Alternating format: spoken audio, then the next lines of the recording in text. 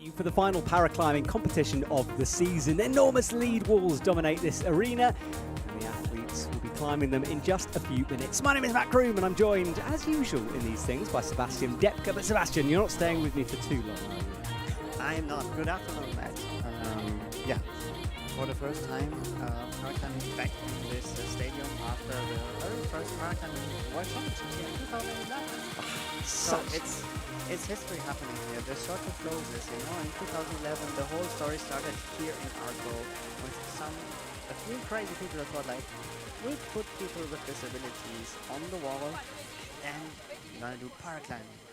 Okay, well, thank you, Sebastian. We're now going to watch a video of the qualifying yesterday and find out how the athletes got to this stage.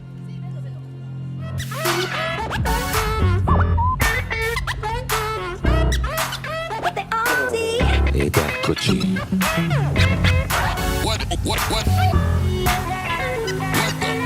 So, ladies and gentlemen,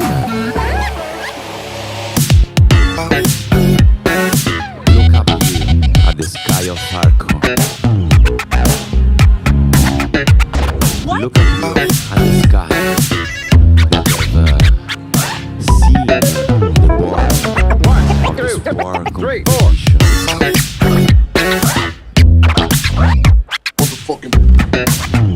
This place is something legendary. This place is a special place in which artificial wall has been done. This place has hosted all the most important competition in the last 37 years.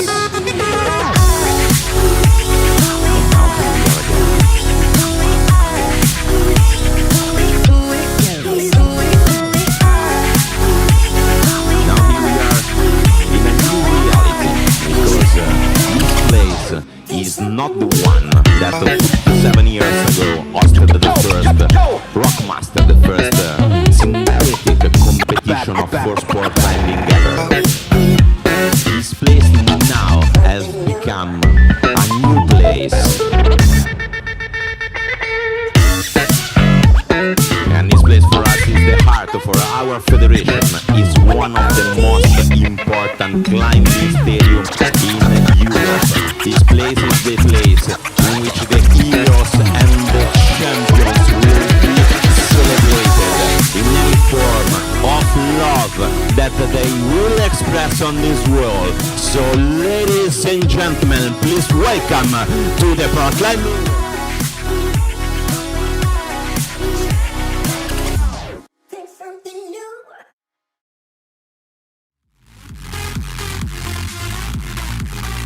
Well, what an introduction from our MC. We're almost ready to get going here. The athletes are waiting in the isolation area down the back. You can see them coming on. And Sebastian, look, you've been in this position so many times. What emotions are they going through right now? It's amazing. At the moment, that's the time now where we get the sport girls presented on stage. The first climbers have their harnesses on, and this is the moment, the last moment to focus and to find your concentration moment for the upcoming routes. So this is the moment, the last time you can see the stage and the crowd before we have to climb. And look, we've talked a lot about history here in Arco because this, as you said at the beginning, is the first ever para event that took place. Exactly. So what's it like returning to this stage? Well, we got the confirmation in June that we will be in Los Angeles 2028. And now this is the first World Cup after the official announcement of the inclusion in AL1 and the Paralympic Games. So this is now the circle closes here in Arco. It began in 2011. Now we are back and we are in the Paralympics. Incredible. And there's something that you were talking about during the Olympics and that process today during the press. Tell me a bit about that, Sebastian. Well, we applied in 2022. The application process is around about 6 to 7 years before the games. So then we submitted the bid for the very first time. The IFSC submitted the bid to include paraclimbing into the Paralympic Games, and 33 sports applied. 22 were accepted right away as program sports, the same which were in Paris right now, just a few weeks ago. And then the local organizer, AL1 got the decision to put some additional sports into it, and the only ones where he could choose from was parasurfing and paraclimbing. And now in June we got the final decision that it is paraclimbing. And it's so exciting. I've talked to so many athletes who are saying that this was a decision that has changed their way they've looked at the next couple of years. Some were thinking about maybe retiring. No longer. They want a place in the games. Yes, and I've heard about a few who already retired. I think about to come back on stage. It's going to be an exciting time, isn't it? Well, right now we're looking at the categories who will be competing first of all. Men's RP3, women's RP3, women's RP2, women's RP1, men's RP1 and men's RP2. Now, there's a lot of numbers and figures there for you. Don't worry, we've got your back on this one. Sebastian, briefly, with the RP categories, because that's all we're looking at now, what impairment are those athletes dealing with? So, paraclimbing, climbing for athletes with disability means, and disabilities can have all different forms and ranges and sorts that you can imagine. So, we have visually impaired athletes, we have athletes with limb deficiency or amputations, and we have those who have neurological or physiological conditions, and they are in the RP for limited range, power and stability. And we have different numbers, 1, 2 and 3, and that means higher number, less severe impairment. That means RP1, very severe impairment. I'm in that sport class, by the way. Then RP2, a bit less severe, and RP3, just minor impairment. And those can be also very different. You see on stage some athletes in a wheelchair, some standing. We also see crutches there. And yeah, it's the RP sport classes is it's a wide range, but we're all climbing on the same routes, and we're going to see some incredible performances there. And yeah, I know the athletes are getting back on the backstage area, and now it's time to put the shoes on and get on a stage, being tied in the rope and perform on those routes. Exactly. It's almost climbing time for the athletes. And we're looking now, you can just about see all 4 routes. 2 of them are on the lead wall here in Arco, the left and right ones, and then 2 are on the speed wall. As we pan up, you can see the top of that speed wall. It's still quite overhanging, 5 degrees for the speed, and of course much, much more for the lead walls. And Sebastian, lots of different rope systems going on there. The speed wall only using single rope, the lead double ropes. Why is that? So we need, as we just climb on top rope here, no lead climbing, and if you would fall off a route in a very overhanging part, you would just hammer into the stage, basically, if you would just have one rope going to the very top of the route. So that's why I have a lower anchor, as you see here on the left, which will catch a fall, which is just in the first few meters, and prevent a big swing and a potential ground fall into the stage. Also, it can be used when you have big traverses, by the way, on the speed wall. All right, well, the athletes are out and about. We've got women's, I think we've got women's RP3 here taking place. Yes. And on the right side, we see women's RP1. Eva Moore. Yeah, there tied in the rope there. It's nice to see Eva back. I think someone put a comment on her Instagram recently saying, how many different para sports can you possibly do? Because she seems to be trying them all at the moment. She's rowing, she's doing loads of stuff. Triathlon, I was asking, what's was the it next? you who put yes, that? Oh, there we go. What's the next one you're going to try? Because when you do triathlon, you actually do cycling, running, swimming. Yeah. Right? That's 3 in 1. And yeah, that's... I think she's just looking for the next challenge. Well, she's on the red route on the right. There she is. And that route, around about 60 plus. And there's some interesting feet movements throughout. Well, the one on the left, about 7A, trickier feet, and some ghost holds in there. If you know the ghost holds, you'll know that they are dual texture.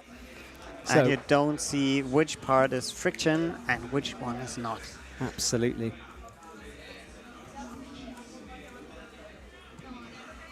Well, the athletes underway here. Elsa Martin on the left from Italy. And climbing in front of your home crowd, I mean, that's a special feeling, especially here in Arco. It must be a special thing, yes. And we have athletes who live here, by the way. Coming later. An AU2 sport class, little hint. Yes, I know who you're talking to. She was on stage earlier on, wasn't she? Oh, yes. Oh, yes. So, Eva Moore, doing the start of the route, and now coming to a little more crimpy section there after the first let's say, easier moves to get started in the route. Yeah, it goes from right to left here, across into the blue volumes. There's some pretty hidden holds. There are some red jibs or small holds on those blue volumes that are hard to see. And when you do the route observation, for the final rounds, you don't have a presentation of the routes. You have no information, just 6 minutes to analyze and watch the routes. And from down below, yes, you can walk around. You can have glasses to see what the hole might look like. But a little, let's say, screw hole on the volume, you never know. Is it actually there? Is it a good one? Or is it just a foothold? Well, Eva Moll about halfway through. In fact, both women side by side at the moment. Elsa Martin on the left. She's got to be careful with the feet because this is the ghost holds we're talking about. Yes. And there's friction and non-friction on there. Yes. And she's now moving around that giant ghost hold above her head. That will become a foothold when she gets above it. So ghost hold, I think the idea might be to like mimic a bit the polished limestone, maybe. Which is everyone's favourite, of course. Yes. We love a bit of that. The colour matches, I would say. All right, well, Eva Moll is, look at this, she's suddenly stepped up the pace. Oh, and slips, though, coming up to the big black dish. I didn't see that coming. Maybe running out of power, because Eva has a neurological muscle conditions, muscle weakness, which is sadly progressing disease, and so she's fighting against a weakness syndrome there, and she has been climbing in the youth able-body squad for Netherlands in the past, by the way. Wow. So, yes. So, Elsa Martin, high feet here on ghost holds. Yeah, she's wrapped that whole leg over in order to rest in that position. Now she's got to trust the feet as she squats down and then stands up. And this is a tricky move. You kind of got to fall into this big sloper somehow. Yeah, and there's no way to get around the ghost hold there, right? This is a pretty enormous feature on this wall, isn't it? I'd love to see a speed wall kind of, well, you know, changed by the setters. Yeah, it's not just, let's say, the normal lead wall, you know, from IFC lead climbing, where you have like the small overhang, then the 45 degrees overhang, a little head wall on top. No, this is just 5 degrees overhanging and allows the route setters to open a book full of technical vertical adventures you can build there. And you see, it's actually in a 5 degrees overhanging wall and a foothold like this, you basically have a no hand rest. But doesn't look like a comfortable one, right? Yeah, exactly. And Elsa, well, talking about rest, she's been in this position for quite a while, needs to transition across. And it's that right foot. She's got to bring that right foot over a little bit. Yeah, fully trusting the ghost holds. See where's the friction part on it. Trying to sort the feet. Meanwhile, on the right side, we have Team Switzerland on the wall. Yeah, ignore the graphic there. It is Sarah Longi who is underway. We do have a good graphic on both sides now showing the position of the athlete. So we can see that Eva Moll is out in front and Sarah Longi will climb towards that high point. And look at that from Elsa Martin. She's loving the fact she made that move. Oh, yes. Maybe she will come later in the commentary box and will tell you about her feelings there in that position. Well, it looked like really like a little cruxy section for her. Now she's trying to sit on that volume. That cannot be comfortable, but she is resting up. I mean, this is where we see the overhang kick in because it's not that steep and you can do moves like that. Indeed, you can. But smart reading. The thing is, once you're in that position, she's already spent quite amount of time in the wall. You just have 6 minutes time limit that you may not run out at the end of the day, especially if you have a route which is not that steep. There's a big chance you might run out of time and out of strength. And just a reminder, we're watching Sarah Longi on the right-hand side, Switzerland's athlete, as she kicks at that right foot now and makes the match. This kick move is the only way for her to get the strength and coordination there, and so she has really to plan it in a precise way, and it's always amazing to see how she does it, actually. Yes, and if you're wondering about our commentary team, Sebastian usually starts things off for us, but he will be leaving at some point. We'll bring more athletes through. I think we're going to have quite a few coming in today. Oh, yes, there's a big team. A lot of people said, like, oh, I'm going to try it. So going to switch through. And also, I hope we get some voices just coming right from the wall and tell their first-hand experience, not just what we think about what they climb there. That would be great, wouldn't it? Well, Sarah has found a good resting position, scrubbing some weight off with that left leg. Now she moves through. And Elsa Martin is still going.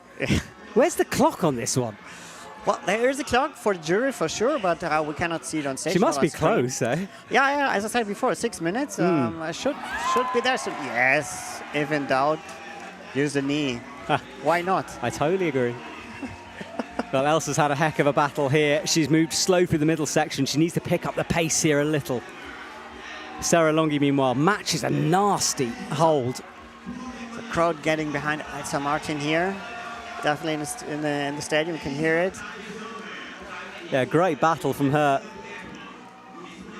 And Sarah Longi has just surpassed the high point of Eva Moll as well. Exactly. Let's see if you can show us new sections here. Trying to get the hand sorted. Meanwhile, Elsa Martin off the wall. Well, what a battle from Elsa Martin. She wants the crowd behind there. She fought for such a long time up there and eventually comes down and trying to fist bump Sarah on the way down. Yeah, why not? I agree. We saw that with Brooke Rabatou and Yanya during the Olympics when they were walking off together. It was so nice to see. And those are the clips you search for the highlights, right? Exactly that. Exactly. So See, thank you very much. You have an eye on the content, I see there, my friend. Oh, yes. I've been in the position now here on the seat quite a few times. And yeah.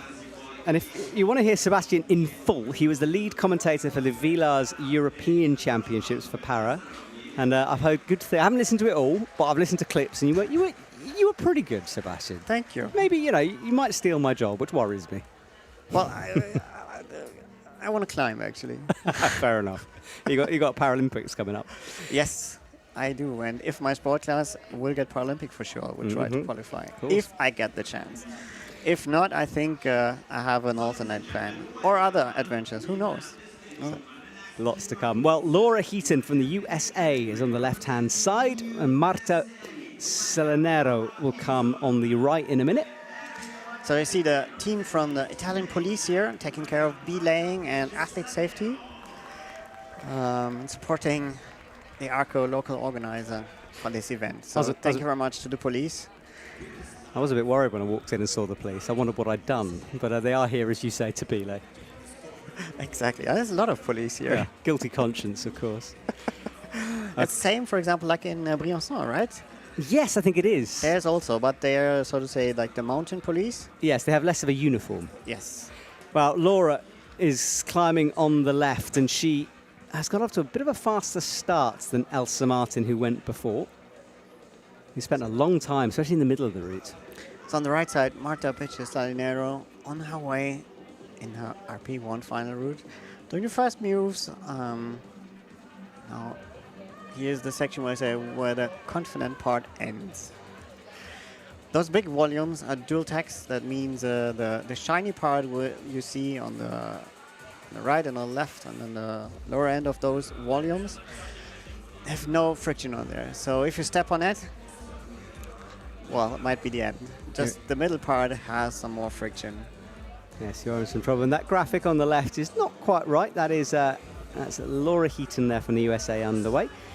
And Marta, meanwhile, stands up on bad feet looking at that. You want the hole to be the other way around, really, especially for that right foot. Exactly. So let's see the next one. How is she going to deal with that crossover on the ghost foothold? So now getting the foot on. 5 feet here. And Laura resting far less than we saw from Elsa. Elsa had her leg over for quite a long time on that ghost hold. Definitely. Definitely. So Ruta has tried to put some insecure moves here to... and if you feel insecure, what's the first reaction? You go slow. Now you see like hands down on the right to push, finding a good foothold on the left. Matching the big volume now. Yeah, she's done well, moving through that tricky section really fast now. Just the top section to come. And Marta, meanwhile, is trying to find jibs. They are tick marked, actually. There, you can see her hit the right one. So it gives a clue to the athlete. Otherwise, I wouldn't quite be able to see it when they're underneath. Exactly, that helps you to get the right direction.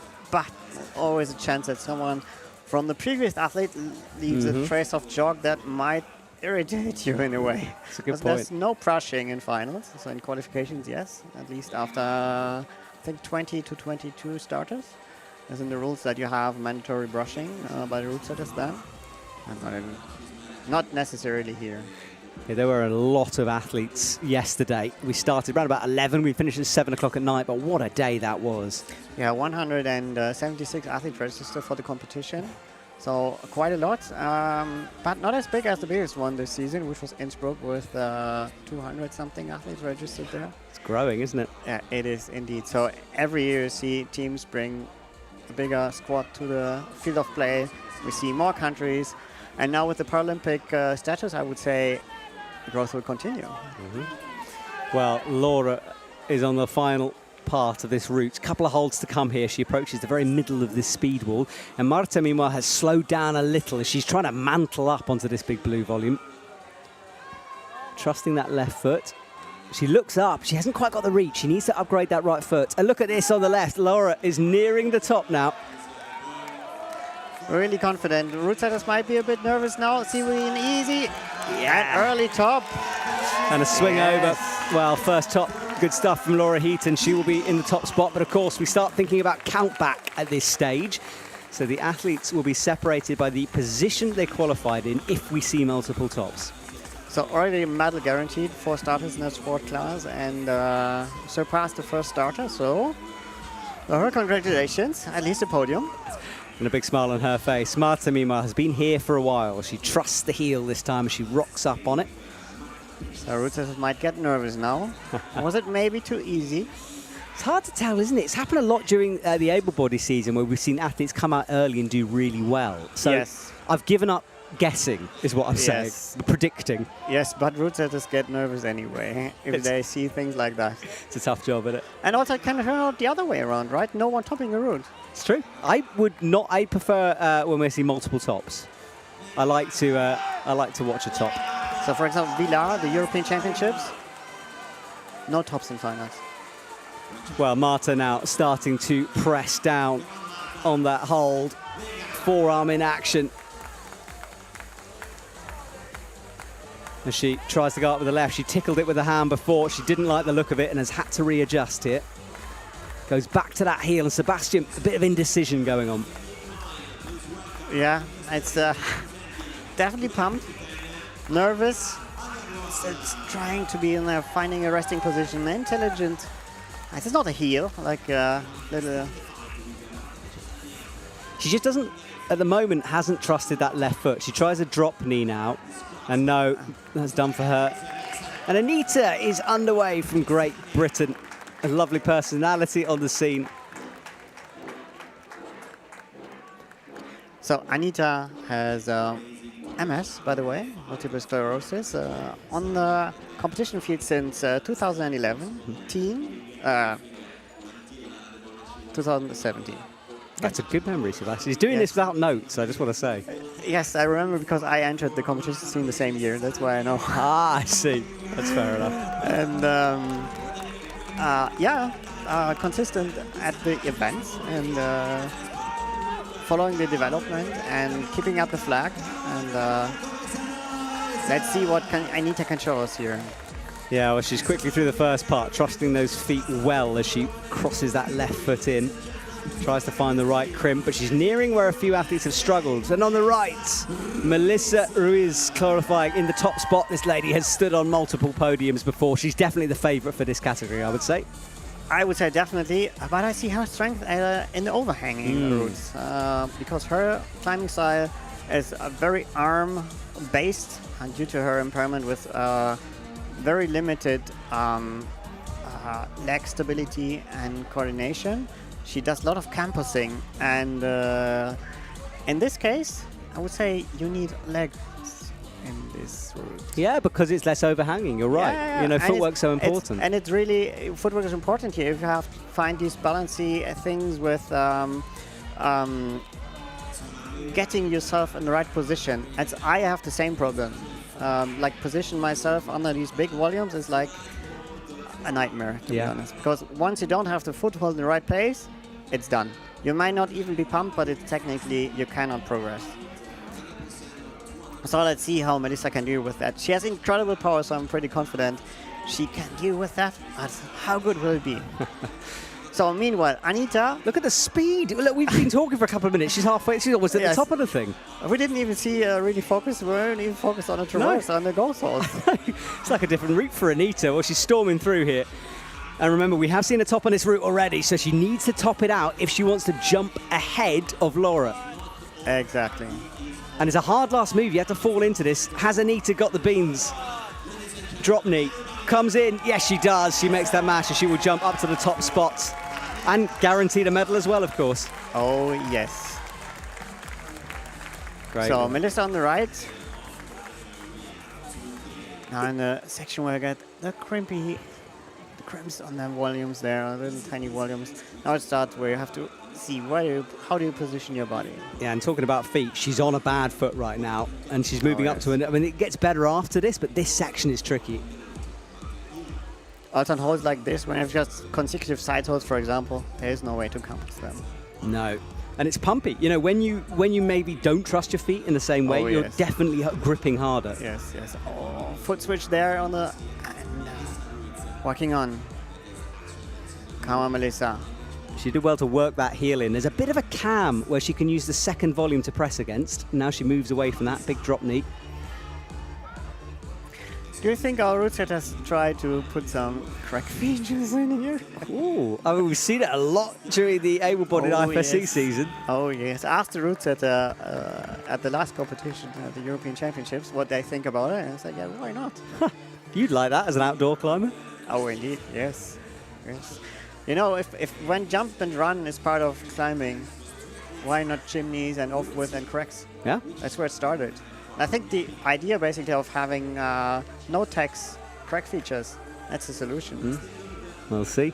And that exists outside, by the way. If I've got polished limestone, for example, or basalt, which has, there are some features which are exactly the same like those no text cracks.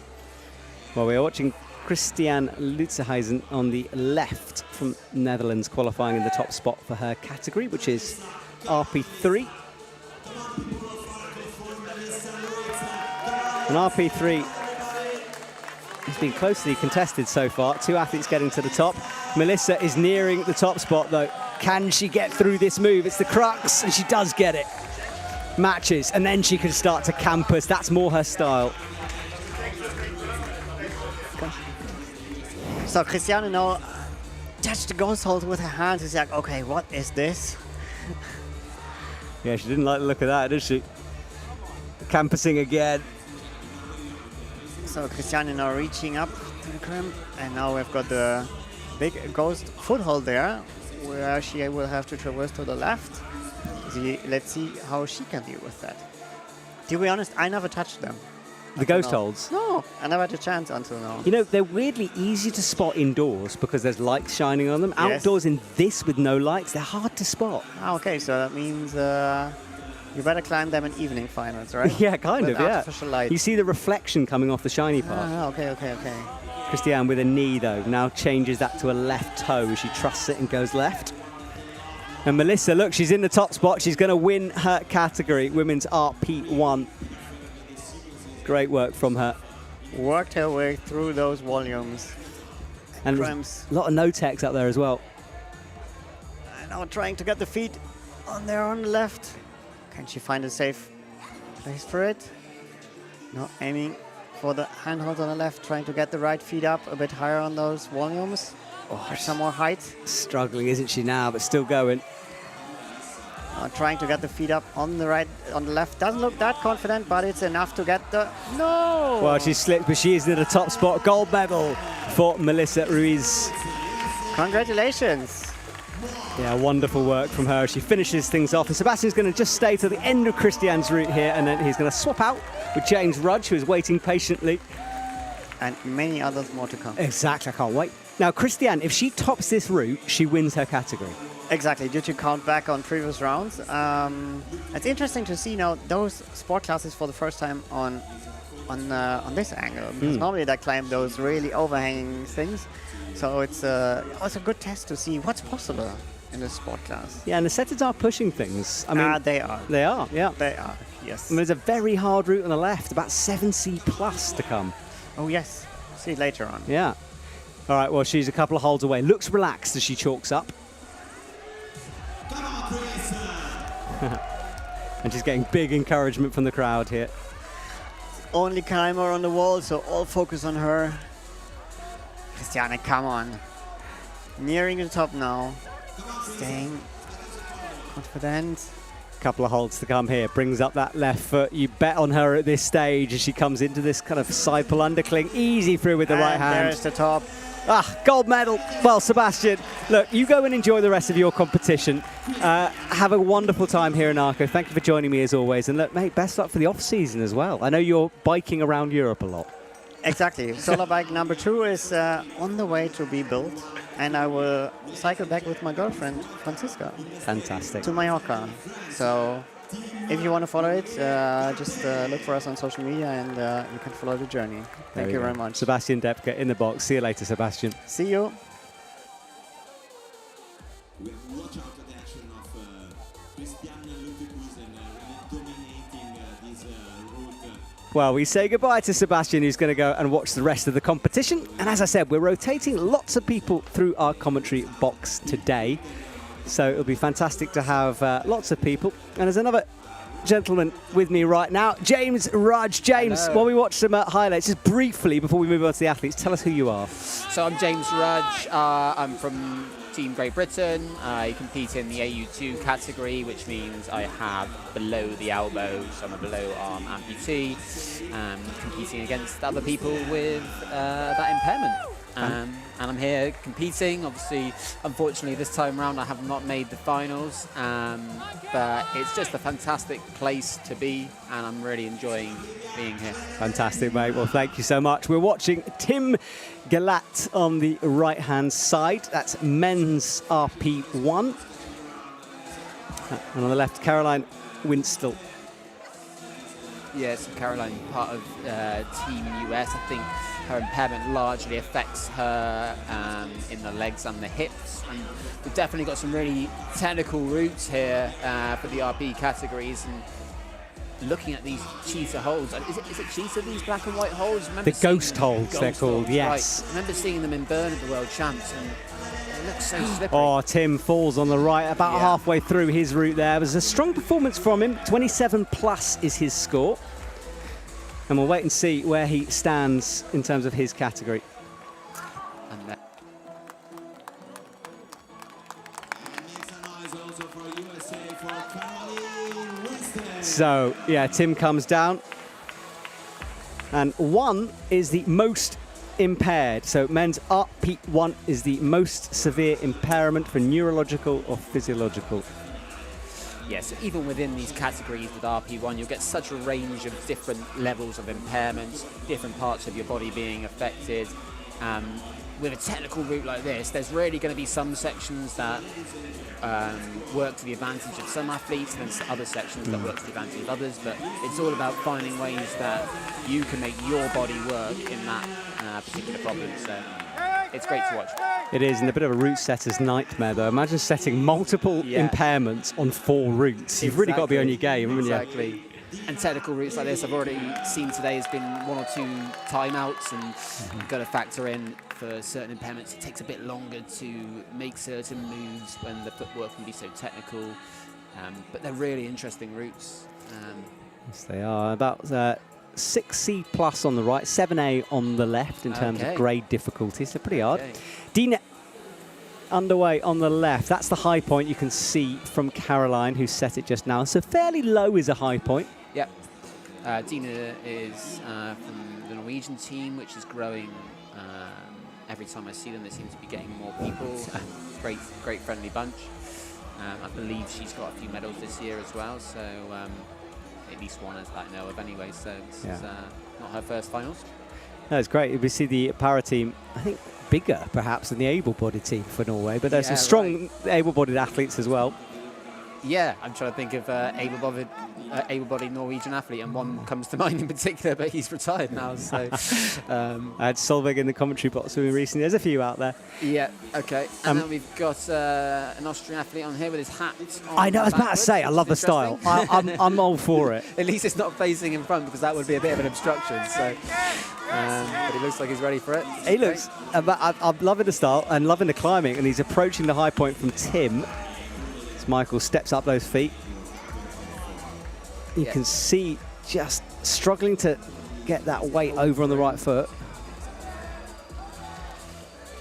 And That's a good hold there. Dina, I think, has moved into the top spot too as she comes up to the giant ghost hold. That thing, you could easily sit on it. It's that big. Yeah, I haven't seen it. There's a hold just further up that I've seen someone sit on, but I haven't seen anyone sit on these yet. I don't know if I'd want to risk that because you might go for a little slide, but It's an undignified way to fall fighting off. hard Isn't here it? as well, really having to fight. Yeah, knee in action here. She wraps that left hand into the sloper. And Michael, a couple of holds, 27 plus he's aiming for. Yes, just off the high point on the right. He won't know that, of course. The athletes are kept in isolation out the back. They'll hear the crowd, though. So he'll have an idea. Absolutely. And he's got the knee in action, now changes that into a foot as he pinches these big boo volumes. So we've already seen on this left route that Dina's just pulled up on, unfortunately, but we've seen the RP3 athletes tackling this route, and now we see the RP2. Obviously within our categorizations, you've got RP1, RP2, RP3. As you said earlier, RP1 deemed the most severe. So in the scale of things, an RP2 athlete might be more heavily affected than an RP3 athlete. So it'd be interesting to watch the different categories figure these out. And is that Well, same point? according to our score, it's 27 on our scoreboard, and the high point from Tim was 27 plus. So we'll have to wait and see exactly. Remember, appeals do happen, and appeals can sometimes happen off screen, but we'll let you know if we find some out. But as it stands at the moment, he'll be in provisional second place, but a big category this. Absolutely. They always have high amounts of numbers at competitions, RP1. So not an easy, no category is easy to make a finals. I'm a testament to that. But RP1 in particular have a lot of athletes at every competition, and making a finals is no easy feat. Exactly.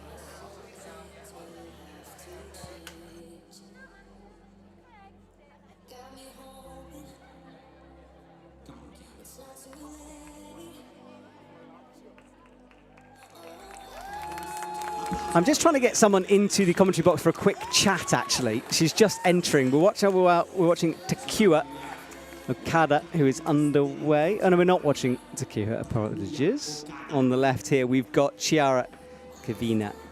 I think Takua is coming in a couple of seconds. Well, we have Melissa in the commentary box, fresh off your win. Hello. How are you doing, and congratulations. Thank you. I'm so pumped. I do this where I'm like, oh, I'm probably gonna fall like way below where I actually fall, and then I get to these tiny hand things, and that happened. So my arms hurt. Well, look, you could stay here and talk us through some of this route because you've just literally climbed on the thing. I mean, sure. So how does it start? Tell me about the beginning of the route. We're about to see him pull on now. So where he's at, the holds are big, and they're sort of in cut a little bit. At least to me, they were. They're pretty textured, so the grip is okay. If you pull back on them, you're fine. You pull down on them, they're fine. They're actually more juggy than they look. So where he is right now, they're all kind of jugs, crimpy jugs, but jugs. Mm-hmm. Even the ones that are pretty big, they don't get, quote unquote bad until you get to the actual blue stuff. And then it gets kind of tricky. Okay, well, we're about to see that. Keep an eye on Chiara as well on the left. She's coming towards, well, she's got through the yellow section. Ghost holds to come. Little friction as we keep talking about as well. And yeah, I mean, look, what's it like on a speed wall? Because I'm used to seeing athletes blaze up that thing in a couple of seconds. But it must be interesting to climb on it because it's not as overhanging as you're usually used to. Yeah, I'm used to being able to rely on my arms, as you know. And then the speed wall kind of takes that away. So I spent the year working on my legs, kind of assuming that I'd have a chance to do that, and thankfully I do.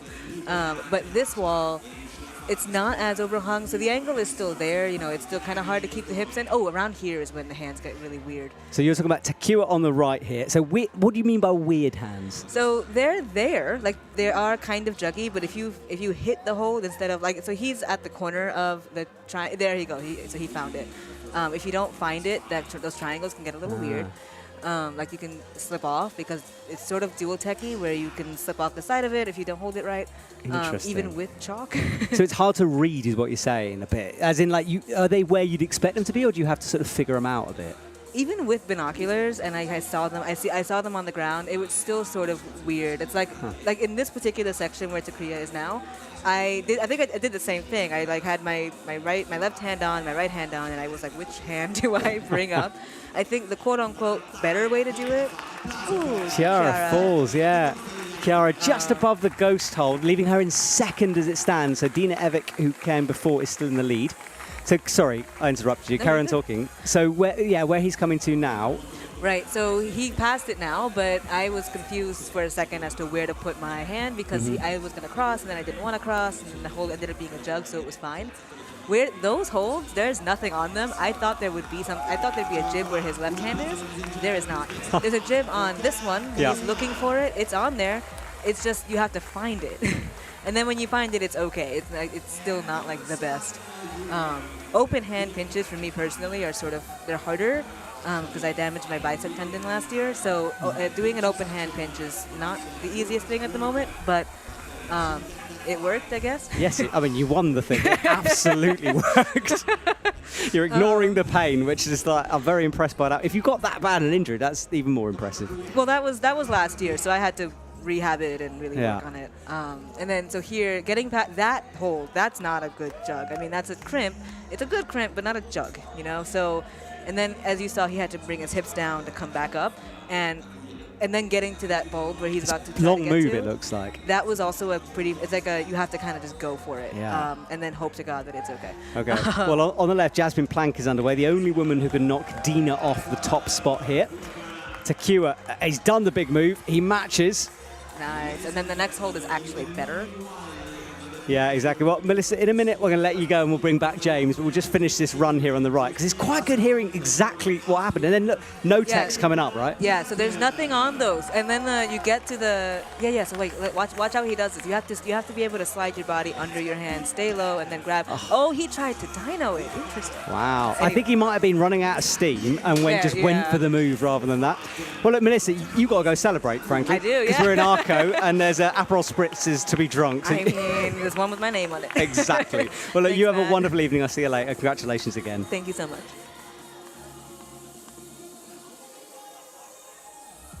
And so now we are with Jasmine Plank, Austria, at her final. Okay, well, thank you to Melissa. Fantastic first-hand knowledge of that route. You couldn't have it any fresher than that, I tell you. Well, we're watching Jasmine Plank right now. She comes on the way, and I'm bringing James back into the commentary box. Hello. And, Right then, so we've got Jasmine from Team Austria, very experienced athlete in the paraclimbing scene. Yeah, and all the athletes grouped around this 1, 2, 3 mark that's coming up. And Jasmine has a knee up here. Yeah, and I think Jasmine actually has spinal paralysis, which affects all limbs. So moves like this would be, a case of finding those adaptations. And we got, excuse my pronunciation. Aloise Potier. Thank you, Matt. It's because I live in France, you see. And although I speak terrible French, that one I've got. Just about. He's very composed when you watch him in the war. I believe he's got cerebral palsy, but it affects the majority of his limbs. But he finds these incredible rest positions and heel hooks. Just lose Jasmine there, just below the high point. Yes. It looks like. So that means that Dina Everick will move forward.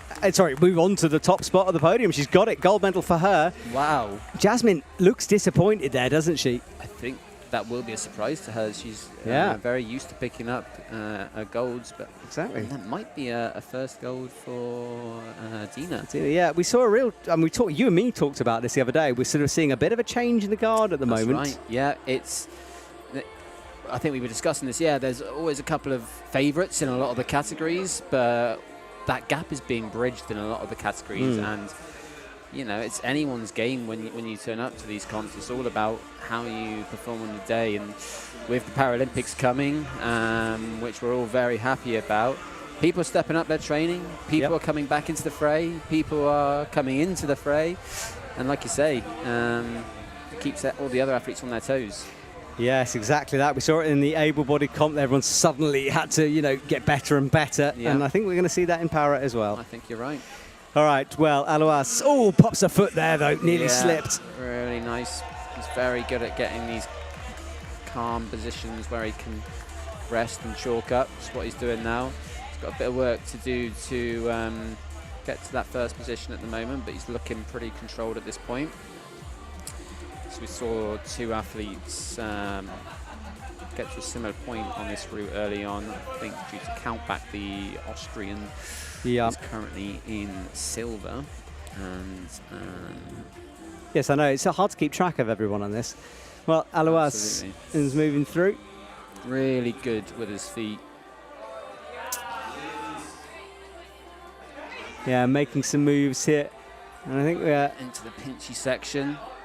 Yeah, and Melissa was saying how hard it is to find these jibs. They are there, but you've got to search around for them. Yeah, because sometimes they have tick marks, but don't seem to have. Can't see any tick marks from this angle. And he's pulling through here into silver medal almost. Yeah. It is secure, by the way, as the graphic updates. Who's in the top spot? The Japanese athlete leading the way with 34. That's right. Oh, that was a big move. Really committing there. And he's hanging. This is a great resting position, sitting down on that left foot. There we see those brilliant resting positions that he finds. Alois is affected in all four limbs, I believe, so it's because of his cerebral palsy. I think it's around about 30% affected of all limbs, so he just finds solutions at all costs. And here he is really fighting across. This is the fighty part of the route for sure. Yes, and he's just about got that left hand. And look, he's moved into the top spot as well. There we go. So that guarantees him a medal with 3 to go. He's not far from the top here as well. I think is this going to be our first top on this route, or with any of the categories before? I can't remember, but it's a big side pull here. Yeah, it's a nasty hold. You've got to rotate your body weight through. Some sort of foot to get. But he's straight arm resting here. The time will be ticking away, and he's got a way to go on this still. We have seen an athlete time out on this route already. He was so careful with the feet through the no-tex. Oh, that's a big reach. Here we go. Well, he's in. The crowd respond, cheering him up. 41. Lovely foot there. These holds are slippery. Oh. Yes, he needs to really pull hard on that, but that's a great effort. He'll be well happy with that. Yeah, that was a good spot there because, as you said, they're slippy, and he succumbed to it. Yeah, they've been using a lot of dual tex holds this comp, and it's kept us all on our toes, that's for sure. What's your feelings on dual tex, love or hate? Yeah, we had a route on the speed wall yesterday, and you have to be so precise with your feet. And yeah, there's obviously certain impairments that it can be trickier for than others, especially those that have got less movement through their feet. Absolutely. Well, I think, Jays, I'm going to kick you out for 5 minutes again. I'm so sorry about this. You're coming in and out, but we're grabbing athletes as they come through. Absolutely should. So we're going to shove someone else in. James is going to chill for a second as we bring another co-coms in, just to say hello to us in this pause. Right, so as you put your headphones on, tell us your name, who you are, who you climb for, the whole biz. Hello, I'm Christiana. I'm climbing an RP3, and I think I just won a gold medal, so I'm pretty happy. You did indeed win a gold medal, which was incredible. Tell me about, on the left you were climbing. Yes, left on the speed wall, yeah. Tell me a bit about that route. Super fun. The yellow holds is sort of easing into the route, but after that it gets pretty cringy, pretty technical, and very balancy. Like all the moves you sort of twist out a little bit, really high steps. The part with where it starts to get purple, it's super, I don't know, like I said, balancy. It's a very cool one. Yeah. Well, we're watching right now Alois, or we have this slight break. We'll bring Corby in a second. Look, winning a gold medal is amazing, always, of course. But winning it in Arco, does that feel different? Does it feel more special? Yes, it does. This is such a special venue. You always see it on all the live streams. All the events are here, and now we are here, and it's so cool. And we've seen, like, Adam Ondra was here a couple of weeks ago. You know, there's all the big stars. You're basically, one of the best in the world. Basically Adam Ondra. You're basically Adam Ondra. I'm going to go for that. That's a quote. I wouldn't say so, but thank you. But you know what I mean? There's so many athletes have come through this wall. Like, Yeah, you're it's super part of that special. history. It's incredible. Yeah, it's amazing. Okay, let's watch Yes, Corbinian. Corbinian is from the reds into the blues. And we had Melissa tell us about this route just now. How is it so far? How is it for the athletes? Is everyone, I don't know, crimpy, balancy, Yeah, technical? we're seeing a whole range really from this one. But it sort of, she described it as not quite jugs, but kind of jugs down low. Okay. And then the feet and hands gradually get worse. And there are some open hand pinches at the top with hard to spot jibs. Okay. That's- Super steady climbing from Corbinian so far. It's looking good, isn't he? Yeah, he does, yeah. I wonder what he's got hanging off the back of his... He's got like... Another chalk bag? Yes, it's No. like double, triple chalk bags 3? possibly, Oh, yeah. wow. Fair play. I think I need to steal that as a But the tactic. two chalk bags make sense for the athletes that don't have a lot of shoulder mobility because they can Mm. chalk up both hands on, like closer to your body. Yeah, I love the way. I mean, you can adapt your equipment here to, for your impairment, and we see this from the athletes, which is really good. But he's looking really good so far. Very composed. Yeah, Corbinian breathing those feet through. You've Oh, got to his be pinches careful. look powerful. This is the open hand section Yeah, I was okay. talking about. And there are some tick marks, but everyone's gone low on this. There's a jib a bit higher up. This one? I think where his right hand is, there's a little dot of chalk. I think that's where there's a good hole. I might have misremembered that, but I'm pretty sure. But regardless, he threw that section. And now brings that right foot up. Yeah, super slow and steady. Yeah, he's taking his time here. He'll be aware of the clock, of course. Yeah, coming up. This is the big move, and he's done that so in control. Matches. Looking very strong. You're almost at the same, almost in second position, second place. Yeah, he's approaching that number 1 spot, and we just saw Alois get that. So he's close. And look how precise he's being with that right foot. Now he commits some weight to it. Struggle a little bit more. Oh. Super strong. Nice. I think he was in trouble for a sec. That Second left place hand for him. saved him, yeah. Up with the right hand now, finds the next. And these are good holds here, but this is tricky because you've got to rotate your body weight all the way through to the left. Not much for the feet there. Not at all. Small crimp. Oh, Finds the right foot. nice flexibility. Oh, this looks tough. Okay. This is the move, really. This transition on that bad foot with no text holder. And it's so slippery, this side pull as it's high well. above your head as well, so you need to rotate all the way. Oh, he's going for the left. Oh, nice. Just. Oh, but he slips there. You can see he didn't quite have the feet maybe in the right place. And the classic Corbinian move. And celebration, look at that. And he is in the top spot. So guaranteed a silver medal. That's pretty cool. Very cool. Well, look. One more climbing in RP1? Yes, and then we're done. Look, I'll let you go because James is patiently waiting, and I know this was a bit out of the blue, but thank you so much for joining me. And you go and celebrate that gold medal. Thank you. Congratulations. Thanks, appreciate it.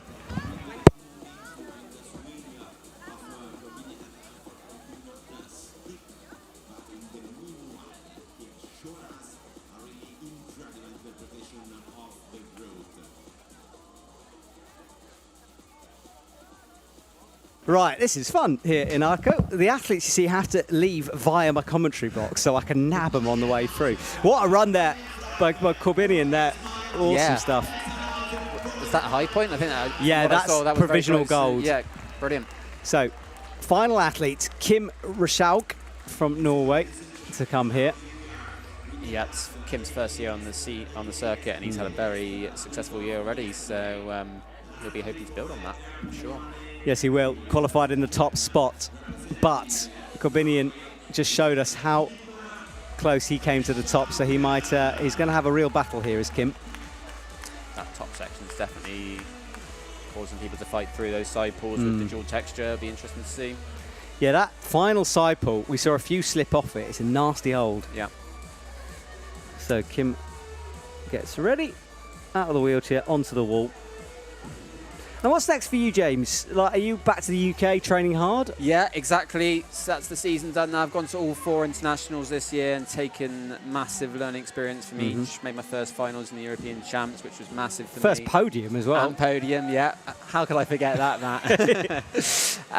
So now, yeah, absolutely go into the off-season, work on the things that I need to work on, and push for LA. That's the plan. I think a lot of us athletes have got that in our mind. We want to compete in LA, so it's a fierce field out there, and we got to keep training hard, and that's the plan.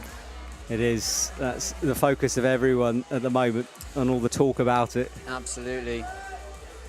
All right, well, Kim underway here, lifting the leg up. I love it when you see that. It's the great thing about watching a lot of these athletes is they move around in a wheelchair, and they step onto the climbing wall, and it just looks so much more natural movement for them than walking sometimes, because good point. they're so conditioned to this sport, and it's fantastic.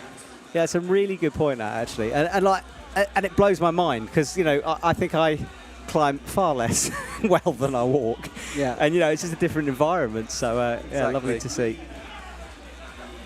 Well, his tongue is sticking out here as he comes up with the left hand. He's got incredible endurance as well, Kim, and he often looks like he's kind of fighting early on. He's just got this reserve tank that he'll keep going. Does look like he's struggling, doesn't it? At the moment.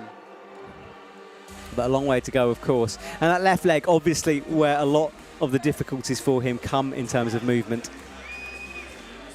But we're seeing him adapt to that. We saw at the beginning lifting the left foot. Sometimes he's got a kind of hop style. Yeah, there's an athlete that I train with in the UK who does a lot of that as well. Sometimes their legs just don't come up to the positions that they need and want them to, so they have to bring the limbs that work to the degree that they need to lift that leg up. And some of these athletes are so strong in upper body that works well for them. And essentially, he's getting support off his feet here, but there's a lot of campusing involved as well. It's like he's pulling himself up here from... And that's not easy no, on a less overhanging route as well. Exactly, that's right. And Melissa was talking about that a lot, that she had to go away. She knew this was coming for her, so she trained feet more. Yes, that's a good point. Yeah, looking at the Arco wall, some of the categories would have had a good idea on whether or not they were going to get on the steep stuff, and therefore whether they need to do more slabby practice in the boulder gym. But obviously, you never know what the route setters have in store for you, so you've got to be prepared for all eventualities. It's looking pretty composed. This is the section that we've seen the fight really kicking for a few athletes. Yeah, and he is. A slow behold that as well. It is, and he had to have a look at the clock, and now he's powering through. Okay. He just seemed to rush that section suddenly. He didn't seem super calm through some of those stages in the way that I have seen him climb this year. So, yeah, you can see his reaction. He's not happy with that at all. But it will be, yes, it is a medal for him, and Corbinian takes gold. That's right. And that's why I was talking about in RP1 just how open the category is, because anyone can take that gold, and it's often been other people that have taken it, and this year Corbinian is that guy. Exactly. Well, we move forward. We've got men's RP3 and men's RP2 coming. Yeah, I believe in RP3 we've got a GB athlete. Oh, yes. Smith, Luke's in it. Exciting for myself. You can tell us all Luke's secrets here. I want all the dirt, all right? Yeah. He's been training super hard this year. He's got a silver medal. I believe it was in Salt Lake, where I was also with him.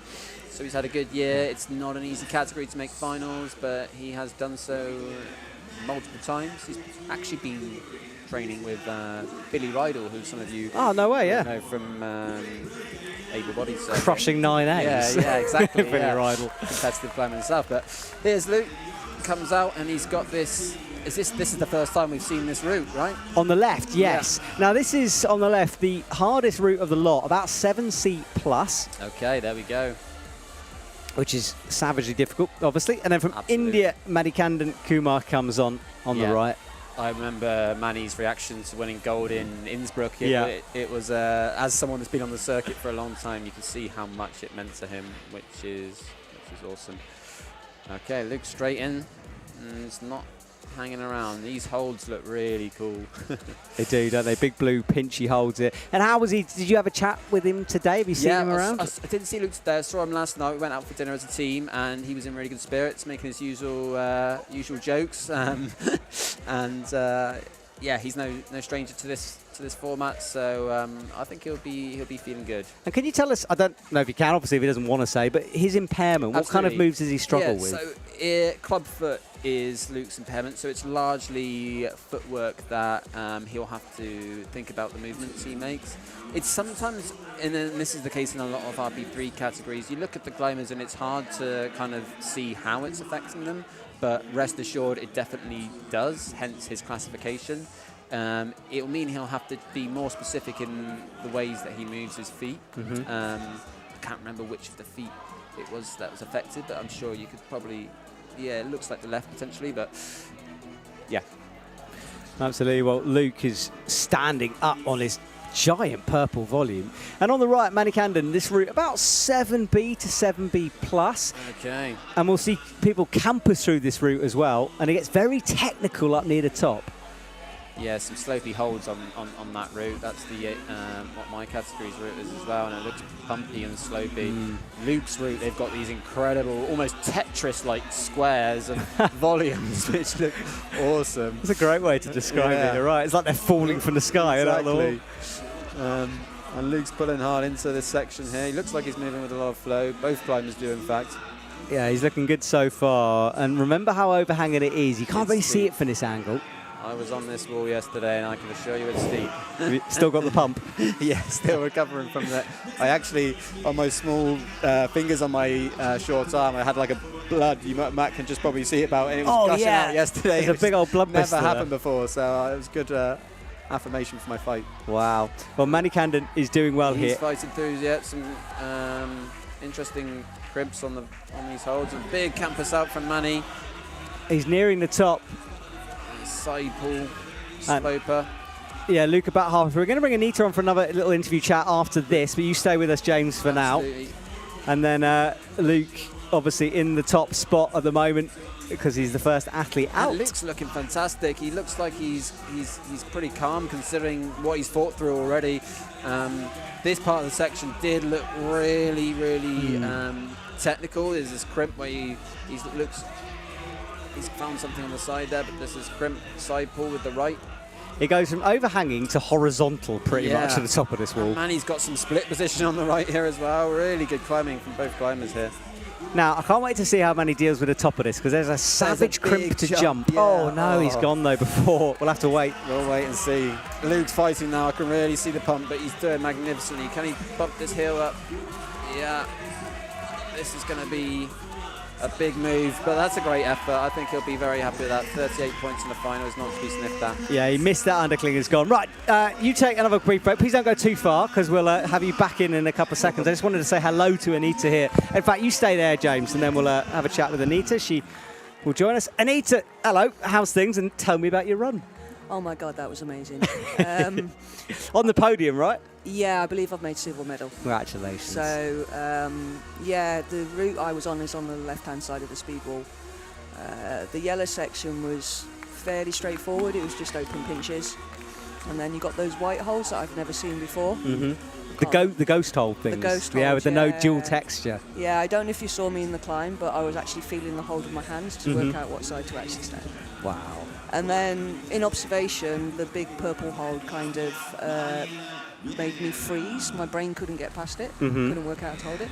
And then after that, it was just nails, open slopers all the way up. Well, you didn't make it look nails. You topped it out, right? I'm trying to remember it. There's so many categories coming in, but you topped out the route. Yeah. All three of us have topped out.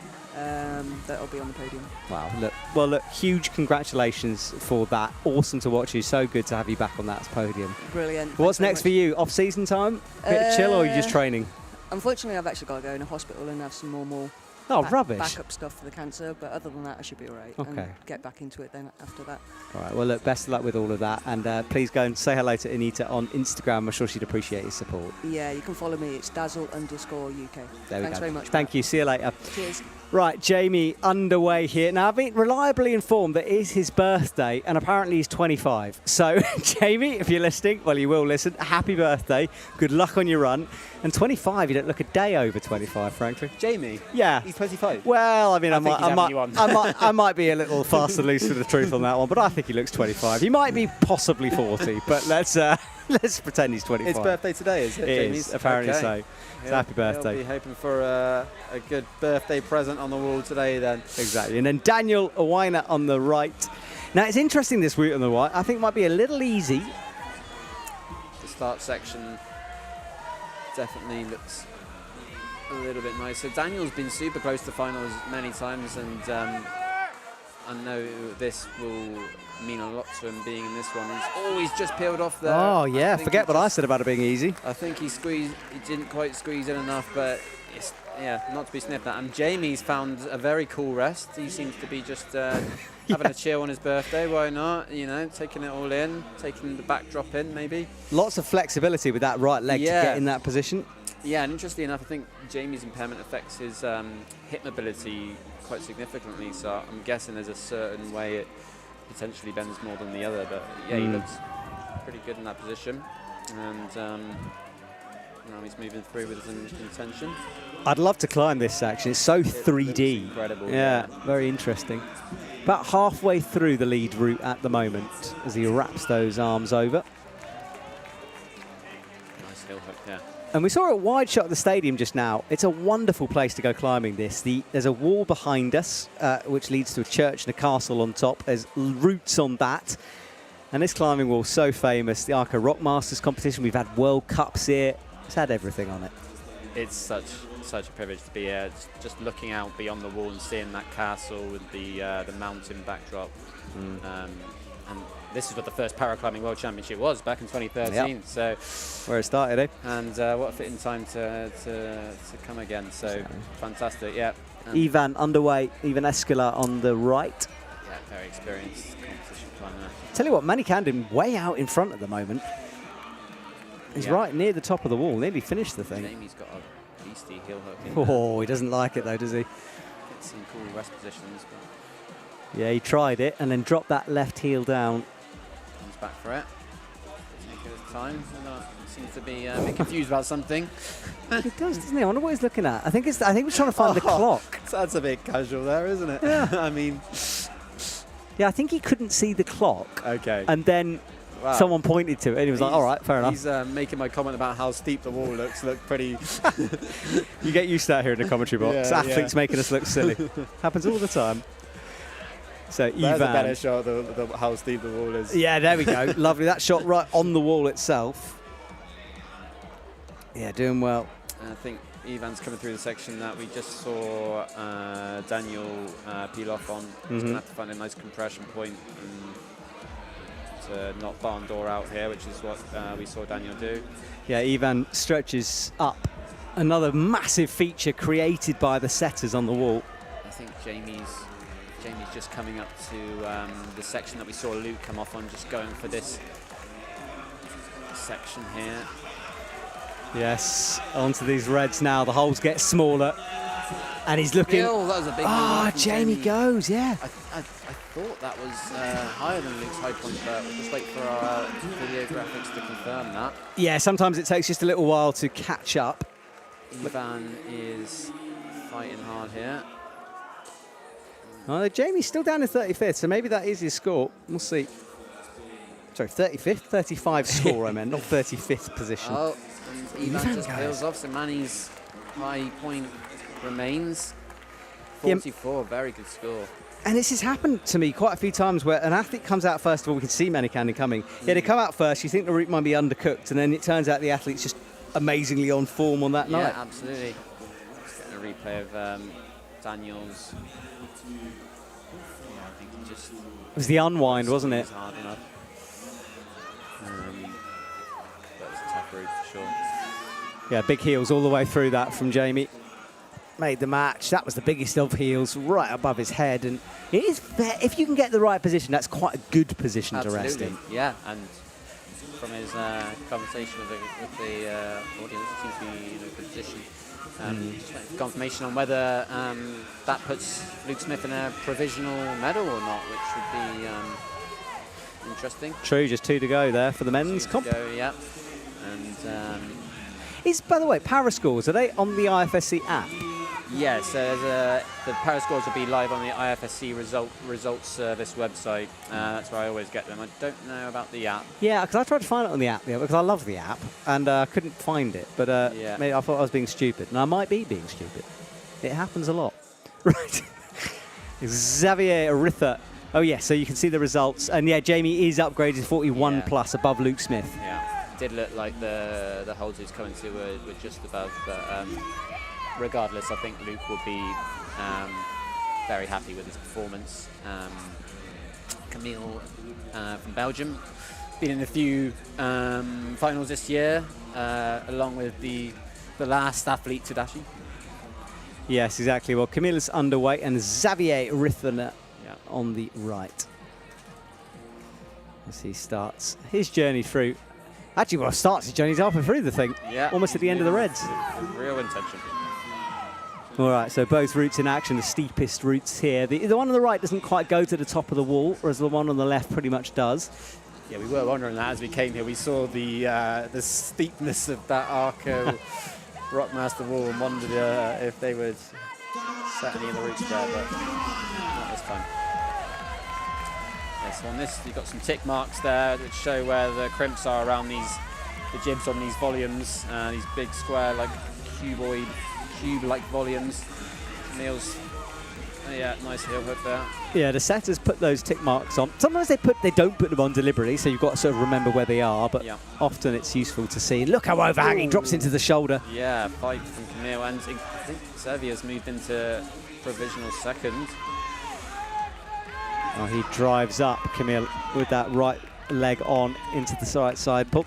And have a look on the right here. He's approaching Manikandan's. Oh no, a foot pop. Yeah, that was a... Yeah, that was more of a mistake than a sort of pumping out, I think. So. Yeah, it was a small crimp that he just couldn't pull into, but... Yeah, he's disappointed. You see the way he reacted. He was immediately like disappointed, head in his hands. Had a bit more left. But it will leave him in a medal position, which is good. And we've got Benjamin Mayforth up, I believe, to finish, who's... I predict will quite enjoy some of this route with his campusing. Yeah, good point, actually, because it is set up as a campus route for later on. Okay, I think we've got, Camille just chilling in a very seated position. We've seen a few of these on this route, which is really cool, and the athletes have utilised a variety of different rests, which is, I'm sure the route setters will enjoy seeing that. It does make my eyes water ever so slightly watching that. Yeah. I think it's only in the para comps that you see these completely limbless rests. I don't think they'd like that so much in the able-bodied comps, would they? It's quite a sharp hold, that volume to sit on. Anyway. He's really making the most of it there, and why not? Yeah. And off goes Ben Mayforth. Yeah, so this is what we're talking about. Now, the bottom of this route certainly will be set up later for other categories with lots of campusing, and Benjamin's so strong. Yeah. He was also competing at the Deepwater Solo event the North Face put on. Yeah. And that's very much his game. I'm actually doing one of those in Croatia soon. I'm very much looking forward to it. Oh, nice. Ben yesterday was provisionally in 5th on qualies because he had the speed route that I had on the speed wall, very technical foot placements, which doesn't suit Ben's impairment. He was placed in 5th. His first place on his second route bumped him right up to 1st in qualies because it was so even. So this category is a very competitive one. A lot of the categories are, but... Yeah, very strong. Look at this. You can tell this is Ben's kind of element, this kind of movement, the way he moves through. And I think Camille is just coming up into Luke's point now. That will be provisionally at least bronze. Still got a bit left. Yeah, this is strong stuff. Ben really had to use that campus strength there. Oh, look at him. He's still a long way below the podium, though. Yeah. Moving up there slowly. Moving the feet so beautifully through, and he's utilising that. Oh, Camille falls. Up from Camille. That should be I think that gold should though at the moment. Provisional gold, yeah. With 1 to go though, Tadashi will be out next. Will we see someone on this route that Ben is coming through tackle that last move? Because I, for one, would love to see it. He's got the crimp, so that's put him in second at least. Yeah, he's near in the top spot. Oh, wow, a surprise. That's going to be very close. I think maybe just below Manny. I'm not sure. He wants confirmation as well. I think Manny got higher. He's saying first, but I'm not sure. Interesting. We'll find Can out you have a in look bit. at the scores Yeah, on let's the have a line look. while we watch this See replay? if it's come up. Wow, well, Benjamin, I don't quite know what happened. Has it? No, he's below. So, the Manny moment. Camden will take victory. If things stand like that, yes. Wow, Ben falls. And let's watch this again. So we had the left foot on, brought the right foot as a flag underneath. And it was a hard move, bringing that cross through all the way in. Absolutely, yeah. Tricky stuff. Well, men's RP2 is done and dusted, but we have one more athlete on RP3, and then we're going to say goodbye to James here and bring in our next commentator. Told you we're rotating through here today. Brilliant. No, not yet. You stay for the last Okay, one. sorry. Yeah, no, you stay. Oh, we still got one more athlete. Yeah, of one more course. to go. Of course, how could I forget Tadashi? Tadashi's been competing with in this category for some time, won many gold medals. And Luke Smith has told me many stories about when he started competing with Tadashi in 2019 in Briançon. And I think Tadashi's actually a primary school teacher as well, back in his home country No in way. Japan, which Wow, is I pretty cool. did not know that. Yeah. And we saw that wide shot of the stadium once more. It's starting to get dark here as we come up to just past 5 o'clock Central European time. This comp tends to last quite a long time into the evening, so lots of climbing to go. The visually impaired category will be up next. Yep. So that's when the arena kind of pulls into silence so that the sight guides can really communicate with their athletes. It's an important part of sports. Well, Tadashi hypes the crowd. I've seen him do this at multiple events. He loves to get them behind him. He was doing it yesterday as well. Yeah, he. Yeah, I think some athletes just thrive off in it and really gives them a boost. Yeah. And if you're in a position that you can do it, and why not? Exactly that. He's got some really cool body positions, Tadashi. A lot of the Japanese athletes do. Manny Camden is coming to the commentary box. There's fist bumps all round in here. He's enjoying that medal. He's a happy chap. He was, wasn't he? That's his second goal of the season, Manny, which is fantastic for him. Yeah, great work from the Indian athletes. Well, Tadashi rests. This is where we've seen a few athletes. Someone was sitting on it earlier on. That was Camille who was sitting on it. But Tadashi is choosing something different here. Maybe he'll sit on it later on. Yeah. He gets some really cool heel hooks in. Oh, he almost popped there. That was interesting. Yeah, he's got this real drive and strength that you can plot to hold in his arms. Yeah, he's popping through those sequences here. Right, up with the left now. Brings the right foot through. Yeah, lovely composure in him there. I can see he's got more in the tank. Yeah, moves up to 4th on our scores. Out with the left hand.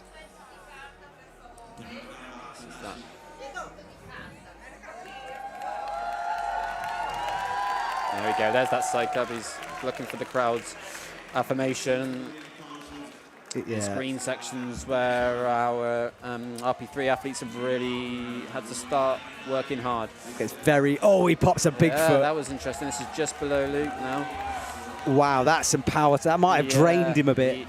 Those little scares can make a massive difference, I'm sure, and you've seen many instances when it has, Matt, in your commentary times, but they got reserve tank, and these are that heel hooks that I'm talking about, so it'll be coming up to the points of some of the other athletes now. I think Camille was very similar position, but could this be a top? Oh, look at this. There's those Japanese positions that I'm talking about. That is fantastic. That was brilliant to see. Upside down, hanging above the crowd. Tadashi does it with style. He's still got energy to burn. He's one-arming it up there. He's got much more to give. About 7 C+, remember this route, and he powered his way through that. That's the best top I think I've ever seen in a Parrot. That's well good. Awesome. Brilliant. Fantastic to see. Arco. Congratulations to Tadashi. Yeah, Arco stepping things up again. Well, James, look, we'll say goodbye to you for now. Thank you so much for joining me. You enjoy the rest of your evening. Thank you, man. Absolute pleasure. And good luck with the next season. I know going from strength to strength, so Absolutely. hope to see you back. We'll keep on going. Thanks, Matt. See you later, man. And we have to say thank you to Takano for the show. Make some noise!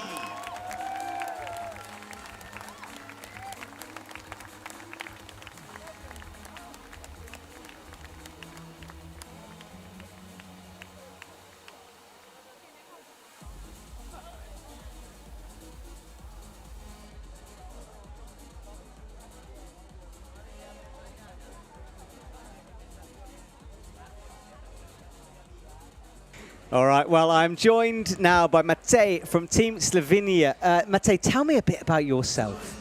Well, hello to everyone. I'm from Team Slovenia, representing Slovenia. It's basically my 6th, 7th year in the paraclimbing community. I'm climbing in RP2 category, so that was the guys that you just saw, and they put up a show. So yeah, I'm here in this beautiful Arco for the first time for paraclimbing. First time, really? For the first time for the competition. I've been here a couple of times before my injury. I've been here a couple of times after, but always just for climbing. Could you tell me a bit about your injury and your impairment? Yeah, so I had my injury in 2017. I had an accident while ice climbing, so I fell for way too high. Wow. So I have a spinal cord injury, not totally complete, but still. And yeah, it affects my legs quite a lot, and my core and my butt. Can I say butt? You can absolutely, you can say whatever you want. As long as you don't swear too much, I'll just have to apologise for you. Now look, you've reaffirmed the fact that I find ice climbing absolutely terrifying. But so you were a climber before your impairment, and was it a natural progression for you to come into the para scene, or did it take a while? Well, this year it's an anniversary. It's 20 years since I started climbing.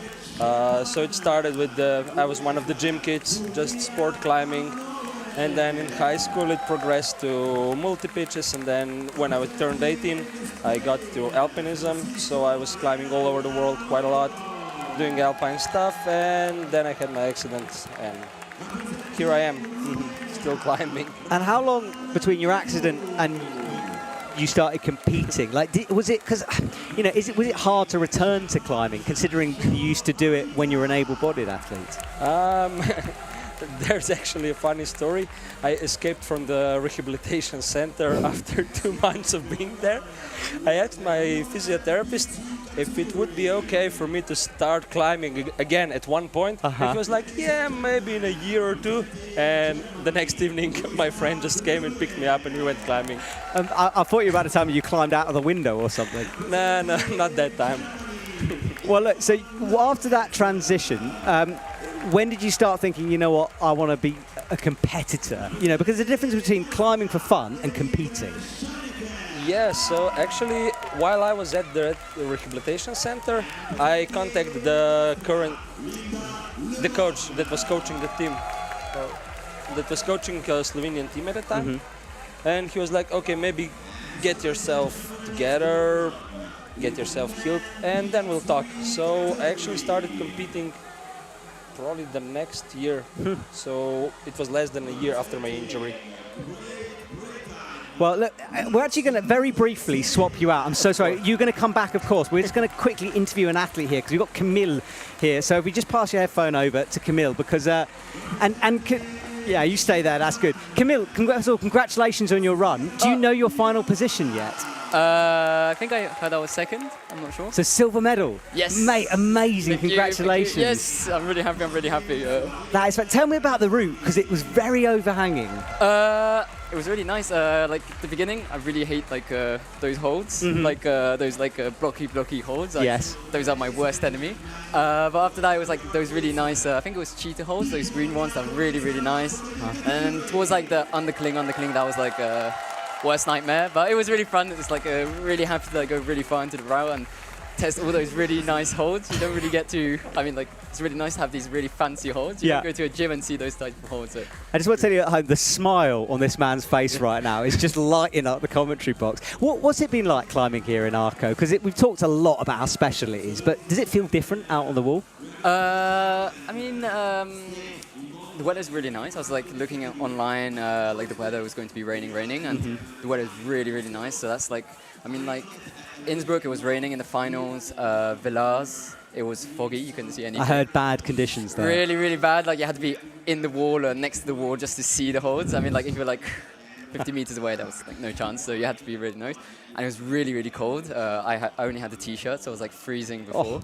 And now, like, the weather's really nice, so it's like a huge pleasure. So I'm like in a tank top, and I'm like, yes, I just got a tank top, get to use it at long last. So yeah, it's like really nice. And in terms of the history of this place, obviously it was the first Paraclimbing World Cup, and it's the last one of this season.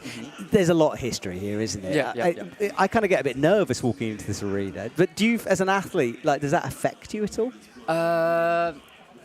Yeah, sort of. It's like really nice to be like in this like cultural historic place. I mean, like the climbing around here is like insane. Like I just moved to Switzerland and I'm like from Belgium, and then I just like got to see so many people from Belgium here from my local gym in Belgium, and just seeing them, oh, we're like climbing in Arco, let's see you, and then I was like, whoa, all the other places you don't get to see them, like, and they're like here bouldering, climbing, and it's like incredible. Like this place has like so many climbing stores. I mean, like there's like yes, you're right. Yeah.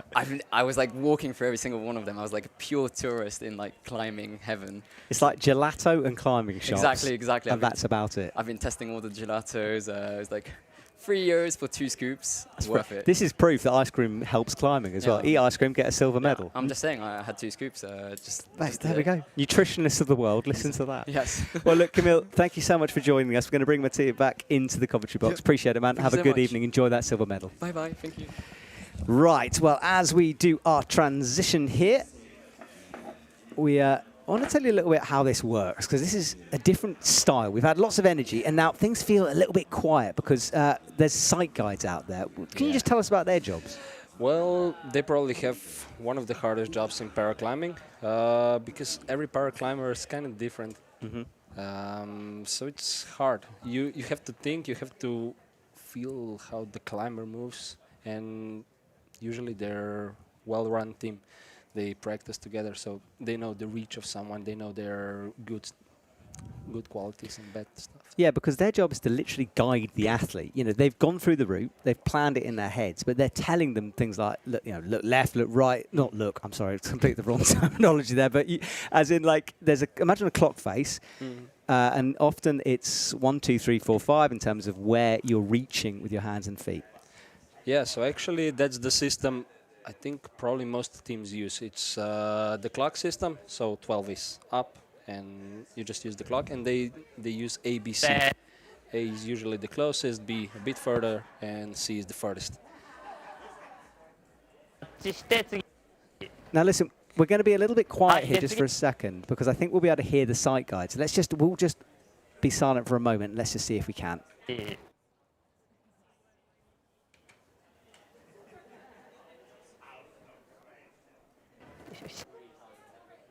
それでもいい。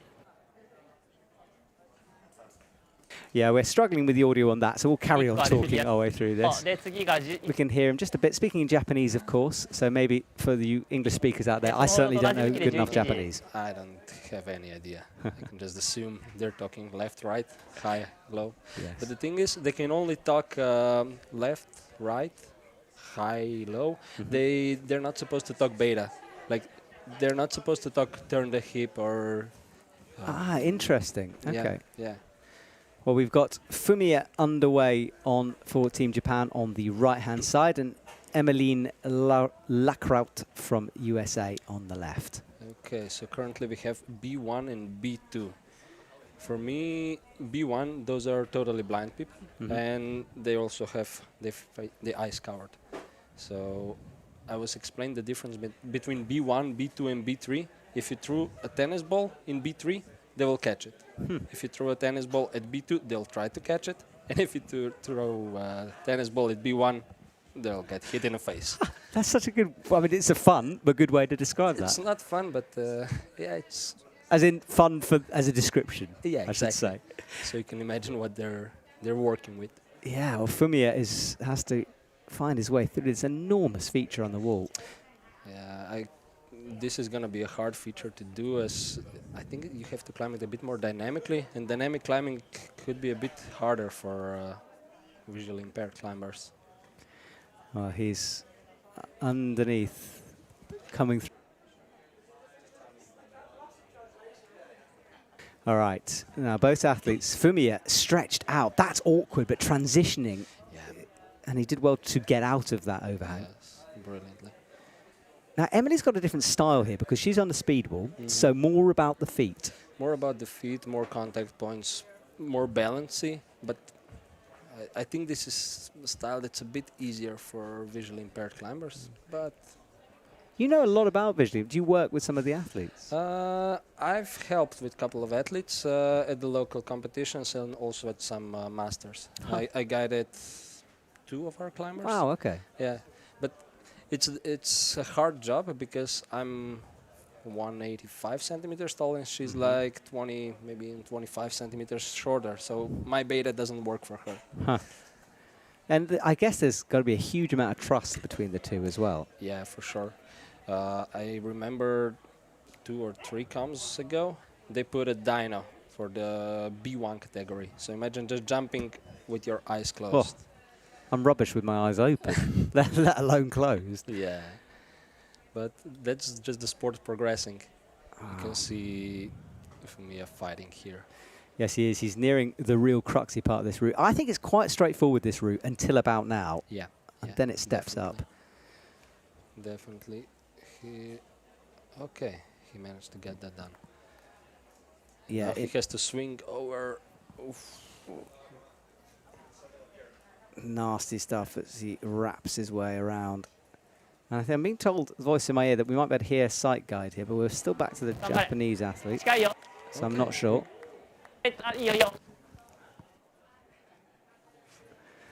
Yeah, so we'll carry on for the moment. So, Fumiya underneath as we pan over to try to find the other side guide, but stretching his left foot.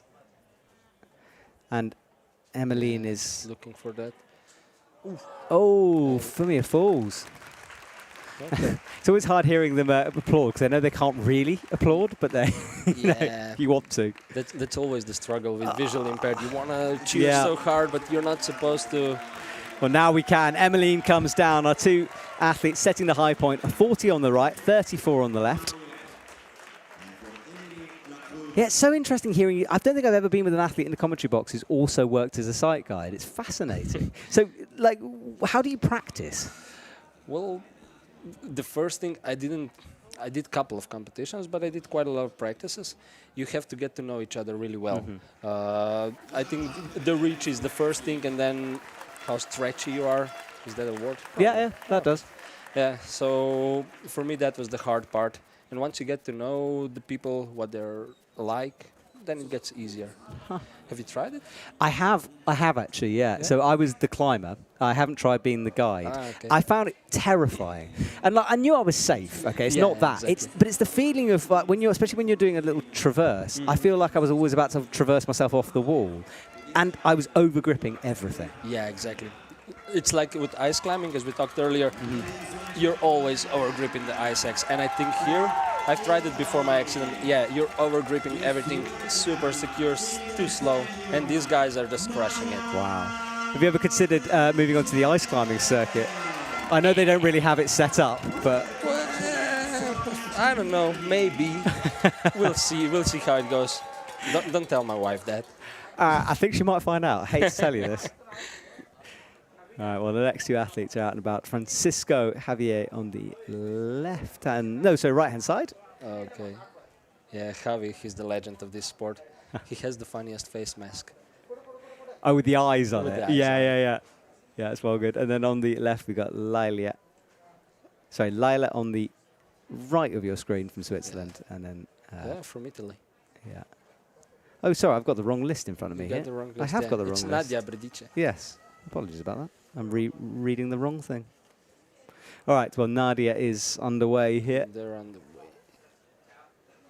way. Oh, I was 1 ahead is what happened there. There we go. I'm back on it now. Okay. I've worked out my lists.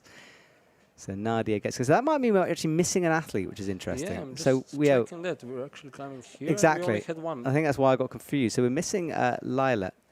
I'm not sure where. Anyway. That athlete not here right now, so we are with Nadia.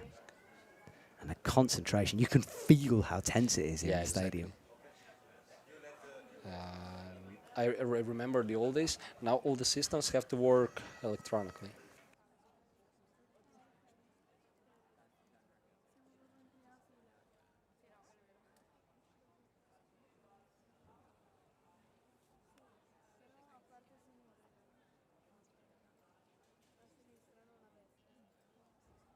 I'm just being told by Erica, who is our amazing member of the team, IFSC, who's worked so hard to put the paraclimbing comp on, but she's informing me that Lila was sick last night, so she's pulled out the competition. So our heart goes out to her. Okay, so Nadia crosses through with the right hand, searching for a hold. This is a move. She kind of has to rock over and just reach into the abyss. Yeah, it's a great way to describe it, man. That is a bit like that. You got to trust so much. And we've got our sight guide picture. I'm not sure we've got audio yet, but you can see. And so she's kind of air climbing with her, trying to describe the movements. Yeah, exactly. I think it's easier if you just dance and feel the movement. Okay, well, Javier is not much of a handhold out there. I don't think that's the way you're supposed to do it. I think that box is there only as a foothold for after. Yeah, I think so too. I mean, I got the thinking, I guess he was trying to push off it, away from it, but... Yeah, he's got the leg there. I think he was just touching to locate it for later. Because you can see him now, he just found the box and he stepped right over. The coordination these guys have in their head, it's amazing. Yes, it is. I'll have it moves right here. And do go onto social media if you can, because there's lots of photos that are up there, run by my colleague Richard, who is organising all that this weekend. Yeah. And you can see loads of pictures from the athletes, from our photographers on the ground. All right, Nadia. Nice and slow. She's moved through quite a dangerous section of this route. Big pinches to come. At least the holds get bigger. The holds get bigger, but you know how it is with the pinches. You see where it's the good part of the pinch. They just have to trust their guide, touch it, and hope for the best. Yeah, exactly. And there are some jibs up there to be had. Yeah. Oh, I think the Javier now goes to the funky section. Like that, yeah. This is the funky, cruxy part coming up.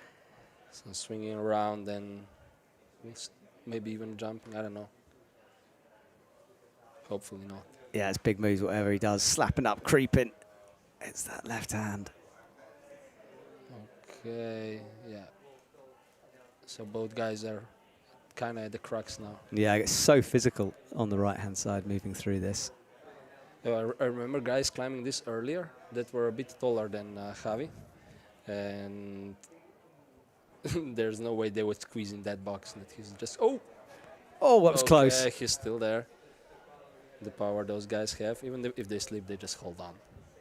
Yeah, and I've got stories to tell when Shoaita comes on because, but Javier does fall. That section is full on, isn't it? I should stop saying that they almost slip because... Yes, it's called commentator's curse, and I do it a lot. If I ever get to the finals, don't do that to me, please don't. I can be bribed, just saying. Yeah, I kind of have a deal with Stasha. If I ever make it to finals, she's going to do the commenting. Oh, yes, please. I miss Stasha. I haven't had her in the commentary box for ages. Yeah, I think she's one of my favorite IFSC commentators. She's very good, isn't she? But she has got a proper job nowadays. Yeah, I know. Too bad. I know. We'll hopefully see her back on the circuit soon. All right, Nadia comes through. Now, this for me, when I look at this, I wouldn't want to climb this as a visually impaired climber. No techs. Wow. Sketchy. No techs, and also you have some footholds that dual techs, and I don't think the side guides know exactly where there is techs and where it isn't. So yeah, exactly. And especially from the angle, it's hard to see up. Yeah, it's still a speed wall. Maybe it would be a bit easier if it would be steeper. Yeah. You could see something, but all you can see is the shiny thing, the shiny part. Well, she's doing one nearing the top of the wall here, and she's in first place. And that means she's got the gold as well. She's got the gold, yeah. Yeah, just 2 athletes after Leila pulled it out. Nice. But can she top things off for us? This hold, though, so slippy. Have you seen the top on this route? I don't think so. What, from earlier on? From earlier on? I honestly can't remember. That's terrible, isn't it? My brain has melted. Yeah, I think we've seen this. We've seen the left tops, but I'm not sure about the right. Exactly. Or can she do it? She's holding. We've seen quite a few fall from this point. Yeah, exactly. It's so slippy. You've got to put all your weight over to the left. Do you think palming? A bit of palming, and I think she was also touching that hold just for that. So she knows where it is. Okay. So she'll feel it first and then know how to stand. Yeah, so she knows where it is. Oh, and Razvan started on the... What's that? Right one. Right one, yeah. Okay, are we gonna see the top? Come on, Nadia. Yeah. Got a finger on it. Come on. Look at the sight guide. Yes! So close. Well, sight guide celebrating. Well, she knows it's a gold medal, whatever. Look at the hugs down. Super emotional there. We interviewed Nadia back in the climbing club in Innsbruck this year, which is a free-to-watch YouTube show, and we had an interview with her. Awesome stuff. Yeah, actually in paraclimbing there's another thing. You don't have to match the top for it to count, because it doesn't matter in blind categories, but with the upper amputees, well, they're sort of unable to match. All right, well, goodbye to Nadia, and then we're watching Razavan here. And Razavan is so experienced. He's been on the circuit forever, it seems. Yeah, I think he started around the same year as me, so 6, 7 years, something like that.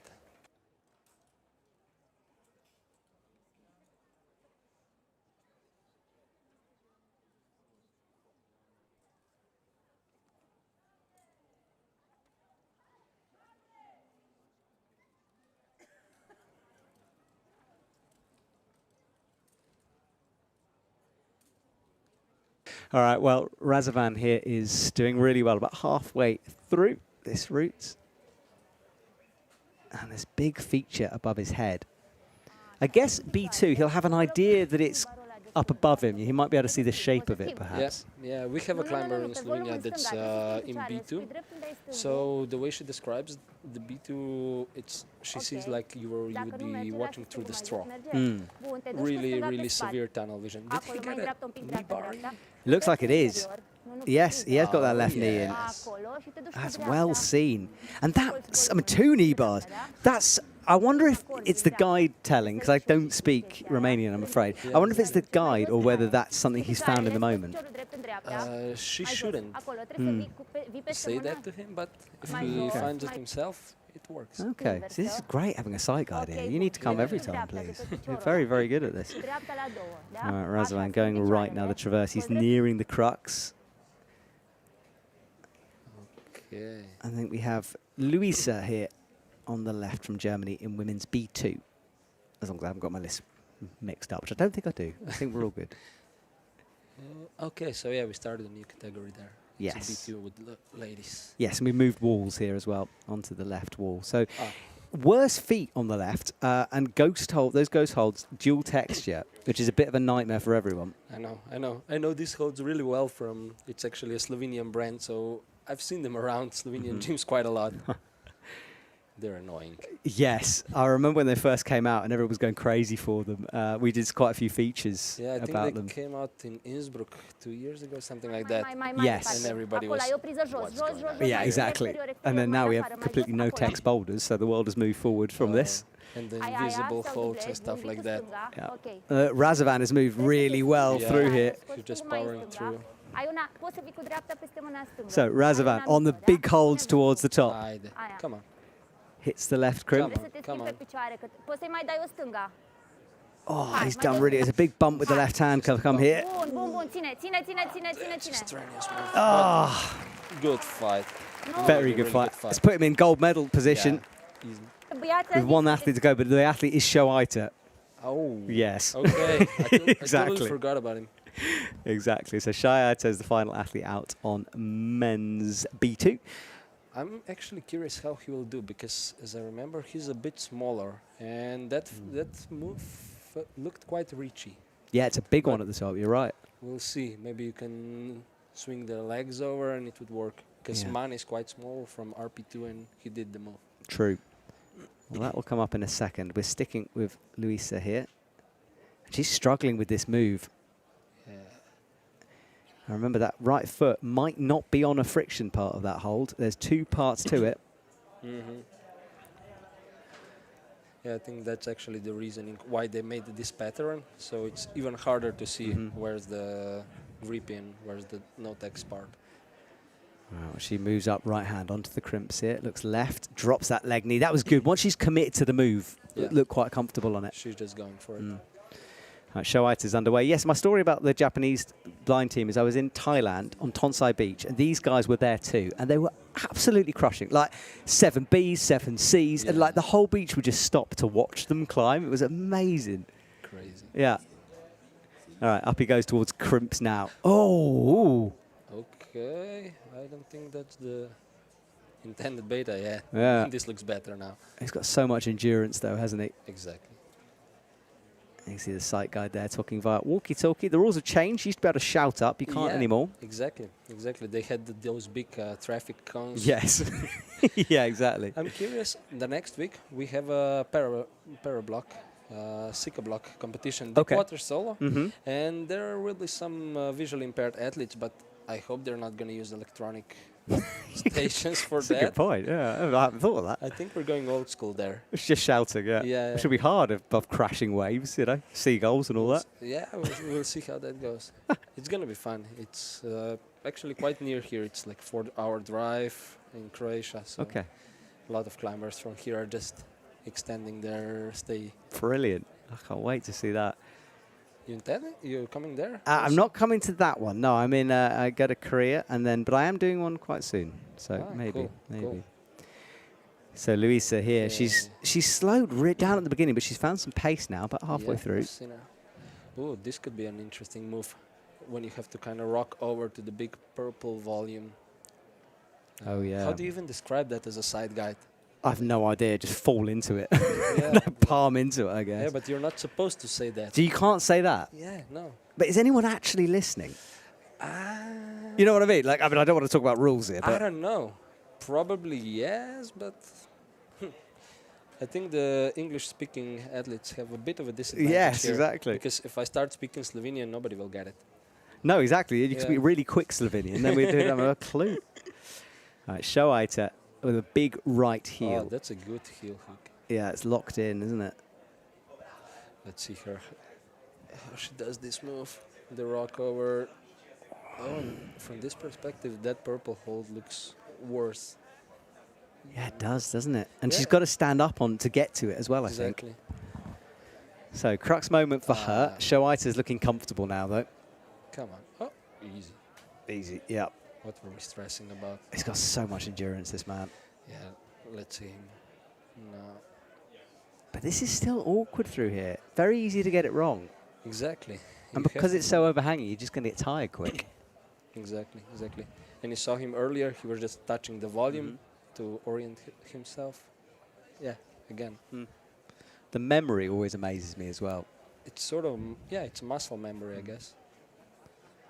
Just swinging through. He's looking for that. Maybe I thought he was going for the knee bar, but he wasn't. No. I think he's a bit too short for the knee bar here. Good point, yes.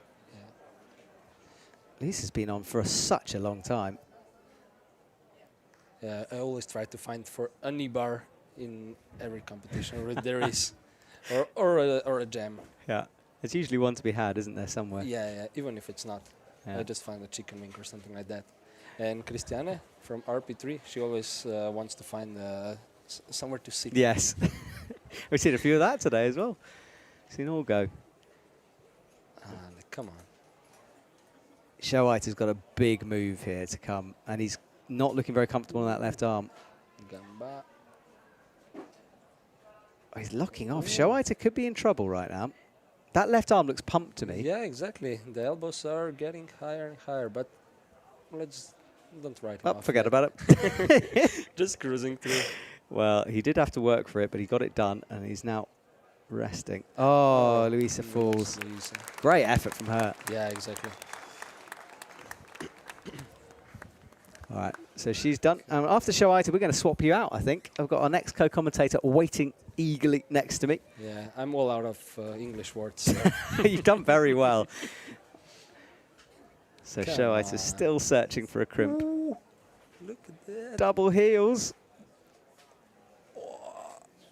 That's a strenuous move. How does he lock off that hard? And that's not a good crimp. He's No. holding there with his right arm. He's not in the top spot yet. Oh, That left Come leg on. almost dislocating as he comes up. Oh, wow, caught it just around the corner with the toe. this is almost painful to watch. Yeah, it is painful to watch. My knees are screaming. Yeah, mine would be if I would feel them. That made me giggle. All right, Ivan underway on the left. Come on.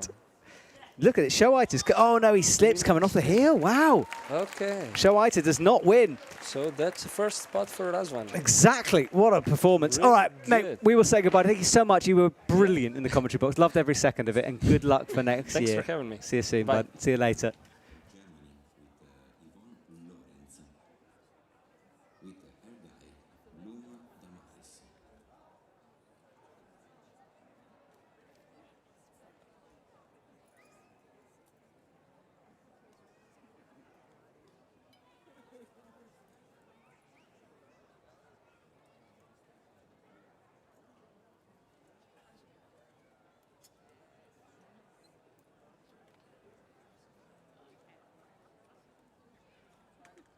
Right, we have a new commentator in the box. Tatiana has come on from Team Germany. So you can tell me all about this lady here, or a little bit, I hope, as well. Yes. Tell me a little about Yvonne here. Yvonne is a really great climber, and I've been working with her and also commenting her climbing or being her guide sometime. She's very smart and always wanting to improve her climbing, and she's been doing really good this season, so I'm really happy for her. Tell me then, as you've worked as a site guide, we were talking a bit about this earlier on, but what kind of things, if you were doing this job, what kind of things would you be saying? Is it just purely guiding them through, or do you have little tricks you use?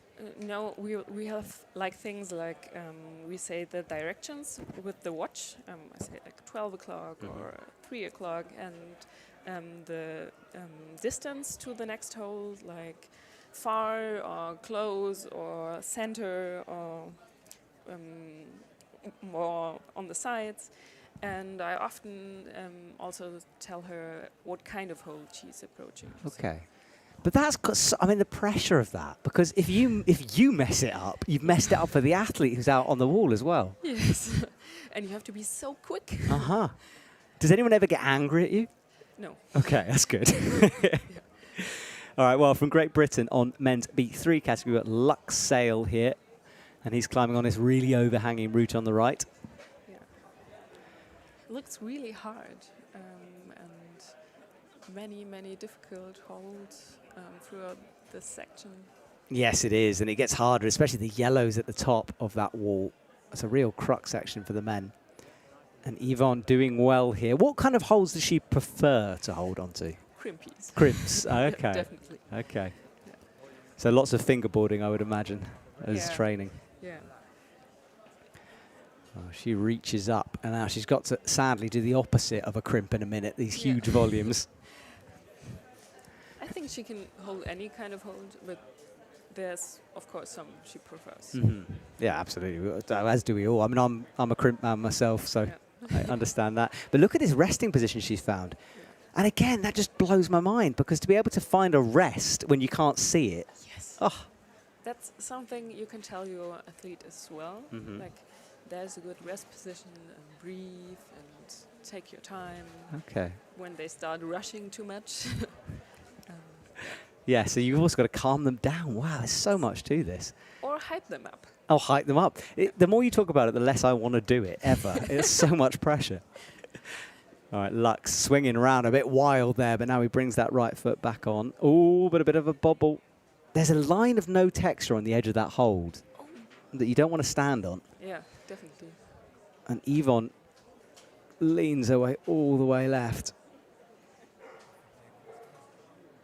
I mean, Lux falls. Those white and black holes, they're mean for people who can see them, because you can't tell where the texture is and where not.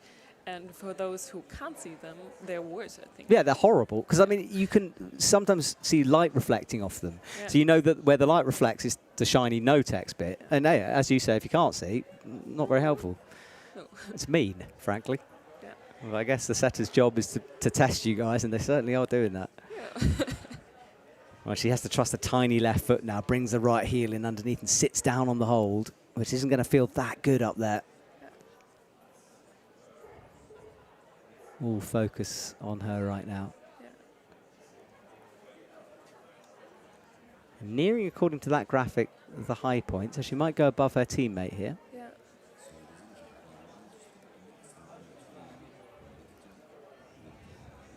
optimistic for her. Yeah, she's looking good. I think she might. One hole to go, and she'll be in provisional gold. Up with the right hand, finds the jib. Ooh, that's it. That move, like a Houdini swap, where you swap one foot in when you can't see. Yeah. But sometimes it's better to make that quickly Yep. than hesitate too long. No, that's true if you're thinking about it. And then you sort of wiggle your way out of the position as well. Yeah. Well, she's way out in front now. Yeah. And then underway for the men, Kazuhiro from Japan. Just 3 men in men's B3 category.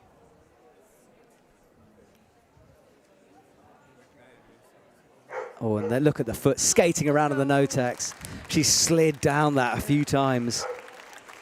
But way out in front, 35, provisional gold, and guaranteed a medal with only 2 to go. Yes, yoo-hoo. Well done, Team Germany. How, do you know what your medal, because Corbinian won one earlier. Yes, and she's the 3rd from us, so... Pretty good. Good night for Team Germany. Team Germany always walks away with a lot of medals at these Yeah. events. Yeah. You're quite a talented team. Yeah, we're improving.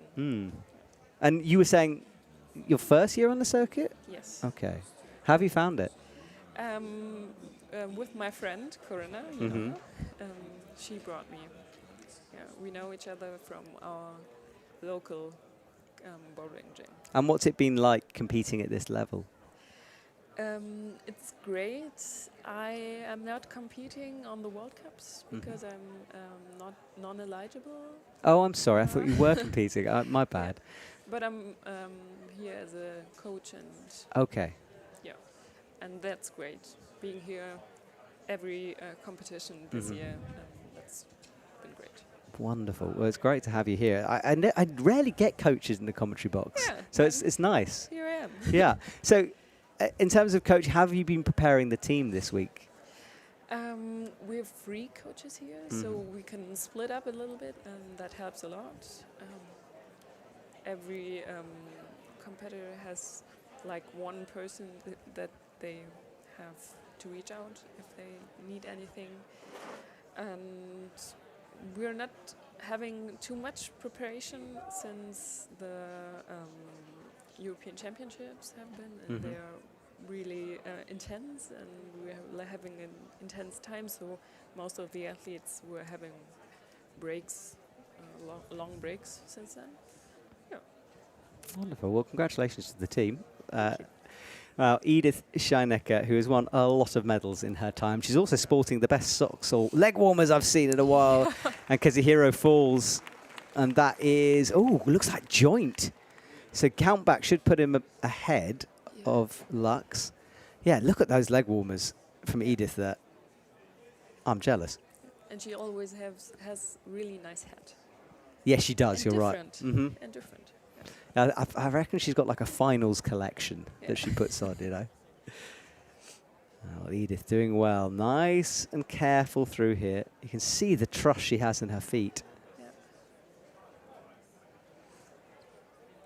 I think it's interesting that the blind climbers still have different styles. You see many of them being really concentrated and slow and precise, and some of them being bumpy and dynamic.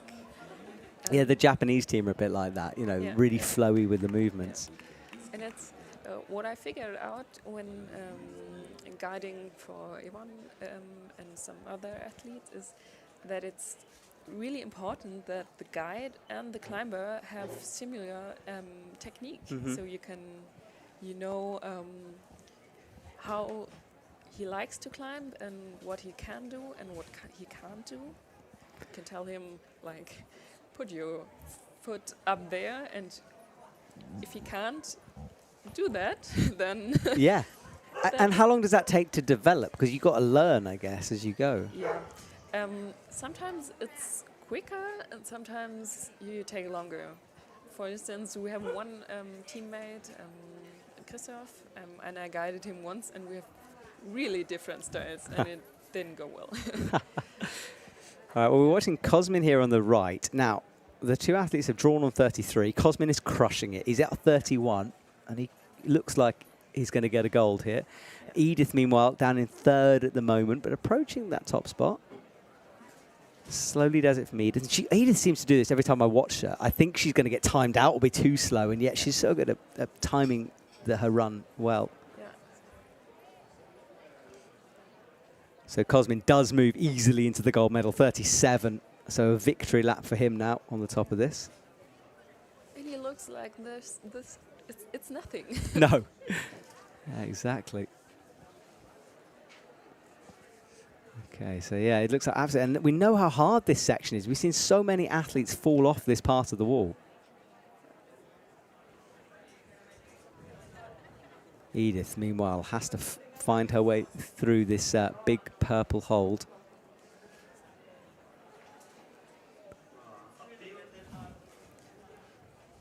Ooh, we might see a top on the right one. Could do. Now, this next hold he's going to is a tiny crimp, and it's quite directional. And I think he wants a knee bar in there. Yeah. Or he can lay himself in that hold. Yes, well, now he can kind of scrunch himself into it, can't he? But there's a big move here on the top of the men's route. It's kind of a jump. Yeah, the set has described it to me as a sort of a fall into it. Yeah. You know, you've got to stand up and just trust that bucket is going to be there. It is good if you could find it. And up he goes and slips. Wow, that was spectacular. Yes. Oh, legend.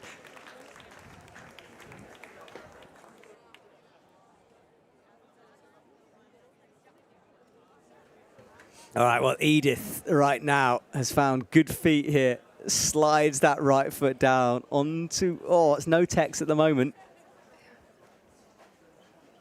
Wow, knee in. Brilliant. Yeah, but now it's going to get difficult to swap the feet. Yes, it is. Because there's no text on the left of that.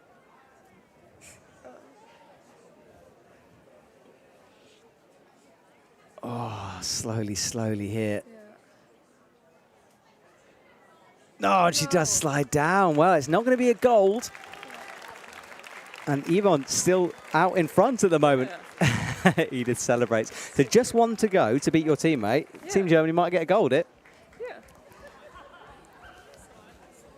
That would be her first. Wow, that would be special. Well, we're watching a replay here of Cosmin as he came up underneath a giant overhang in the middle. Right foot through.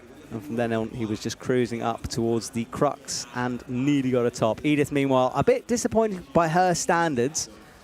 She's not going to get the gold, but it is going to be a medal for her. So good stuff.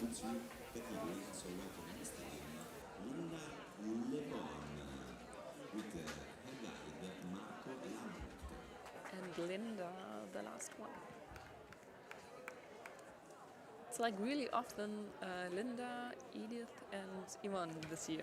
Yeah, they seem to be sort of on that top qualifying position. The athletes did qualify yesterday in a long day of competition.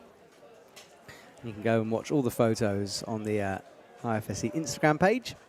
There's a Flickr account as well, I think. Yes. Okay, so Linda Lebon, the final athlete out on this yellow route on the left. Remember, about 7A this route, so it's not easy at all.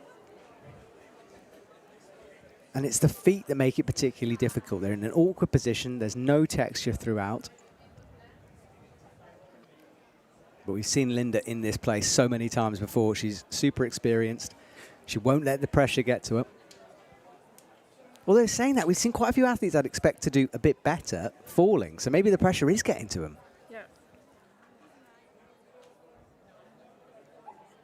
Especially when they're so close, often the pressure is even higher. Mm-hmm. I think there's something about Arco. You know, we talked a lot about with previous commentators how special this arena is in terms of its history. Yeah. And yeah, perhaps it's just affecting people here. And the fact that we have quite some new things here, like the style of the routes are different from the last we had, and the holes are new, and yeah, it's getting the pressure up. Yes, it is. The setters are really trying to push things. In fact, one of the setters just walked past the commentary box, and they've been working very hard, as they always do. It's not easy to get it right. And very easy to get it wrong. So Linda is getting that wrong. She doesn't want to go left here. Now, will that be something the guide is telling her, or has she just kind of gone for that left hand just to see? Usually the guide tells her, but sometimes they can see something. Okay. And they think, oh, maybe I go there. And I think she did that, and then she figured out, oh no, I don't want to touch this. No. It'd be really hard to pull up on that one. Although I guess now she's had an idea of where the grippy part is, perhaps, you know. And that's the other thing which is crazy to me, is how good the memory of the athletes are. Because they seem to just touch a hold and then it's forever in their head. Yes. And we talked through the routes before, and I know Yvonne remembers so much of it. I couldn't. I forgot like the third hold in a row. So. Well, Linda looks right. She's going towards another dual text hold. Her thumb will be pressing into a slippy part here. And wraps that left arm again. I guess being B2, as you said, she might just have an idea that there's a big hold there, and it is tempting to go towards a big hold. Yeah. So it makes sense that she's doing that. Sometimes we're training completely blind as well. So we learn not to focus too much on what we can see. And also to learn how to touch the footholds. Okay. And to remember where they are and how they felt. That's something B2 climbers learn from B1 climbers. Interesting, okay. And in terms of gyms that you can do this in, is it hard to find gyms? Like, are they pretty open to the idea of you guys training and doing what you need to do? I think they're pretty open, but sometimes you have difficulties coming in because they're not barrier-free. Yes, okay. Yeah, that makes sense. All right, well, Linda LeBon is full balance mode here as she stretches left. That left arm going up. Looks like she's found the balancing point. Oh, but look how careful she's being with those feet. I think she doesn't like that. No, I wouldn't like that. She's stretching into nothing. And wrapping the arm around now. But she got that pretty quick. Yes, she has. Right, into a sideball. Brings the right foot up now, but this is a real danger point. Yeah. That right foot very slippy.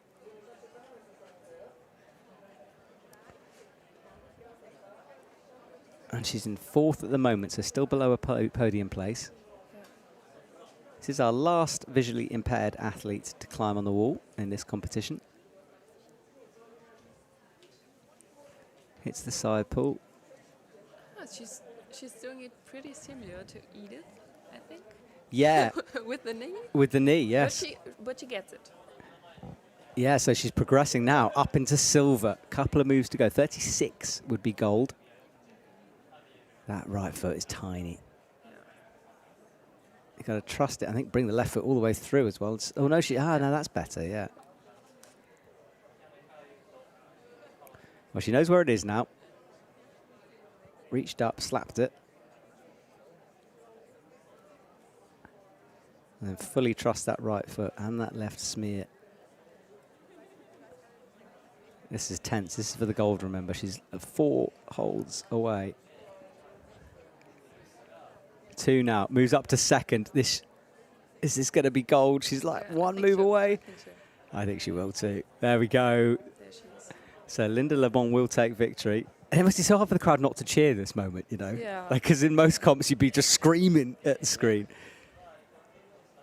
We have to scream in our heads. Yes, well, at home, if you're watching, please be screaming. I expect you to. But yeah, here in the commentary box, we have to be a little careful. I've been watching Salt Lake City at home, and I was screaming all the time. Excellent. This is what I like to hear. People need to send me screaming videos, please. Yeah. I want to see evidence of this. All right, right heel on for Linda LeBon. Makes the match. Can she top this route out?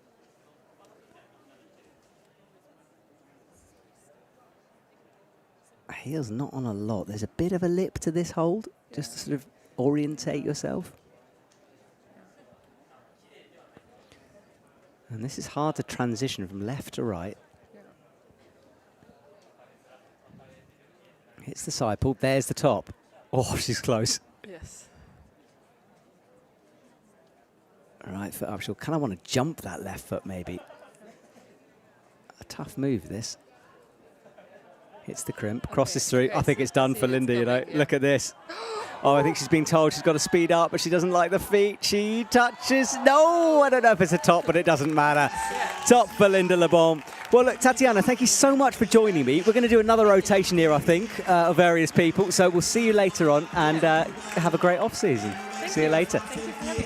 Tutto il vostro amore a tutti gli atleti della categoria non vedenti che abbiamo visto fino adesso. So ladies and gentlemen, now is the moment to bring out all of your love for all the athletes of the big category. E noi abbiamo a special one to Nadia Boradice e Sonia Cipriani. Tutti!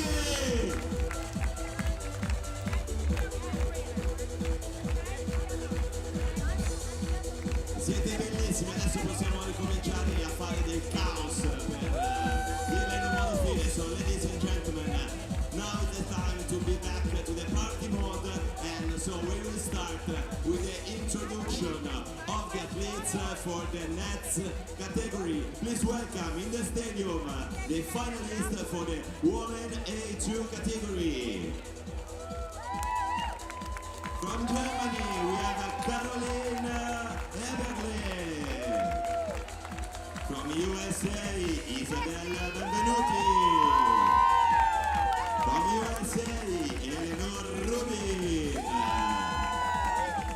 And from Italy, Lucia Capodella.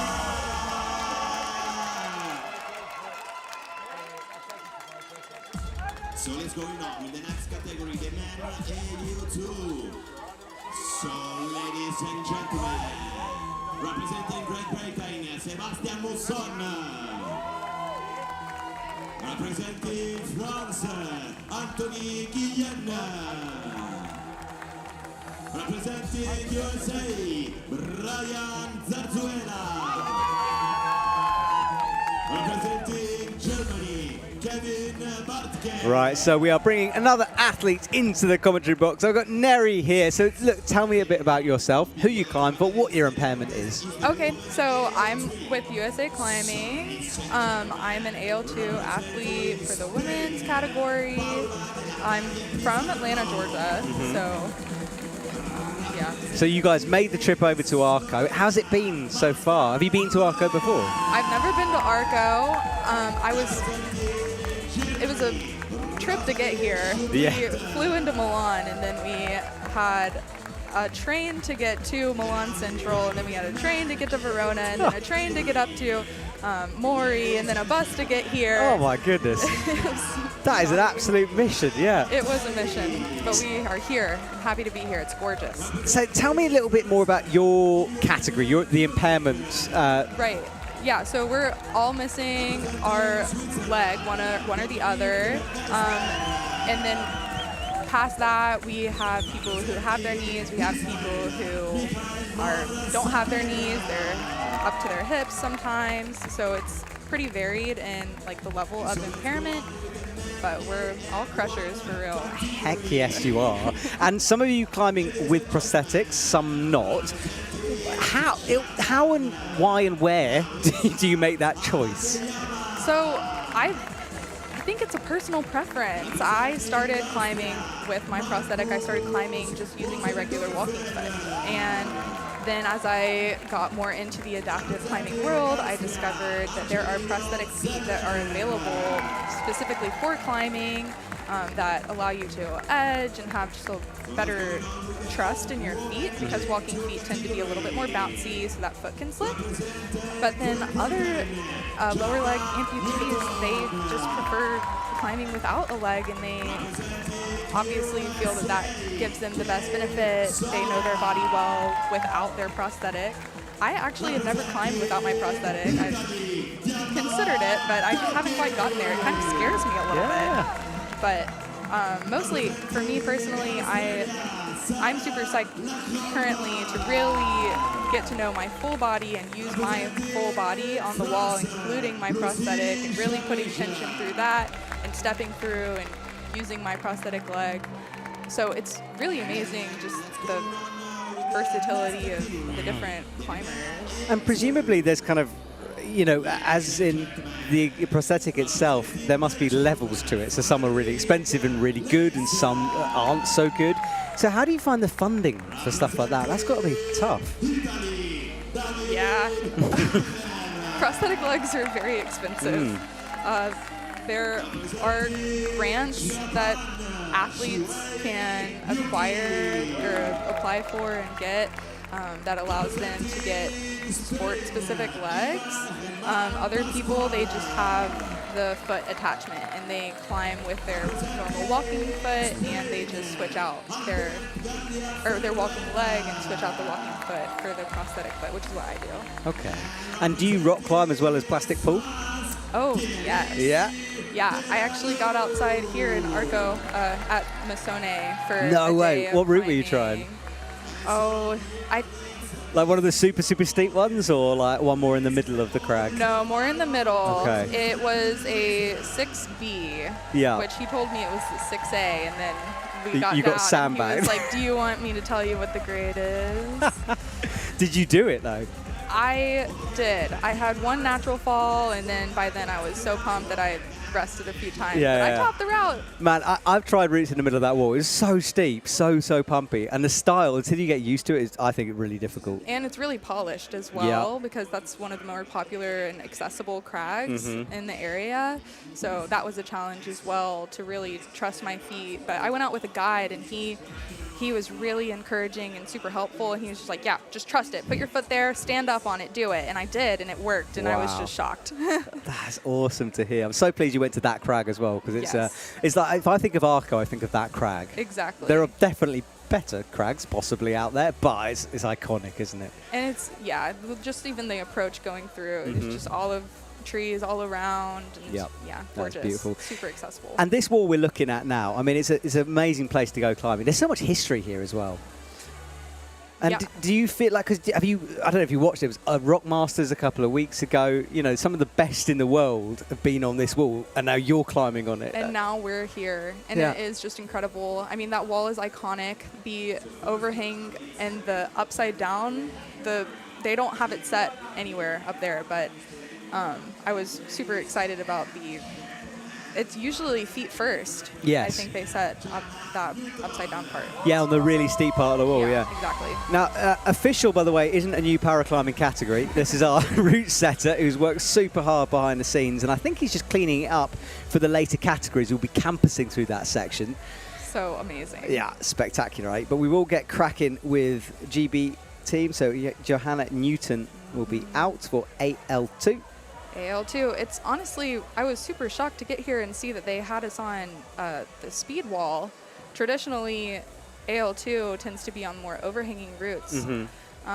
So that was a shock to me. It's exciting. I know some of my teammates or competitors, they prefer technical slab, and then there are other women on the AL2 category who do not like that slab. Well, presumably, like if you're climbing with a prosthetic, a technical slab is the last thing you might want. I mean, I would imagine I'd want to be campusing, not trusting your feet. Right. I mean, it's all preference, and yeah, we have super strong people who really like to campus and cut feet and just move powerfully, and then on the other side we have women who are super motivated to use their feet and really get good with understanding how their body works on these technical slab.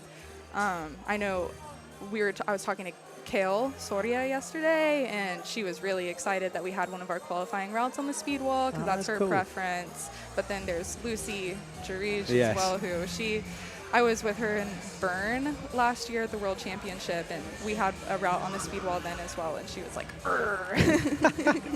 It's so funny, isn't it? Like there's so many like intricacies with route setting and route reading and climbing the routes on a para circuit, more so than anything else. It's a big part of it. For sure. I looked at this route today, and I told one of my USA climbing teammates I wouldn't even know where to start with reading this route. It's amazing. It's so aesthetic, and I'm super excited to see those white and gray holds as well with the dual text and the hidden texture. You are a glutton for punishment then, because those things are like so difficult to stand on.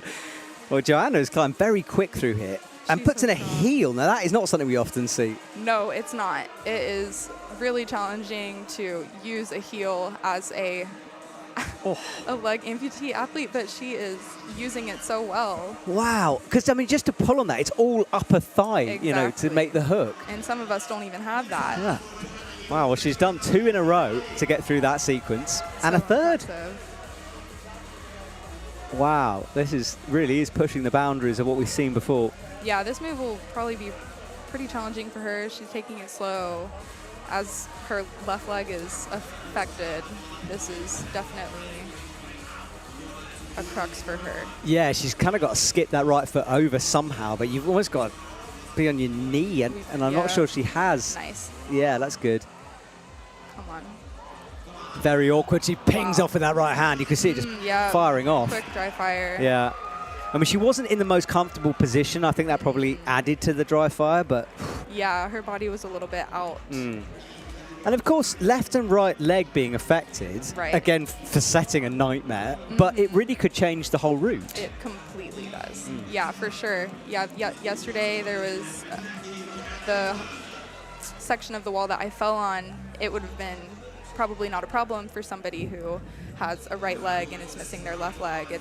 But there's a balance to it, and they make sure that there's left leg cruxes and right leg cruxes and yeah, everything you can. Yeah. Right, your teammate out and about. So dish some dirt here. Tell me a little bit about her. I am so stoked for Kale. She has been training so hard. I've been watching her on social media. I saw just a few days before I left for Arco, she did a day where she ran 30 pitches in one day at her gym. So I was really excited to see her performance this competition. I knew that she was going to come and crush, and she has. I'm so impressed by her and super stoked for her and really proud. Yeah, she's qualified second. Oh, but a big slip there.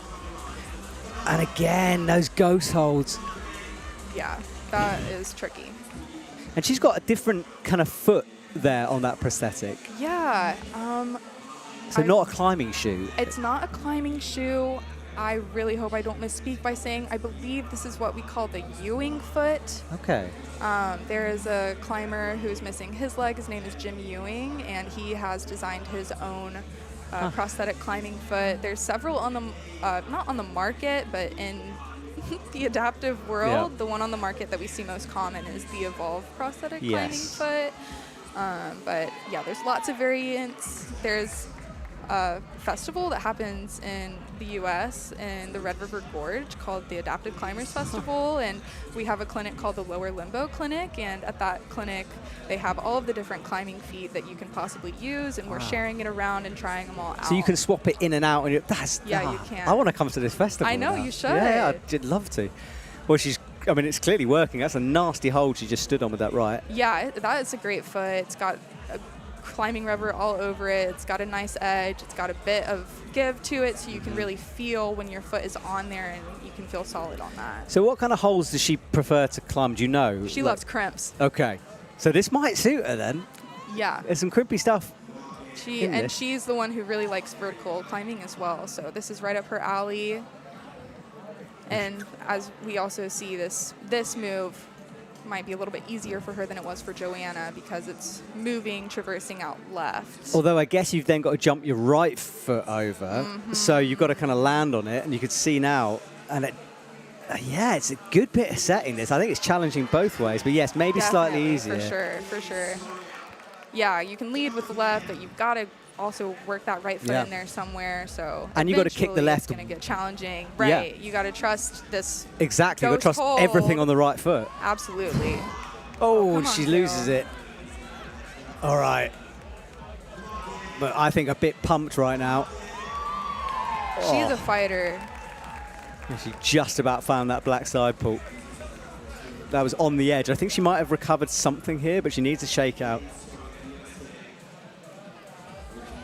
Yeah, these big holds, it's hard to navigate them and get your body around them. It's another crux of this climb with all of the three-dimensional. Yes, it is. Well, she's bumping that left foot up. She is in provisional gold. There's 3 more athletes to come after her, so quite a while in this category. Nice. She's saved herself twice. I thought she was gone. She can fight. Yeah, she's been really working on projecting lately. So, wow, nice. Well, head in her hands, but I think on hindsight she'll look back and think she did very well there. 32. Yeah, I think she left everything on the wall. That was awesome. Yeah, I thought she was gone a couple of holes before, somehow kept going. It was amazing. So Kale is done.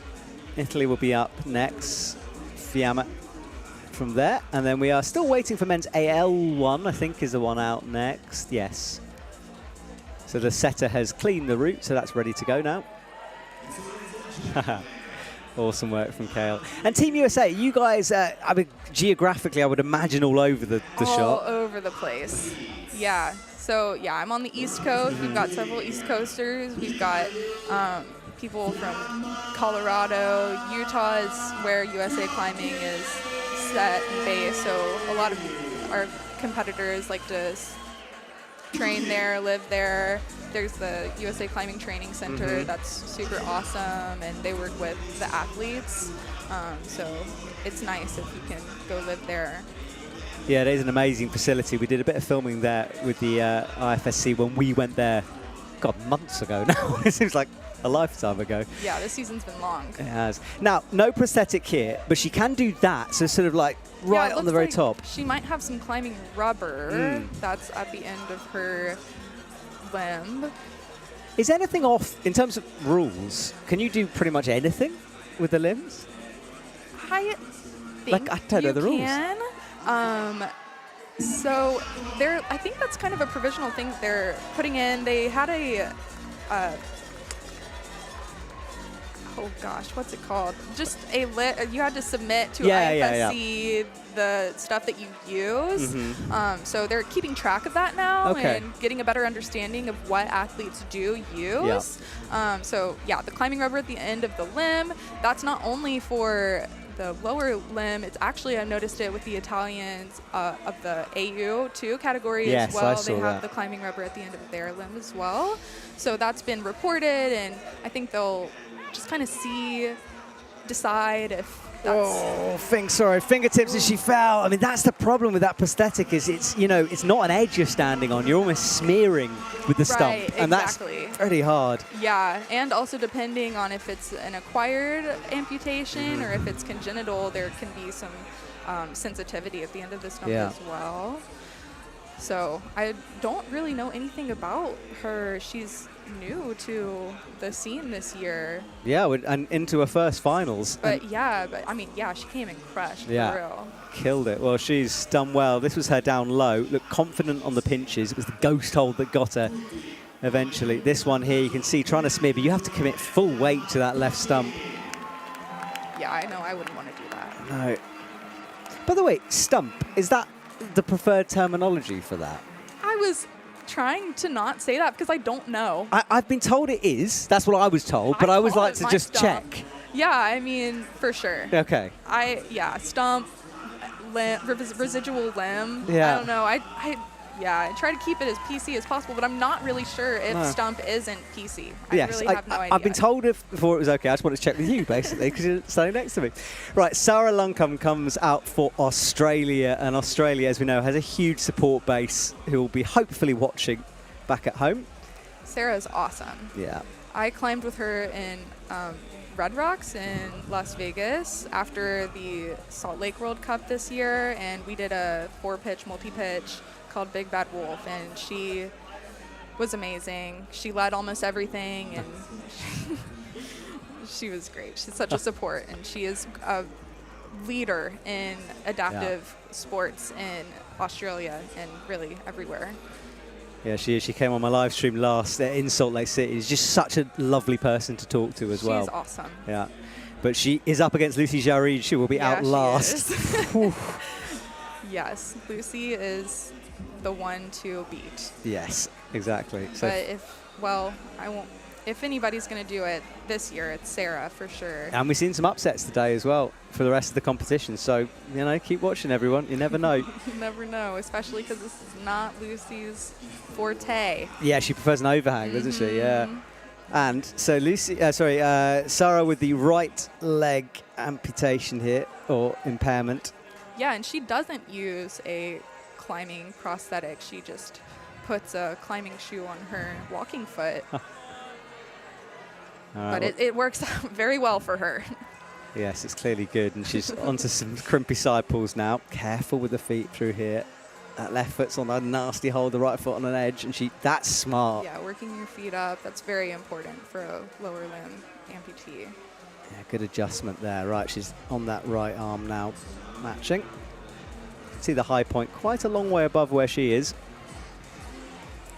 And the conditions in the stadium, it's cold now. It's a bit chilly, isn't it? I'm shivering just a little bit. I'm sorry, I haven't even got a coat to give you. I can't offer you any support on that one.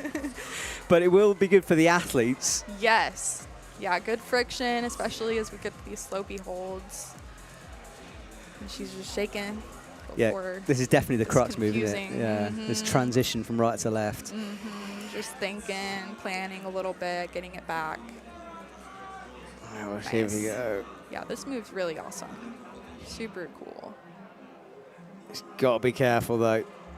Stretched out, matching the sloper. You've almost got to fall onto your arms here. Yeah, it doesn't really seem that there's much to grab. Got to keep those hips into the wall, body position right, take it slow. Oh, looks left. It's a long way, this left foot. Tiptoes her way over. Come on, Sarah.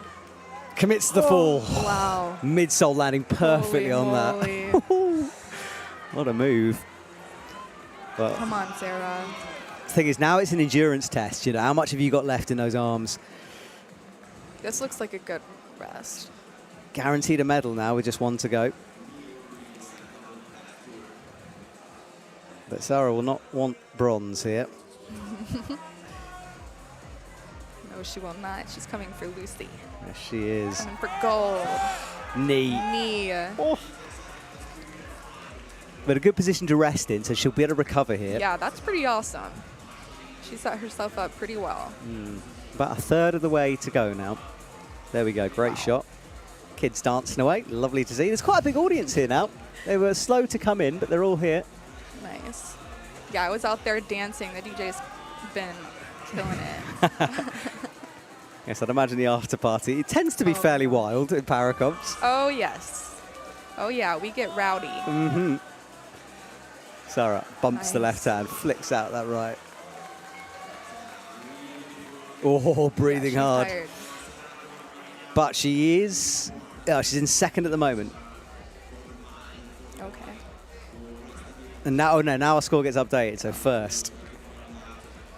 So definitely a silver medal, whatever happens.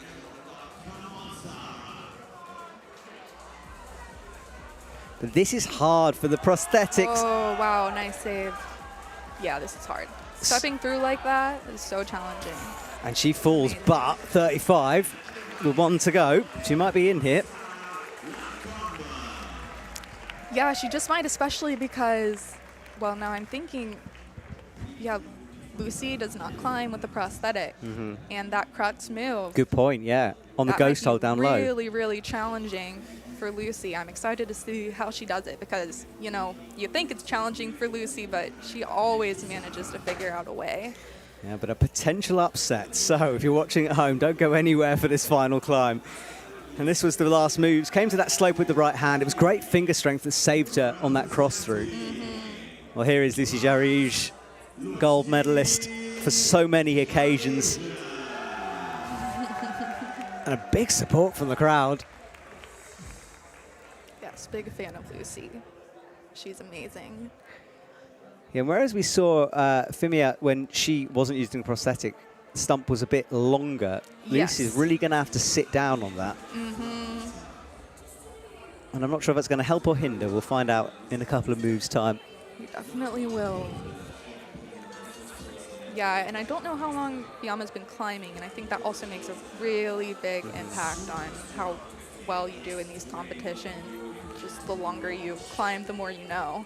Yeah, lots of athletes tell me about learning at every comp you come to. 100%. How many, sorry, I can't, did you say it's your first season? Or It's my second. Second season, okay. So where are you at that process?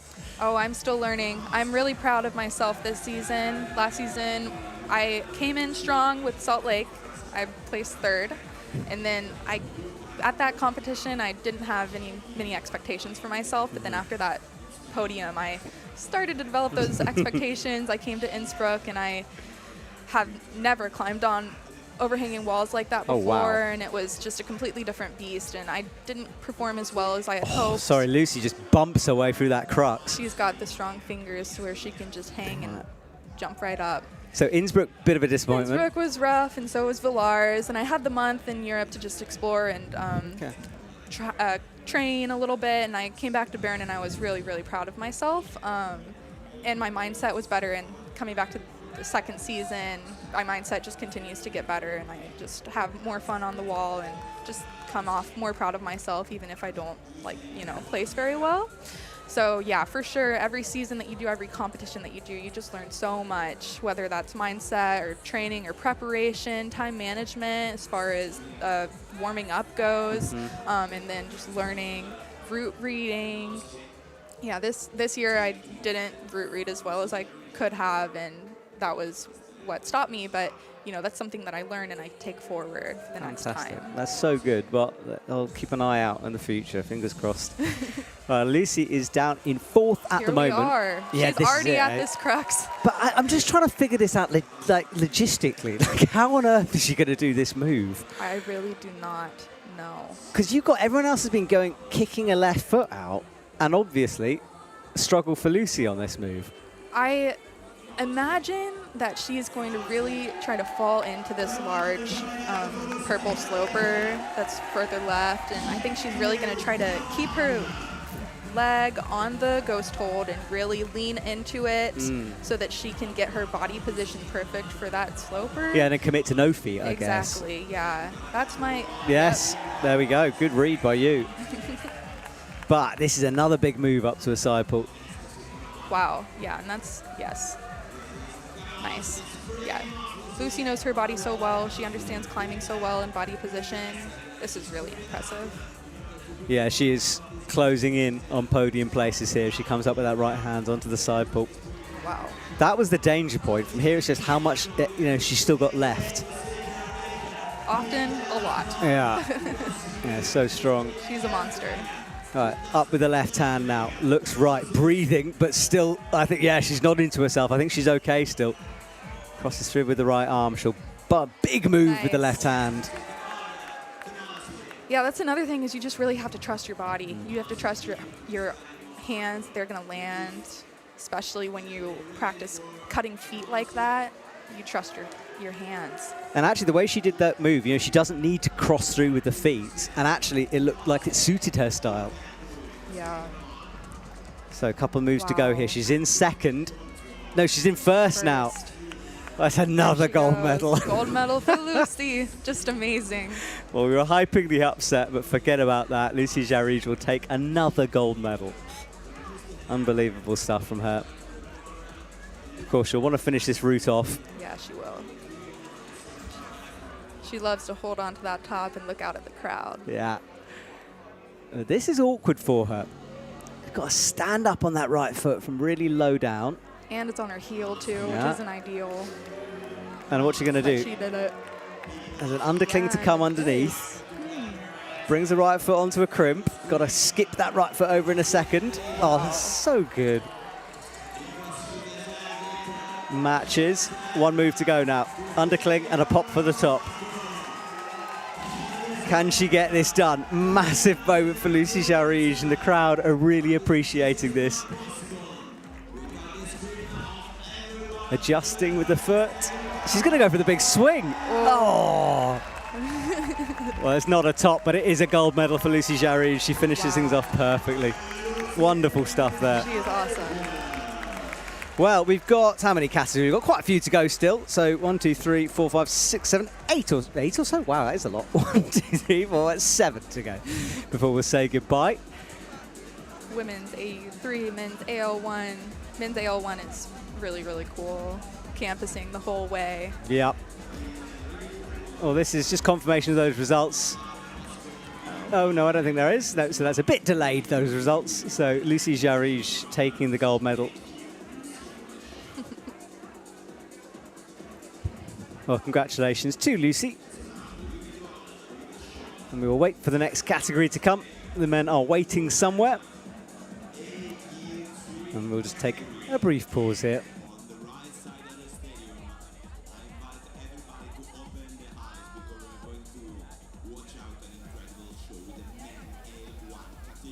So ladies and gentlemen, for the main L1 category representing Japan, Naoisa Takeyama. And for the women AU3 category representing Spain, Paola de la Calle Pizarro.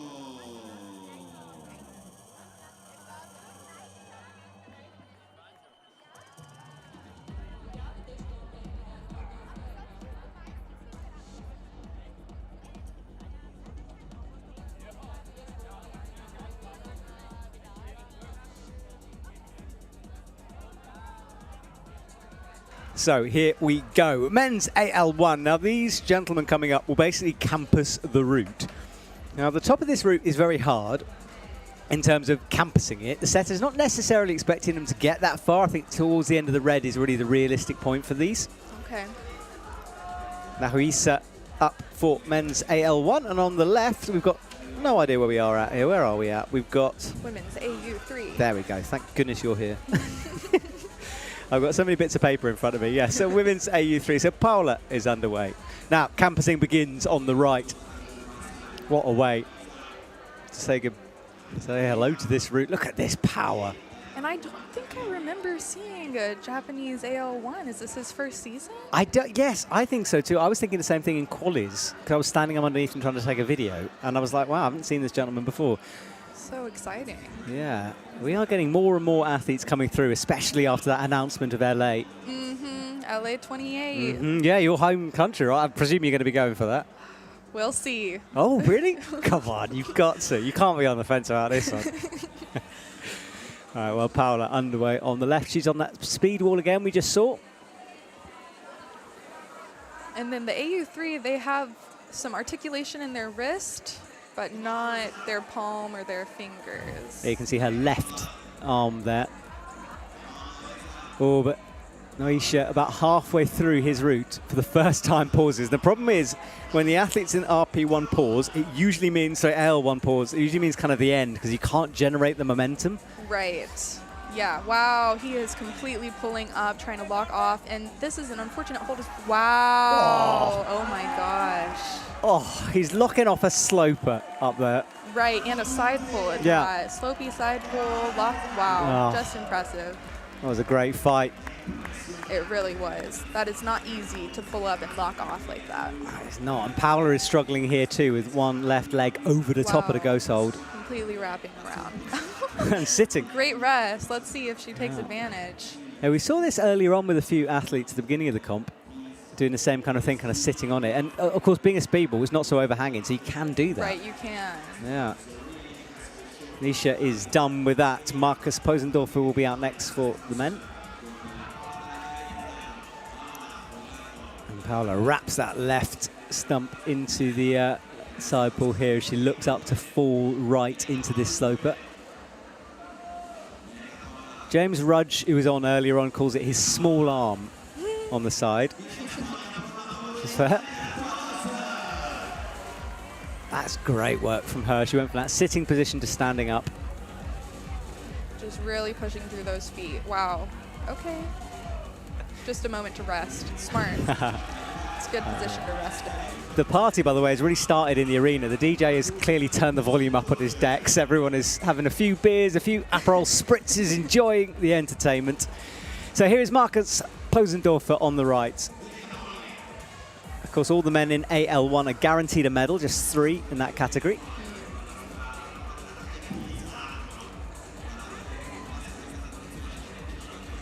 Wow, using all of her leg, all of it.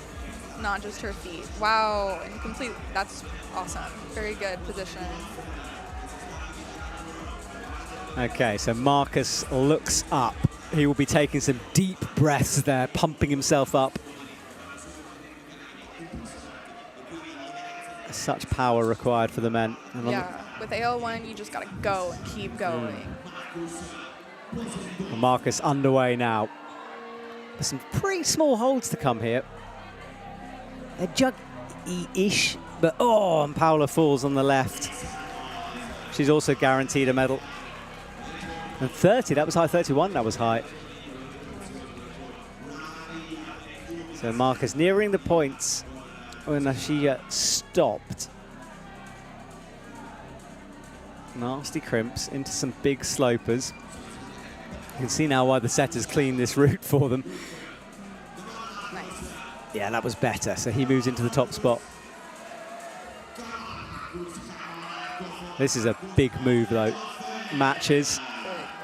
And it's super awkward, that black volume kind of in the way. And it side pulls up above him as well.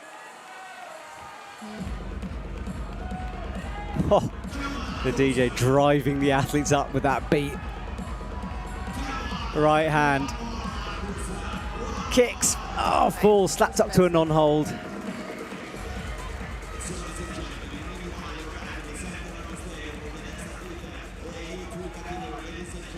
And back down to the ground. Okay, well, he's definitely a silver medalist, but Angelina Zella is up next. And a bit like Lucy Jarij, he's the favorite. Mansa from Slovenia. Yeah, Mansa, Benjamin's partner. Yes, she qualified, tied for first yesterday. So exciting for her. I think that was her first time qualifying in first. It was, yeah, she's done really, really well. Yeah, just been climbing hard. Big improvements from her, so let's see if she can get, she's going to definitely have a bronze medal, whatever happens, but will it be silver? Mansa and then Rosalie to come.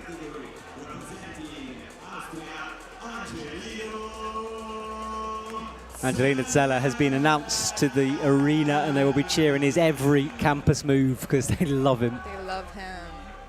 Yeah, he's a powerhouse. At the beginning of the season, Angelina told me he put on 5 kilograms of muscle just by like powerlifting and weightlifting. Oh, wow. Good for him. Yeah.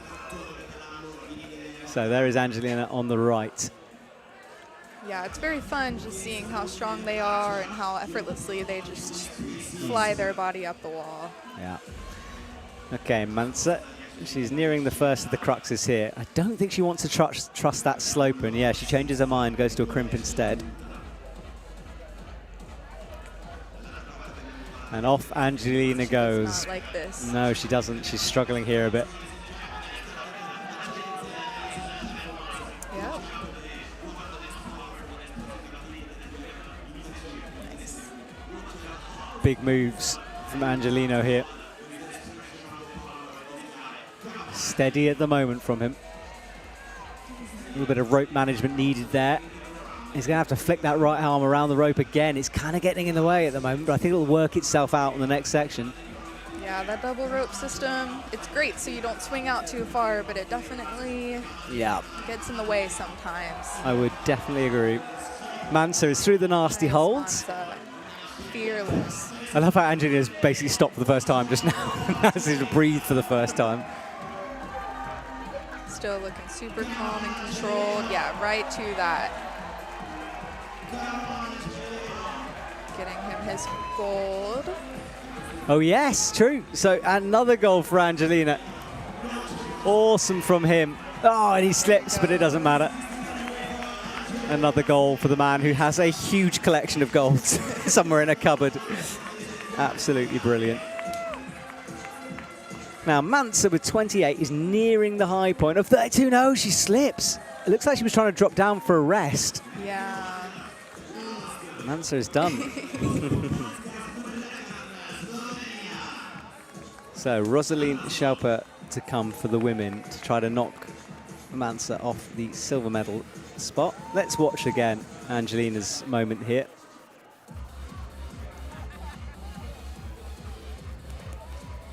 Yeah, Angelino's so strong. He didn't even really need to power through that. He really could take his time and just muscle through everything. So impressive. Some people, if you lose that momentum, you're done. But him, he just keeps on pulling. Exactly that. Well, look at this powering through. And then back down, sticking out his tongue.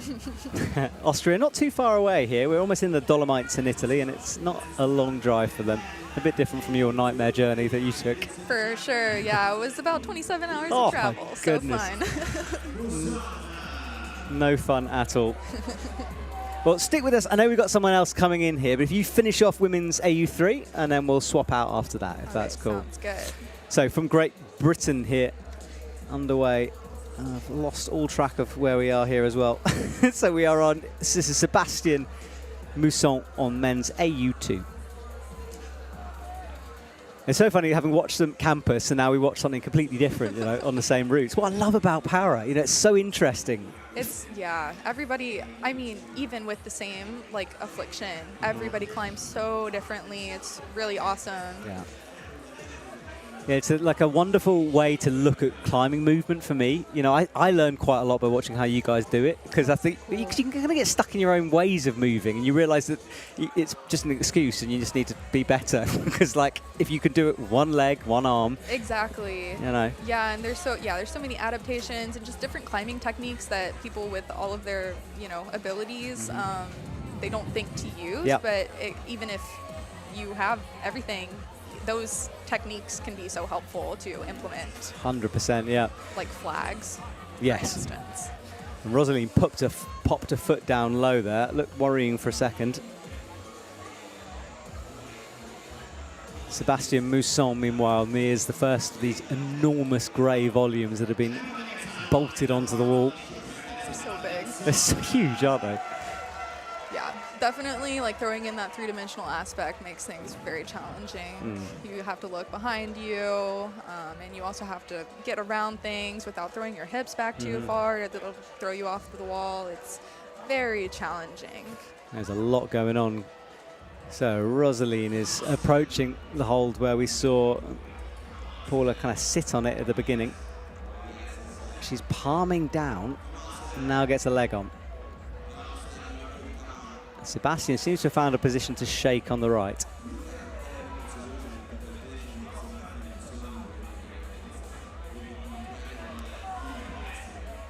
Nice, he's completely using that volume behind him. That's awesome. Yeah, big drop knee. Wow. Oh, he started to struggle though. I think he needed to adjust the feet before jumping, but I think maybe a bit pumped there. Yeah, sometimes if you just get in your head about a move or a hold, and that just kind of messes you up a little bit. Absolutely, yeah, and you can see the shake coming in. Yeah, that partial armed AU2 category. Whereas there's partial hand, the AU3 category we're watching now. Rosalie nearing Mance's silver medal position. Makes the match onto the crimps. I think she's looking pretty solid. Oh, what's that? Wow, she just took something off. I wonder. Yeah, I didn't see where she had that tape. Certainly she's decided she doesn't need it anymore. Going for gold. Forget the skin. And she checked the clock, but this is awkward for her, this next move. Just really taking the time to get the body position that she needs. It's so important. Yeah, a little mantle and then brought the left foot up to match, and now she's standing. Nice. I'm really enjoying seeing people get that high foot and really pulling. Yeah, she's doing well, up to silver now, so just gold, and I think she might have it, you know. She's looking super confident. Anthony Gallien underway for the men on the right.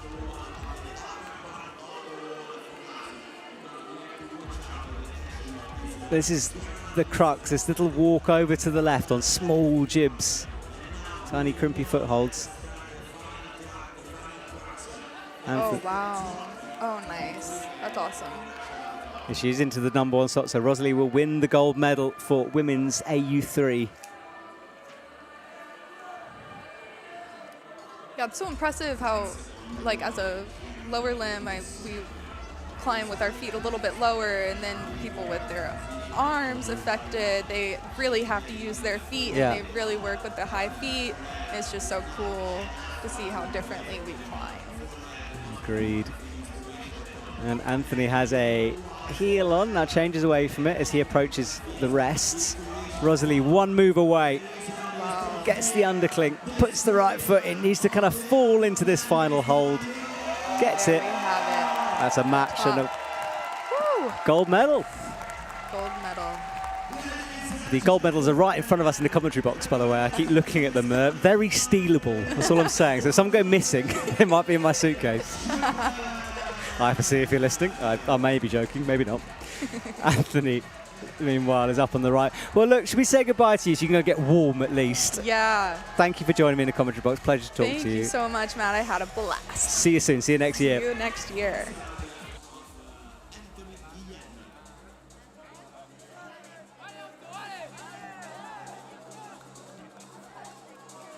Anthony.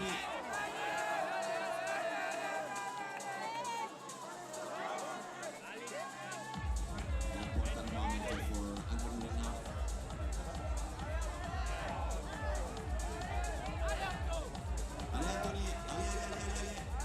Anthony.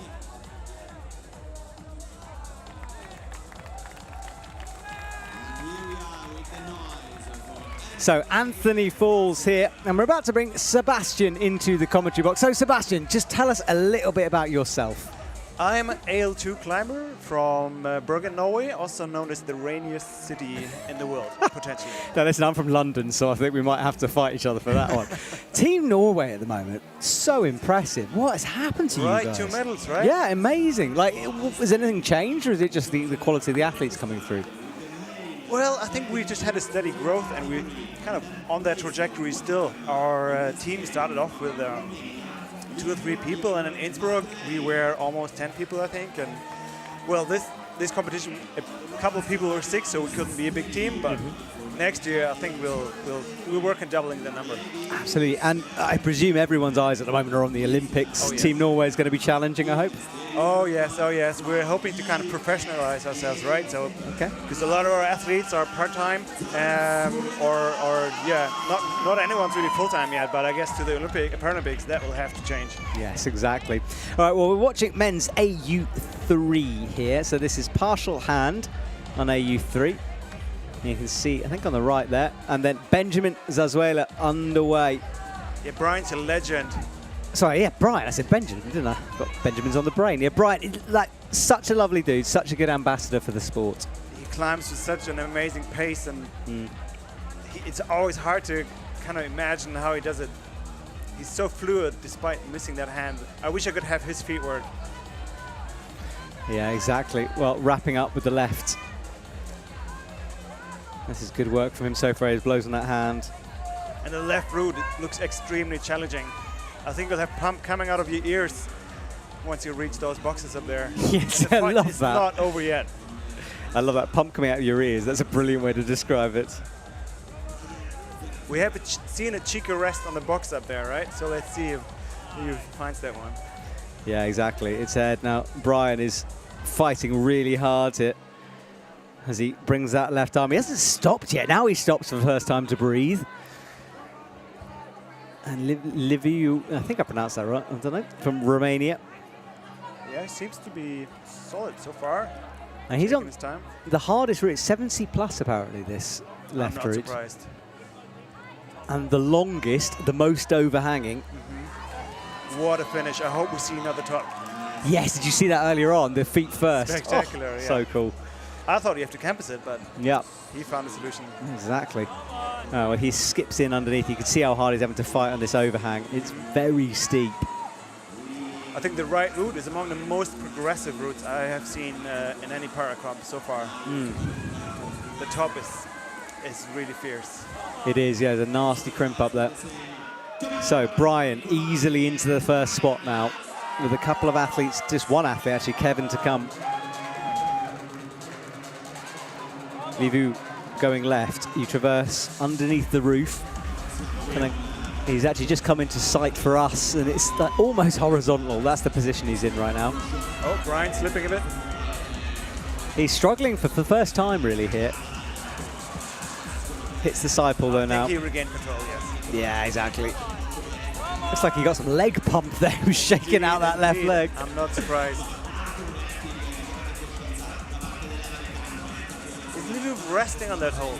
That's really bad sloper. Yes, he's been resting quite a lot. Through the, oh, he slips. There we go. Yeah, a bit of pump kicking in for them there, I think. If we look at the amount and the volume of holds on this wall, it looks like there'll be a lot of good friction, things to hold on to, but they're so bad for the size of there. Someone described it as a Tetris-style holds to me earlier on. And I get it, because it all fits into shape. Yeah. Well, Brian is approaching a real crux at the end of this route here. That move has split off so many people. Yeah, it's slopey, and you can kind of wad your body in a minute, but you've got to get up there first. And then there's a crimp and a big full jump move thing to come. I think he's read it correctly so far. Keep together. I think that's going to fit him. Yeah, he's looking good. Big support from Team USA, who are out in force despite the nightmare travel they had to go through. Oh, God, yes. Oh. This hold is a nasty one. And of course, well, Brian falls right at the very top on that crux, but look how far ahead he is of the rest at the moment. He can be very happy with himself. He really fought until the end. Yeah, he's back to the ground. Will he have to wait? And Kevin Batek will come out last for men's AU2. I think if we can see a top of that one, it might be from Kevin. Or Brian would have definitely been able had he had another chance. Exactly, but Kevin, yeah, he's done it all in this sport, so it's Kevin's to lose at the moment. So Ewan underway for Team France. The right hand is where the impairment is. Loving the chalk bag. What is that? It's a dog. I thought it was a dinosaur. I think it's a dog. Yeah, I think to bring him. Yeah, there's weirder and weirder chalk bags on the circuit at the there's moment. Mammoths and monsters. Yeah, everything. Sponsor's dream. All right, Ewan comes into the first of these Tetris blocks that are on the wall. And there is Kevin underway. Team Germany will be screaming this man up the wall. Yeah, he's starting out with a good pace. Not resting too much. Yeah, nice and smooth at the moment. I'm quite impressed by the route setting on the left route, because with those blocks you can create quite a lot of good knee bar opportunities, but they really made sure there's not really any good rest on that route. Look at this toe hook he's put in on the right. Smart climbing there. Yeah, he's almost lying on the hold. And that seems to me to be something he's seen from the ground as well. Look at that. You can see how much experience they have just finding these positions intuitively. They've done this so many times, they don't even have to think about it. So the DJ has just gone manic on us. I don't know if you can pick it up, but he's... Yeah, the amount of bass here is quite impressive. It's a lot, isn't it? My heart is thumping twice from the bass. Kevin looks above his head, spots the undercling and gets it with the right. Up to the crimp with the left hand now.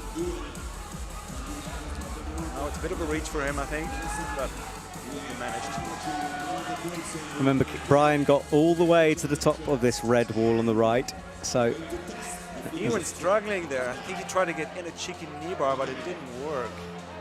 Yeah, he is, you're right. So he's looking at the crimp, he can see it, maybe a bit of pump, goes up left instead. There we go. Yeah, that's better. I think more route reading error than anything, but it might have cost him a bit here as he fights with that left arm. It will definitely. Now Kevin has to do this dynamic move, and he sticks it. Have you ever seen that? Yeah, and Ewan falls halfway through men's AU3. Kevin brings the right foot. He's going to put a kind of a pressy move with that right in.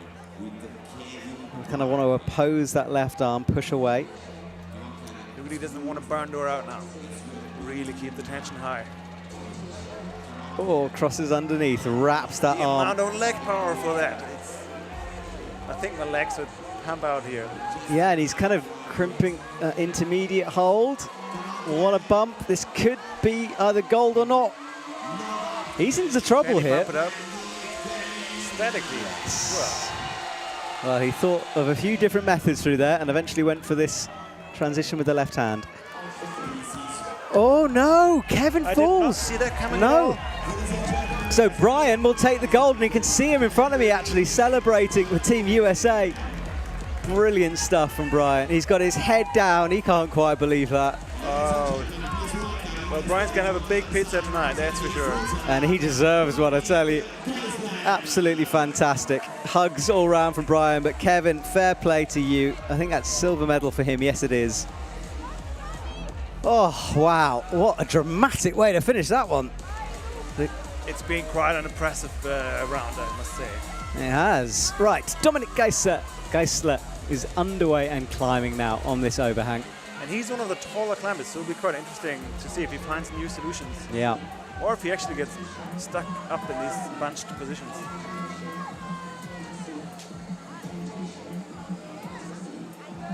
Team Switzerland, I must say, has been growing quite impressively over the last years.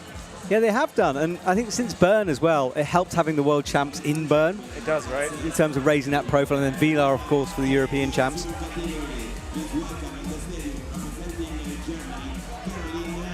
Right, he's on the Tetris blocks now. Brings the right foot onto a jib. So far, very methodical. Hits the left hand, thumb pressing into the volume. Brian is so emotional, he's in tears actually. I tell you what, would you do me a favour? Could you see if you can grab him and put him in the commentary box? See if he's ready for an interview. Right, we'll stick with Dominik. Let's see what he can do here as he sits on the hold.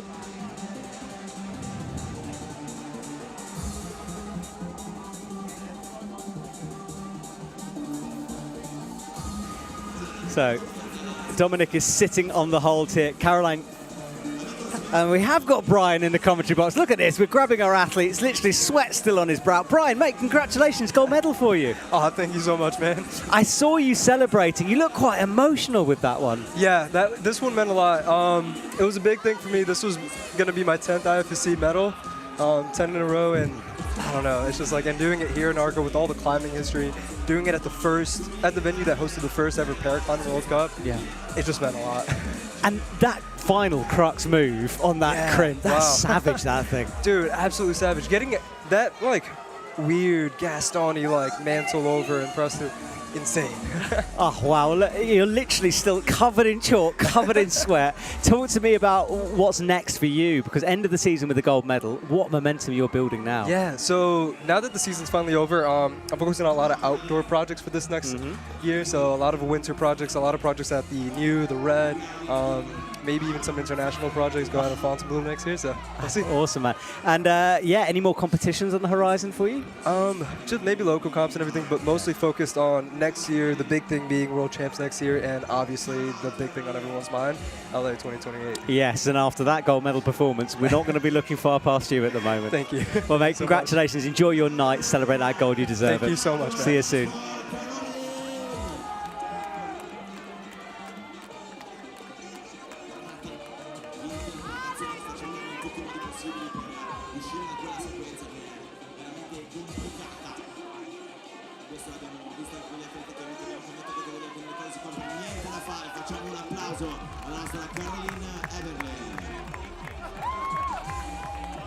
Well, we have a slip there. Caroline goes down. And look at Dominik on the left. He found the cheeky rest, riding the wall. He does. Now, there's some potential information that we've got coming at you in a minute involving a disqualification, but we're going to find that out. But potentially, we've lost someone for men's AL category, but we are discovering it. But right now, we'll stick with Dominik, who is still sitting on this hold. I said this was an eye-watering position earlier on, as you can imagine. It could be for the, yeah. It could definitely be, but it's a pretty big volume. I hope the edge is not too sharp. Yes, exactly. Well, but it's smart to really take your time and rest there and then power through this top section there. He will need all of that energy. And then underway for the women after Caroline's fall is Isabel from Team USA. Her teammate Brian in the commentary box with us just now.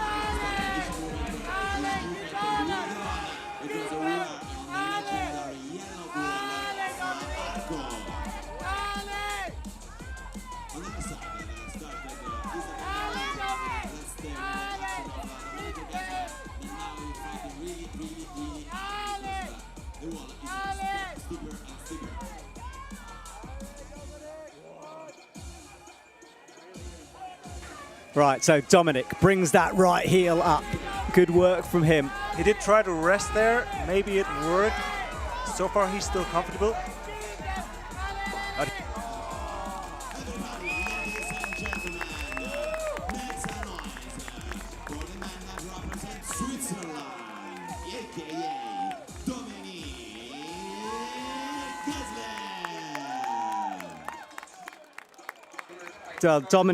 Dominic is coming down on the left, and Isabel as well. That's an early fall from her. yeah, I don't think she's very happy with that. No, well, she returns to the ground. You can see she almost doesn't want to say goodbye. Well, look, I've got an update here on Angelina Zeller, who has been disqualified due to not following isolation rules. So he is out of the competition. Absolutely massive from him. Might be the first time that he's actually not in first place. I don't know the stats, but well, that's the update. Fortunate. Yeah, that's the update on the Angelina situation. Well, we're watching here the final moves from Dominic as he falls. That was a good fight. Now let's see what went wrong here. So she looked left, got a heel in. Oh, that crossover is brutal. She's going to bound her out if she can't hold it. Yeah. And then the foot goes, yeah, that must have caught her. Yeah, very early fall then from Isabel. All right, 2 to go for women's AU2 and just 1 for men's AU3. And he's starting up. Yeah, do you know her well, or? A little bit only. I Yeah. climbed with her in Salt Lake City after the competition there. And Yeah, she's a very good outdoor climber. She is, and lovely to talk to as well.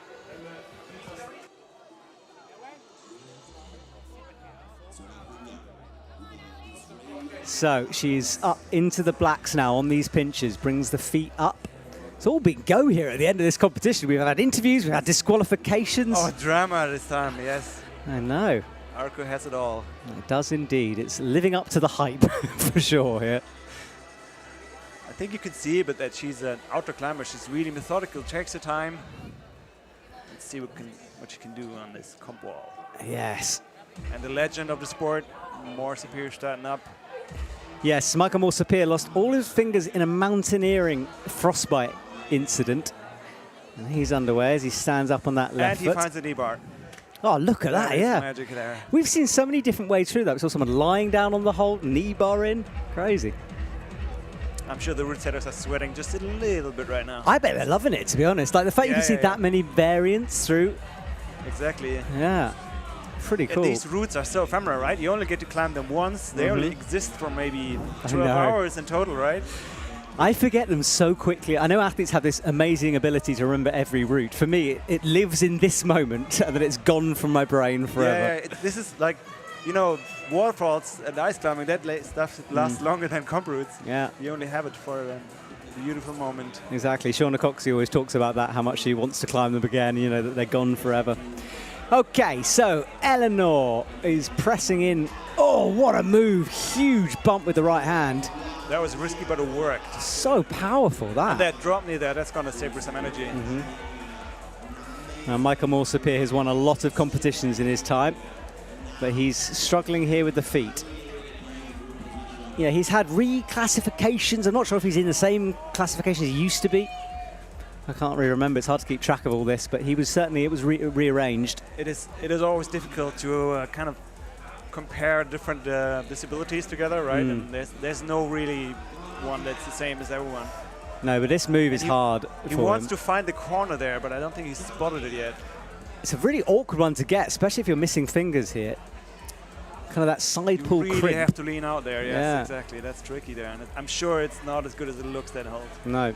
Check out Eleanor as well. She's in... oh, slips. That was a brave move.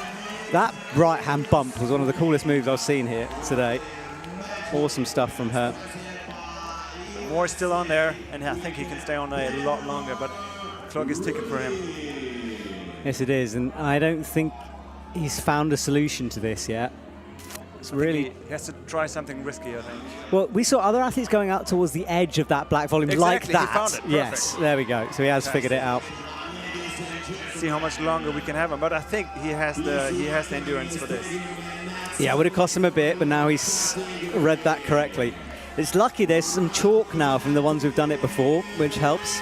Now this lady here, Lucia Capovilla. Oh, it's getting loud here. It's going to get unbelievably loud. She is the crowd favourite. She's the hometown hero. She lives in Arco. She moved here 2 years ago. And let's be honest, there are certain people, it's kind of written that they win. If Lucia wins here today, it will feel right, you know. But the amount of pressure she must be feeling right now, I don't know huge. what to feel. I've just hyped her. It's a massive moment for her. She was in part of the press conference that you can go back and watch on YouTube this afternoon, talking about LA and the progress the IFSC has made. But, you know, pressure is a big thing. You've got to keep it together. And her solution right now seems to be moving fast to a good rest and then recomposing herself. Yep. And Moore is still in cruising mode, so to speak. He does not look flustered yet, but these slopey holds are starting up there. Yeah, and he's got quite a way to go on that route as well. So Lucia Capovella, nice and smooth as she rocks up on that right heel. And we lose Moore. Michael Moore falls. He's shaking his fists up. He's disappointed with that one. Well, it says thank you, but it's not going to be a gold for him. So now the route will change from basically 2D to 3D climbing for Lucia, so I hope she doesn't get flustered by that.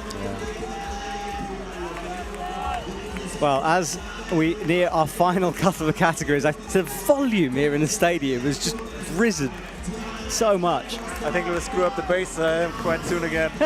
I hope not. We're going to lose some buildings. We'll shake him down. So Lucia rests, left leg, drop knee, hypes the crowd.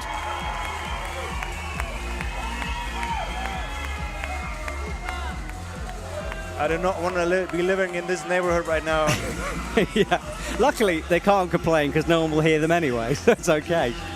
Exactly. Let's see if she can make that really tricky move out there, because both have a left side impairment, and that move is going to challenge them.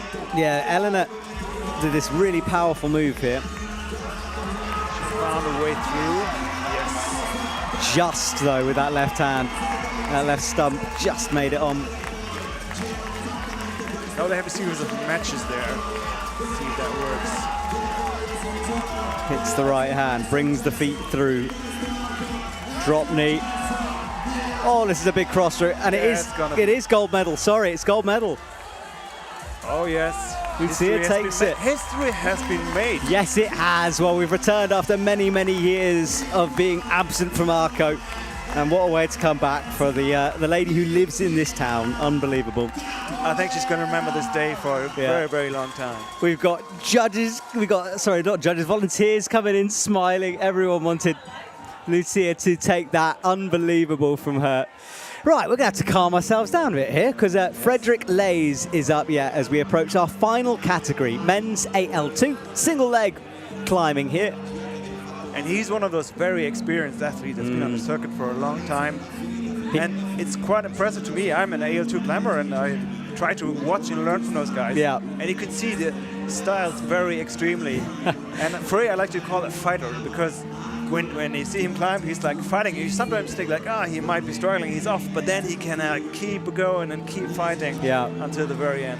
He messaged me last night on Instagram about commentating, and he said, look, I'd love to come in, but I'm in the finals. He was like, one day when I get old and stop making it, I'll come and join you. And, you know, this is the thing with him. He's going from strength to strength. He's still in finals.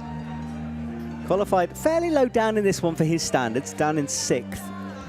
You know what? In our category, it's so stacked. So we used to be, I don't know, 5, 6 guys that were really battling for the final spots. Now we're more than 10, probably, that all kind of could be in finals.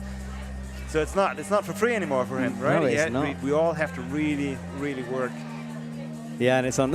And he wants the cheers. Yeah, the hardest route. I think he really lives and breathes comp climbing. And he puts so much work in behind the scenes as well. Yeah, and he's got such a unique prosthetic as well, with almost that double foot going on. Exactly.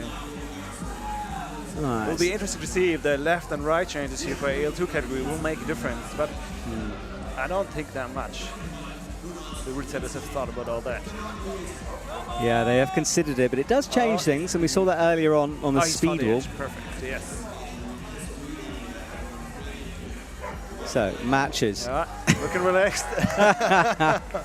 He's showboating. He is a showman, that is for sure. Amazing. I think he's having some fun out there. Well, let's hope the showboating won't cost him a podium place. Yeah. He's got to stay focused here. It'll be interesting to see if he finds that really, like that hidden sitting rest.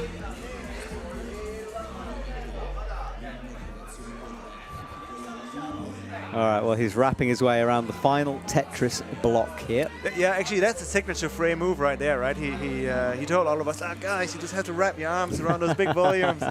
And it is true. It's a smart solution. Got to get as much skin as possible on those Maybe that's things. a Belgian thing. You know, maybe they have these big bulges in their cracks because everything's so polished there, right? Yeah, maybe so.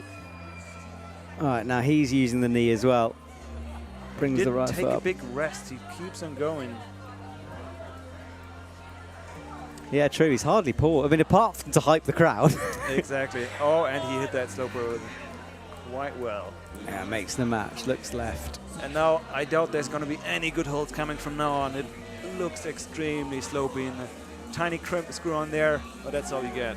He's got that arm you can wrapped see it again. in again. Yes, exactly. And it is smart climbing there. So Frey's an experienced climber. You can really see how he just intuitively finds these little rest positions.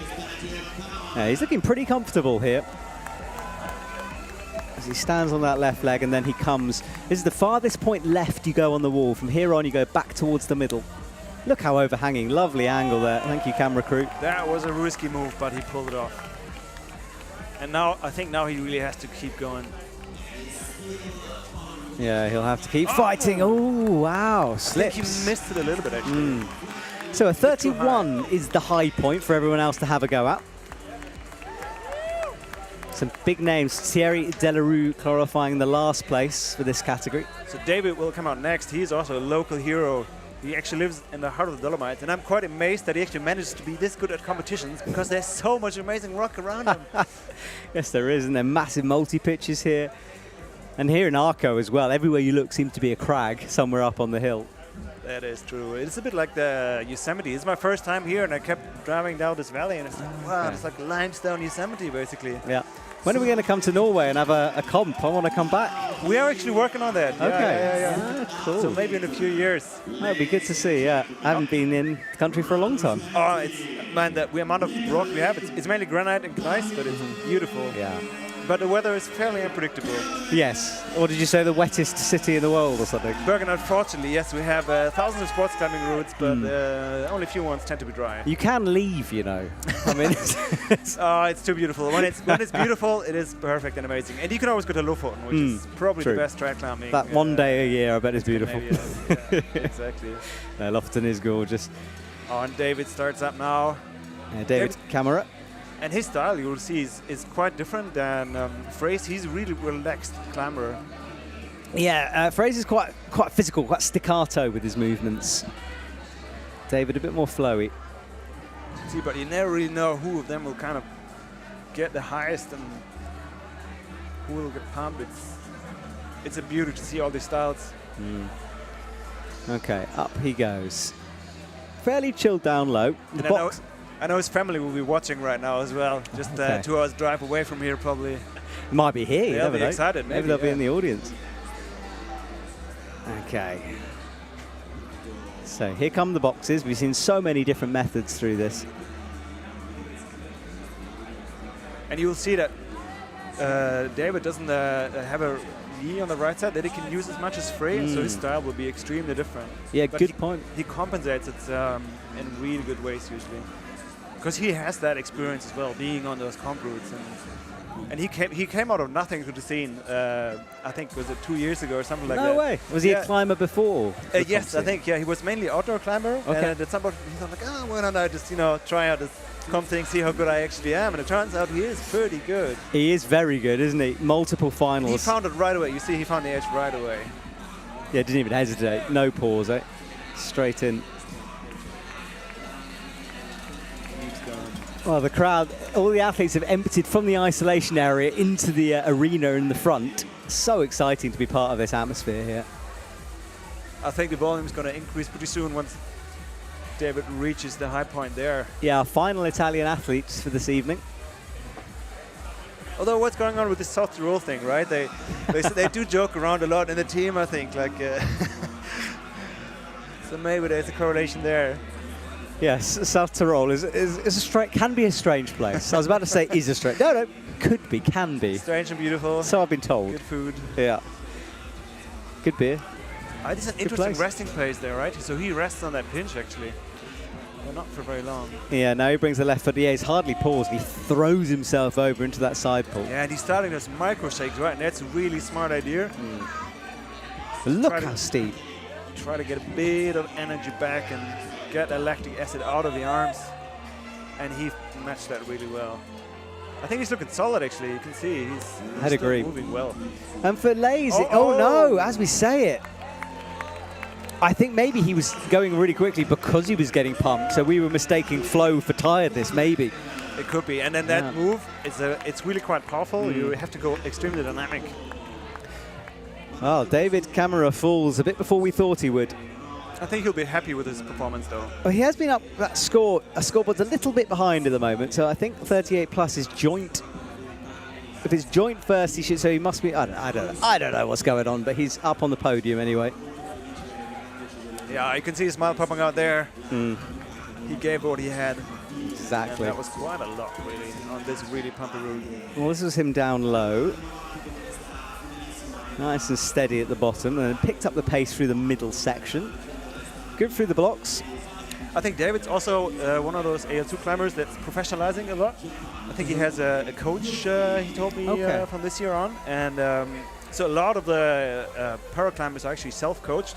And only now with the Paralympic thing, it actually starts that people have personal trainers, that they probably get support to actually, they don't have to work maybe full-time, but they can take more time for training. Okay. So I think we see a lot of change now happening in the next 4 years until LA. Yeah. That we'll see real professional para-athletes. Yeah. And the level is going to increase extremely, I think, with that. Yeah, we saw it in the able-bodied side of things. You know, the athletes started paying more attention to nutrition, to training, and it made such a big difference to everyone.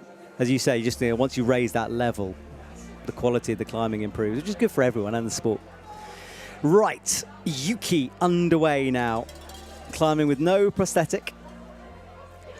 I think he's one of those athletes that has bouldered a lot, and I think his training involves a lot of bouldering. As I guess we know from Team Japan that they're extremely strong boulderers, but you can see his power he's probably one of the most powerful climbers in that category.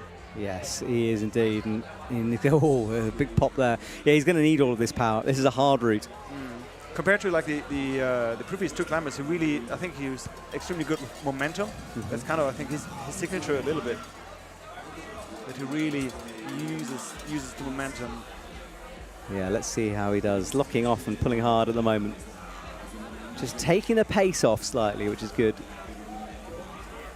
Focus with these moves.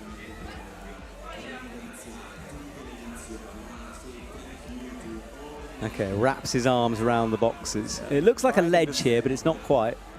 It slopes away, doesn't it, a bit? Yeah. Yeah, it's much worse than it looks.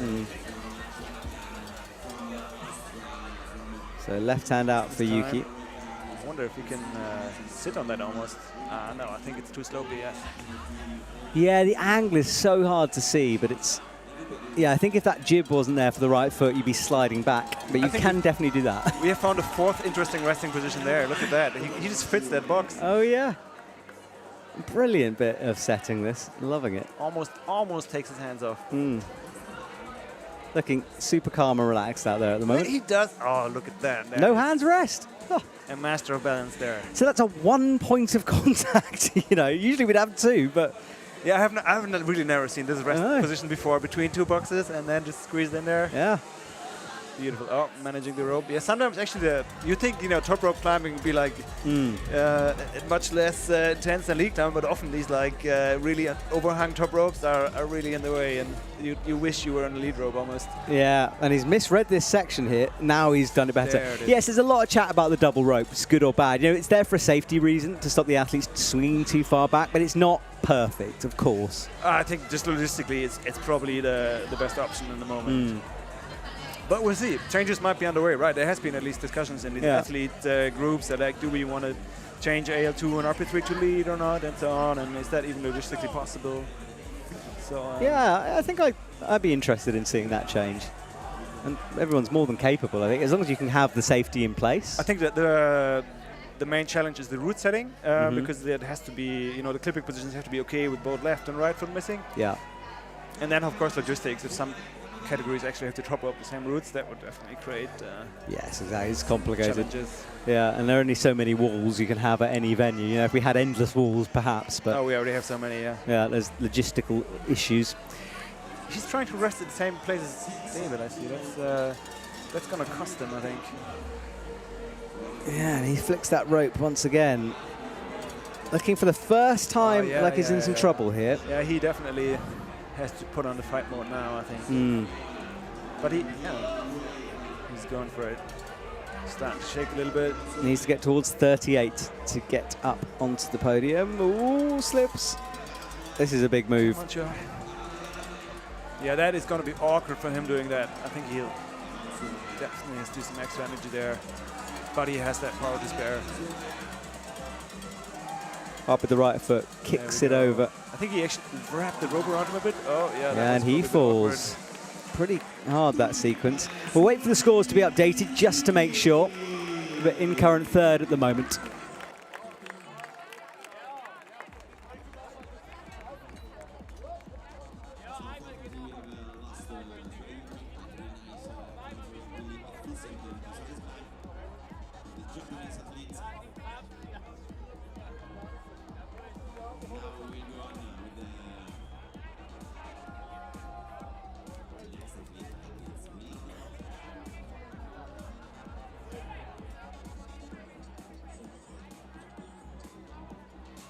So, ladies and gentlemen, please welcome in the stadium the next athlete. Representing Spain,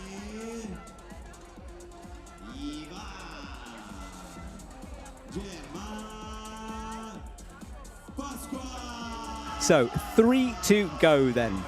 Ivan, Albert and Thierry will finish things off for us.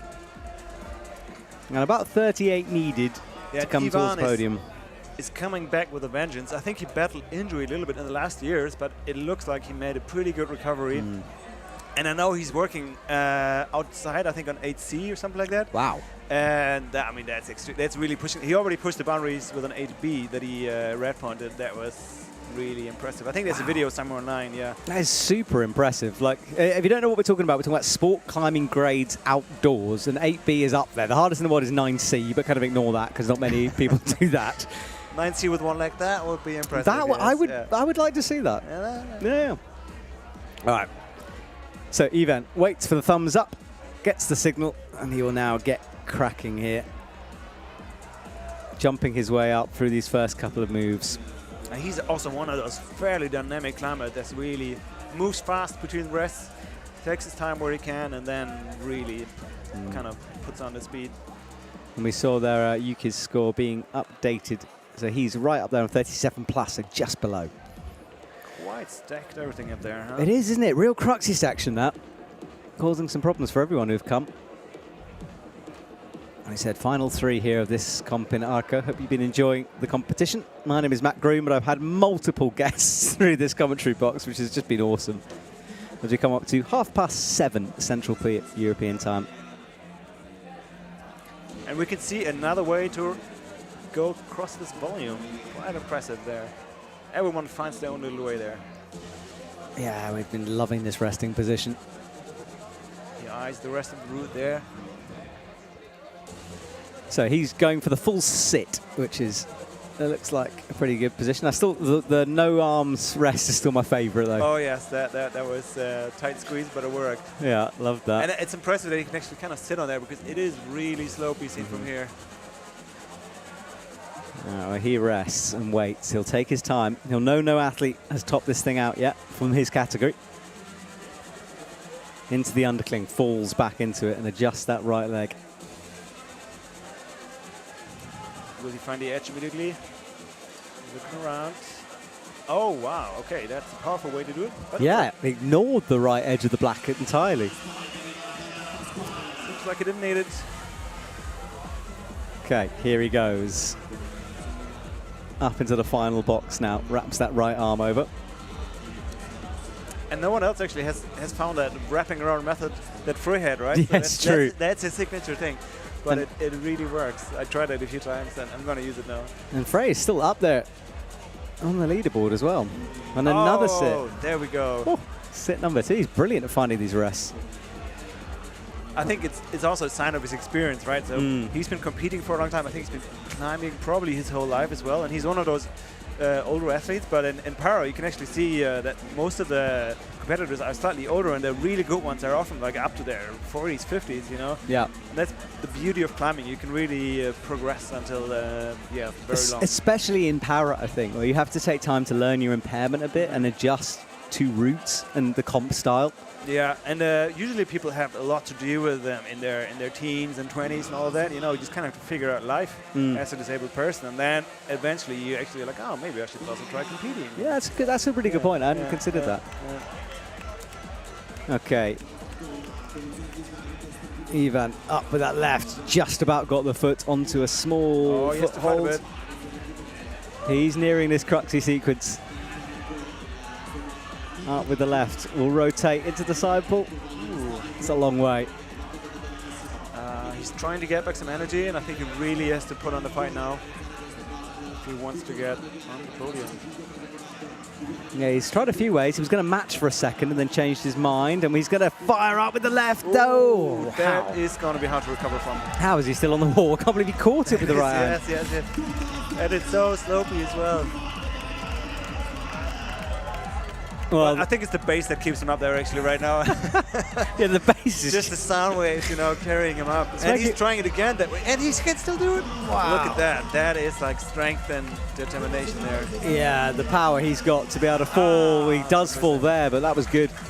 Yeah, my eyes are bleeding from the bass here in the stadium. And he's quite wrapped up there. Yeah, that happens quite a bit when you have those wandering routes and then you fall off with a swing and you get a beautiful rope mess. Yes, he's going to have to figure that one out. See if they get him down. Always be the one with the knife, don't they say that? I hope he doesn't. I hope not either, yeah. I think it would hurt for that, right? All right, back down. He's trying to untangle it. It's a complicated one. We'll watch a replay while he does that and wait for the scores to be updated too, of course.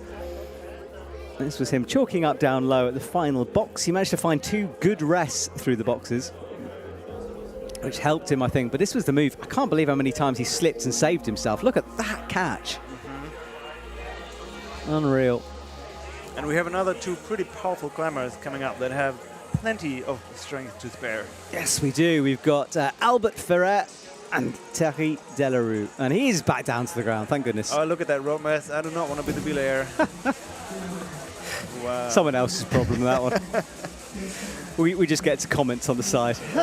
Classic, yeah. Yeah. It's like me and my first multi-pitch or something like that, you know? Trying to sort out the Oh, we've all done it. Yeah. I have a picture somewhere of me with an ice axe in the middle of an enormous ball of ropes, you know. You only do it once, and you learn. Exactly. Although I think I've probably done it twice. I don't learn easily.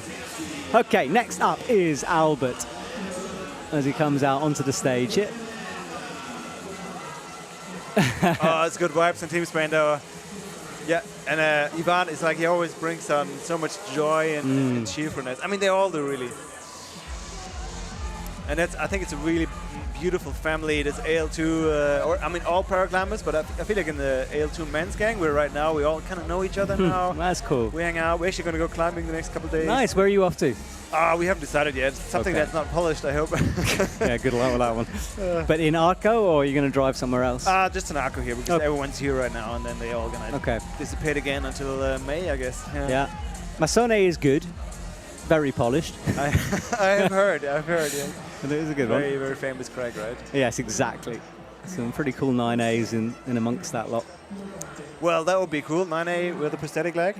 Again? I really think we're going to see it in my lifetime. Yeah, I think so too. Would be nice if I would be the one, but we'll see. How close are you? What's your max? 70 plus right now. Okay. Yeah, we'll see.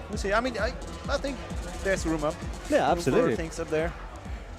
All right. But in Norway, it's the rain, you know, the conditions. Yes, well, as I said before, you can move and probably should do. Thank you. Go south. Considering it. South for the rainy season. Spain, for example, wonderful place to live. Exactly. Spain, Italy, France. Yeah. Good food as well. Exactly. Okay, so Albert, penultimate athlete out here this evening as he comes up towards the crimps. And Albert's quite unique in that he still has his knee and some stump left, but he doesn't use a prosthetic there. But he still actually manages to hook and to kind of use his knee and stand on that. So he's really got a very unique style. And he really likes to jump, I think. Yeah, you can see that knee kind of pad he's using, I guess. Is there a bit of rubber on there, or what's going on? Well, I'm not even sure if that would be allowed, actually, because no. I don't think you're allowed to use the knee pads. No, you're not, It's a neoprene sleeve, as far as I know. I got you. Okay. So I don't think there's rubber on there. So it kind of protects the stump, but it doesn't help the climbing. I think so. I mean, yeah, I don't know. I guess you should have a look at it. But Right. as far as I know, it's really just rubber to protect his knee, because he really uses it quite a bit to rock up on things. I leave the rules well alone. That is for someone else to judge on that one. Okay. Oh, they can see that power at work. Yeah, he really just kind of jumps to the holes. Yeah, he's got that slightly, again, that staccato style. He found that edge immediately also. There's the experience. And he used to be world champion, right? Mm-hmm. And you can see that. Yeah, a lot of experience to draw on here, and he's going to have to, because this is a tricky route here. No one getting close in this category to it. I think he's not looking flustered, really. I think he's composed, relaxed, really trying to not make mistakes. Yeah, looking good here. Darkness fully fallen on the stadium now as we come up to just past 7:30 here in Arco. And it is packed outside. If I look around me, I think there's going to be a big para party. Is the para party here? I don't know where it is yet. No, I have to check don't know. those WhatsApp groups. I haven't been invited, so I feel very sad. I want to come to a party. I can send you a message once Please I find do. out. Yeah. I just feel left out. No, there's these WhatsApp, there's like tons of different WhatsApp groups coming out, and then usually something kind of happens in the end. So Albert flicks that rope around, comes left, and swings those feet really over. Use that slope there quite well. I'm sure he's probably going to bump left as well, not straight up like I think it was Jamie. Just omitted that hold. Yes, and this is really where the crux starts for the men here. Comes left. Yeah, there's no way back from here. Now the pump clock starts, really. It is this sequence that Ivan struggled on. Those holds you all have to hit really good the first time. There's not really any time for adjustments. You have to create that friction on these slopers, otherwise you're off. So if it's only your tips, if it's only your tips, you won't get it, right? It was just not quite far enough around the corner. Didn't hit the side pull properly, and yeah, as you said, fingertips not going to be enough on a route that overhanging and the hold that bad. Well, he will return with a shake of his head. Not quite sure where that's going to leave him. Currently is in 4th, but that score has been, it will be 4th, I think. Yeah, it's so clustered up there. And that, I feel like it tends to happen with the AL2 category often, that we really cluster on the spot. And I don't really blame it on the route setters and so on, because it's really hard to separate out the people with right, left, left leg, and so on. It is, right?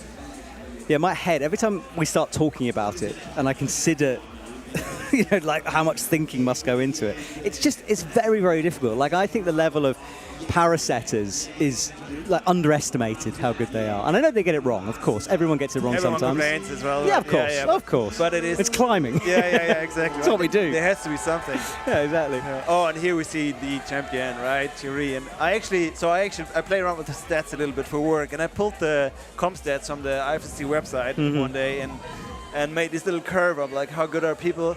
And Thierry, actually, he won every single competition he entered. He has better competition stats than Janja Garnbret. Oh, someone tell Janja immediately. I want to message her. Right. You know that will mean she'll train double as hard just to try to beat him as well. Yes. All right, well, Terry is off the ground. Our final athlete here in Arco, and what an evening it has been as we finish things off. He's got to be smooth down low, and I think there's a tendency to mess it up down low, over grip a little bit, spend too much energy. Yeah, exactly. But I think he's a man with a lot of experience and just boatloads of endurance. I don't know where he gets it from. Well, all of you guys, it just seems stacked in that department. Around about 38 plus is needed for the gold here. The French blow of the chalk. There we go. Oh, he looks so relaxed. You can see it in the qualification routes as well. He just like omitted holds and just he's extremely confident and relaxed on the wall, and he knows what he's doing. Yeah, so far it's good climbing from him. You just can't see any wasted movements from him, you know. It's all just nice flow down low. And he almost has a knee bar in there. Mm-hmm. He's quite flexible with that right leg as well. Yeah, just a casual look down at the clock just to check the time. No one, from what I've seen, has been timed out so far on these routes. As it crosses into an they're undercliff. quite a bit too steep to time out on yes, that. exactly. If you can hang 6 minutes on that wall, I mean, that would definitely, you deserve some kind of medal. Some new training for you there. Have a go at that. Right, final block to go here. Brings that left foot up. The right toe as well, pressing into the jib as he finds another. He's resting throughout this route. That is quite incredible to see. And straight to that one. Emitting a hold, like you said. Yeah. That's Thierry style, I think. A So- bit like Cristiano almost, right? Just go from like good hold to good hold. True. Identical. And about halfway through. So he's about to enter these side pulls that have cost everyone as you look at the grouping. He doesn't rest at that box, but he doesn't seem to need it at all, I think. Well, let's see. Yeah, so onto the jib. It's kind of nestled away. You can't see it from that angle, but there is a small hold on that black volume that he's got with the left hand. Hits the side pull. He's still looking relaxed. He is looking so relaxed. It's Tooth- making me laugh watching it. It's so impressive to watch. Tooth-like feature to come as he finds the left hand I underneath. think that was a little bit harder, this transition over there, just because you can't use the left so much, but it didn't really fluster him at all. I think now he has to kind of not try to rest too much, but we'll see. Maybe he can even rest there. Well, look at this. He's cruising through at the moment. Yes. Oh, I think he this can go is, statically, yeah. it's got to be a gold medal, surely. Look at that. Easy. A very good use of the heel there. And it is a gold medal for Thierry Delarue. Now, can we see it top? That's the question, right? I would love to. Can our last athlete? The crowd want it. He's pretty close here. Will he campus over, or is he going to use some foot trickery like Tadashi? Surely got a campus. Hits the left. Come on, Thierry. Oh, he's going to campus. One arms He it. is. One move away. Fantastic. Yes. Now that was a masterclass. That was. It just looked like a different route. Cruise control from Thierry Delarue as he finishes things off with a top and a Could gold. probably do it another time. Let's get him to go again.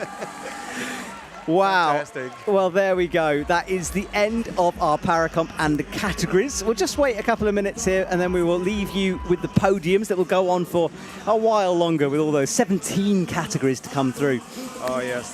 That's a pretty long process. But they actually sped it up quite a bit, and I think that might also take the time. The anthems are played down a little. Yeah, they're getting there for sure. I remember when I started, it took a long time. It's got just one better. of those para things, you know, you have to live through. Well, let's watch a replay of Thierry Delarue's moments here. This was him down low, just a little nod to himself. He certainly thought the route was his style, and it turned out to be that way. He's got this resting position on the boxes. And then after those boxes, it was nice and smooth through the middle section of the wall, up towards those green holds, those side pulls. This was the side pull, got a heel in, nice work, and we've seen a few struggle here, but no issues from him. And then that campus at the end. Campus, man, yeah, I can't believe it. Crazy, crazy stuff. Very impressive how he hit that.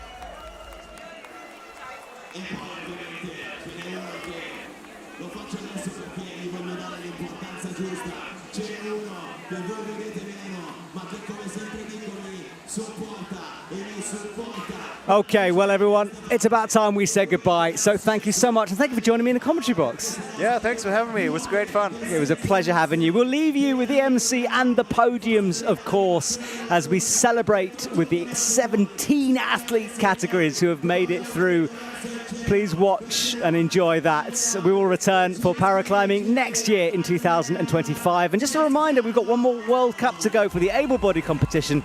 Everyone flying off to South Korea tomorrow to continue that. My name is Matt Groom. Thank you for joining me, and we will return soon. Good night, everyone.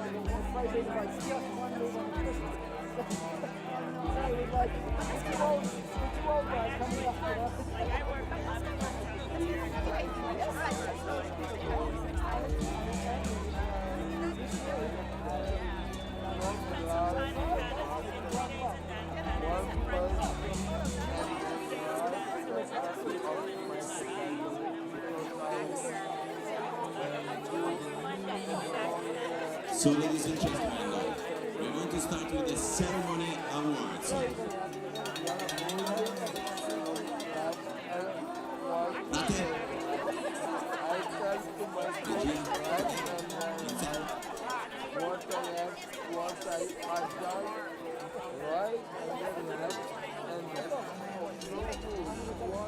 So, ladies and gentlemen, we are going to start with the ceremony awards for the EFC Paraclimbing World Cup Arco 2024.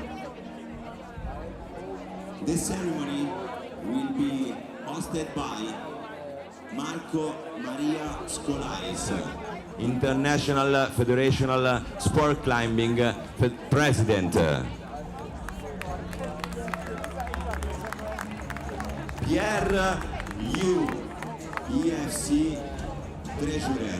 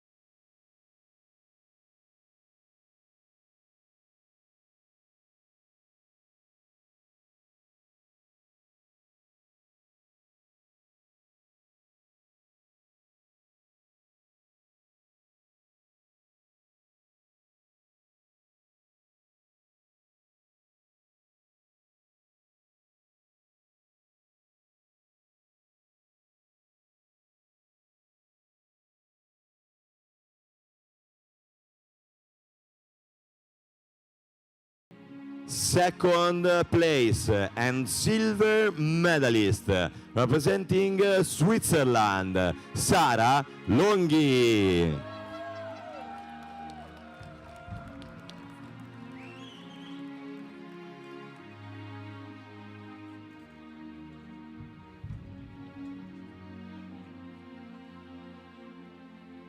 And so, first place, gold medalist and winner for the EFC Paraclimbing World Cup Arco 2024, representing USA, Melissa Ruiz.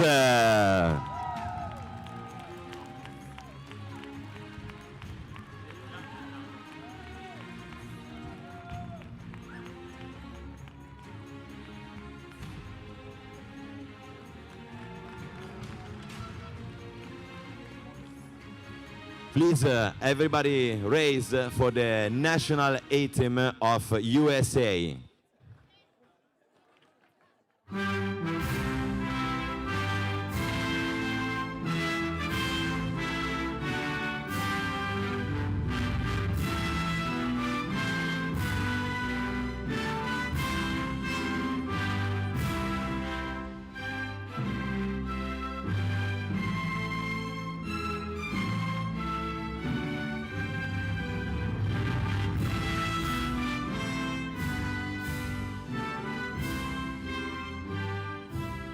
Ladies and gentlemen, the podium for the AL1 women category.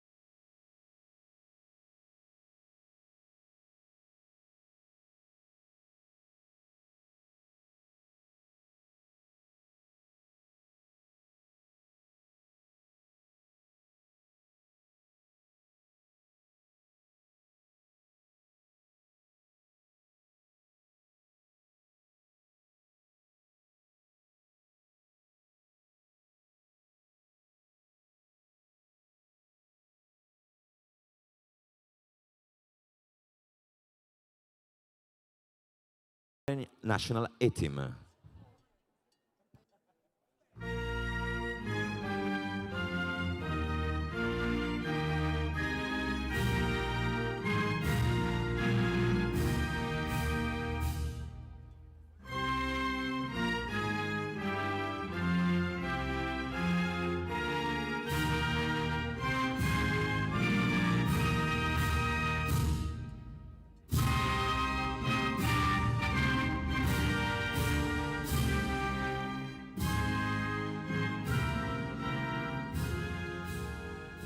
So, ladies and gentlemen, the women RP2 medalist.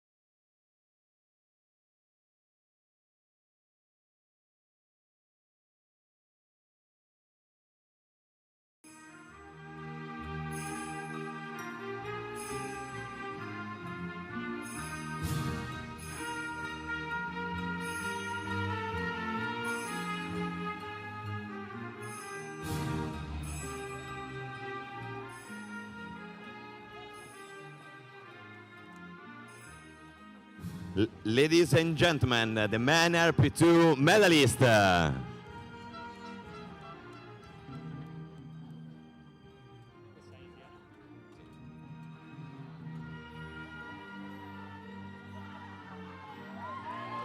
Applauso per spezzare la tensione.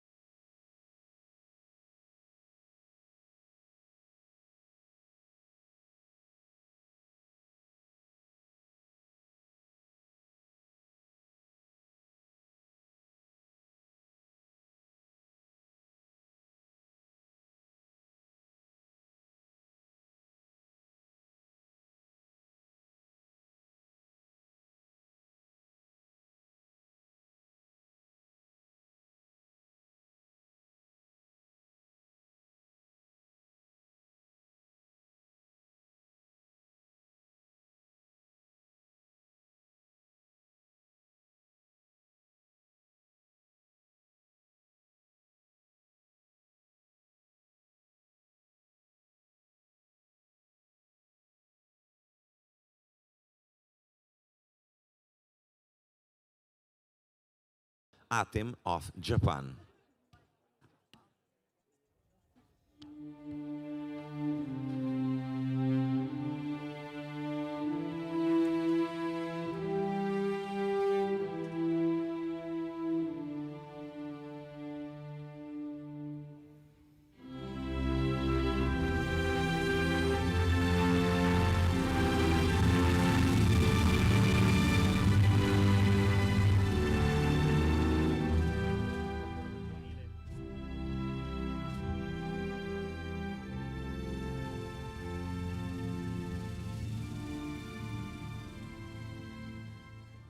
Ladies and gentlemen, the medalist for the men RP3 category.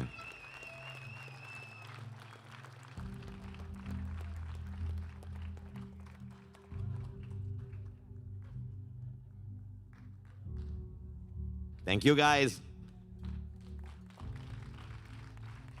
So, ladies and gentlemen, let's go on with the next category. Please welcome in the stadium the medalist for the women B1 category.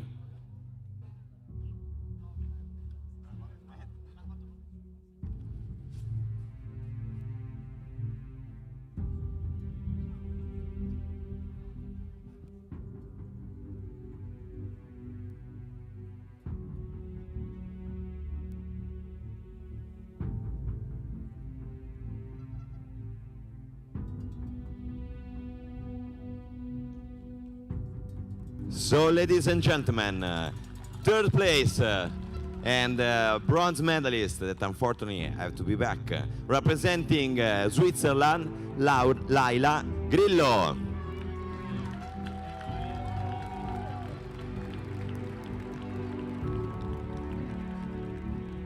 And so, ladies and gentlemen, second place and silver medalist representing USA, Emmeline Lacroute with Alana Taub.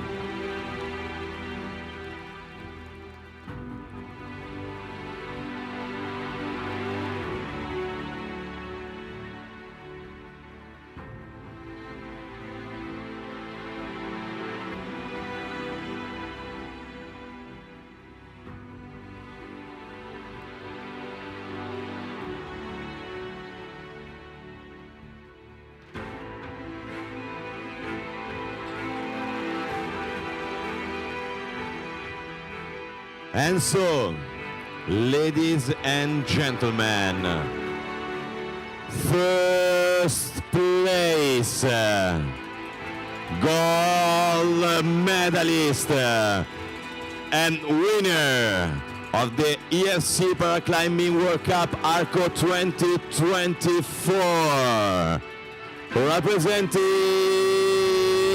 Italy, Nadia Bredice e Sonia Cipriani.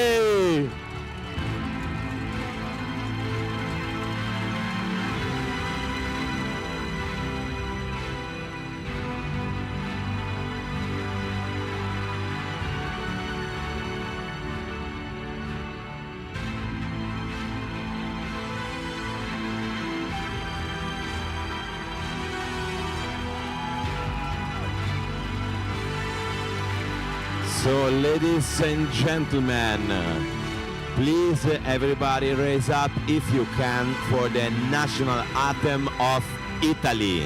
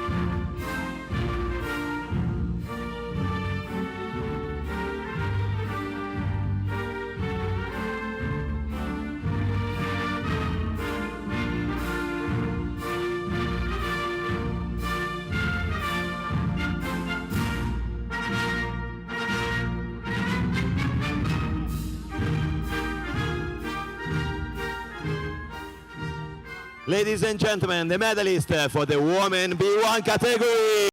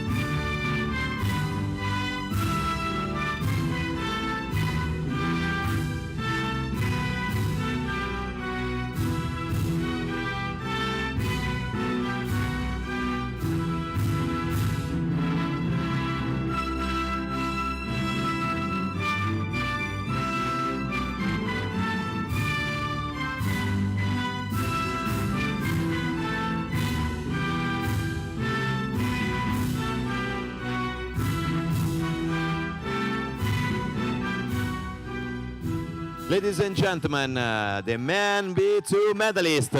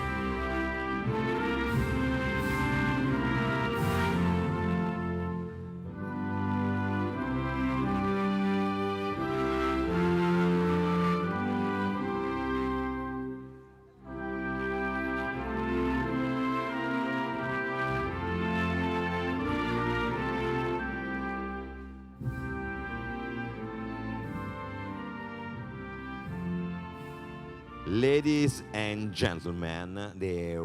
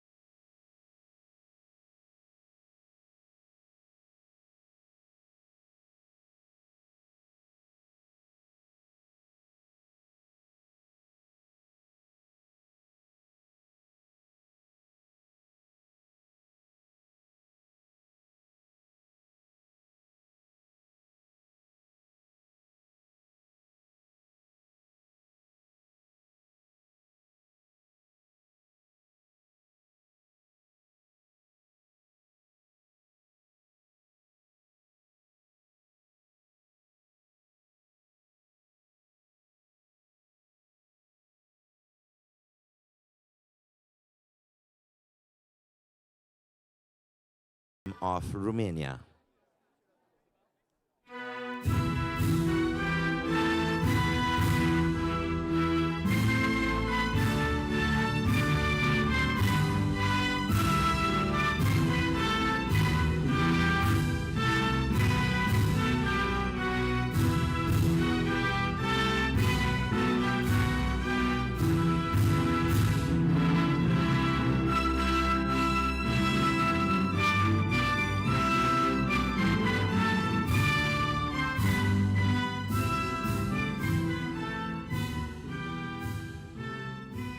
Ladies and gentlemen, the men B3 medalist.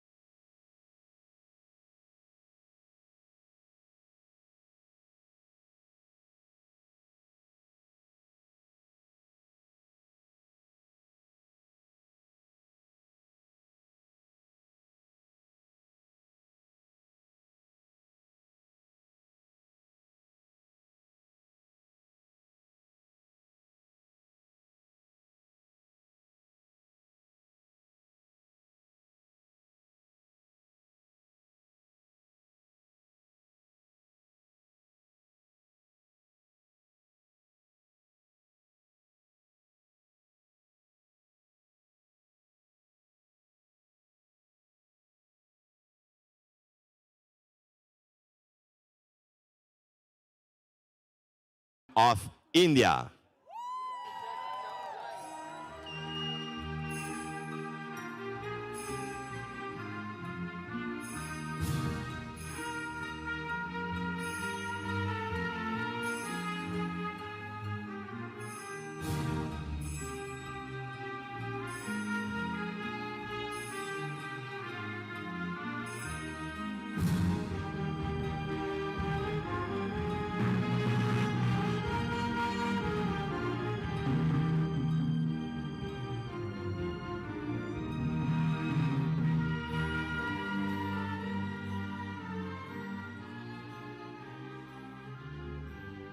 So, ladies and gentlemen, the medalist for the men RP2 category.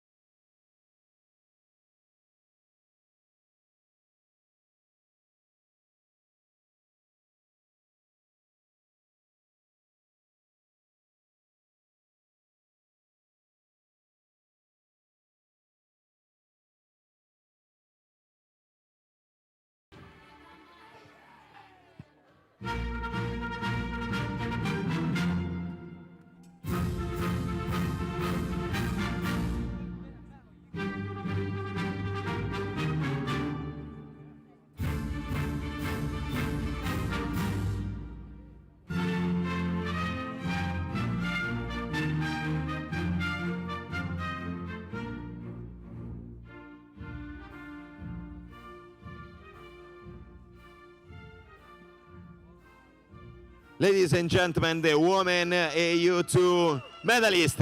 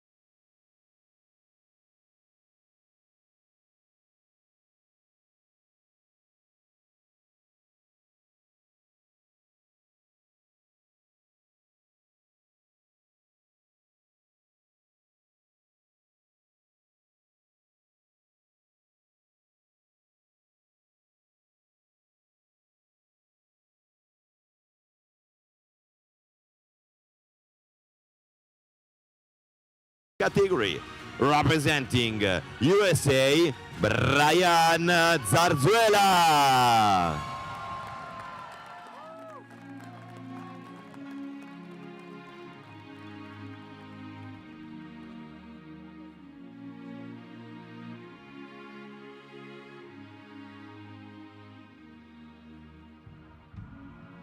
And so, ladies and gentlemen, please raise up if you can for the national anthem of USA.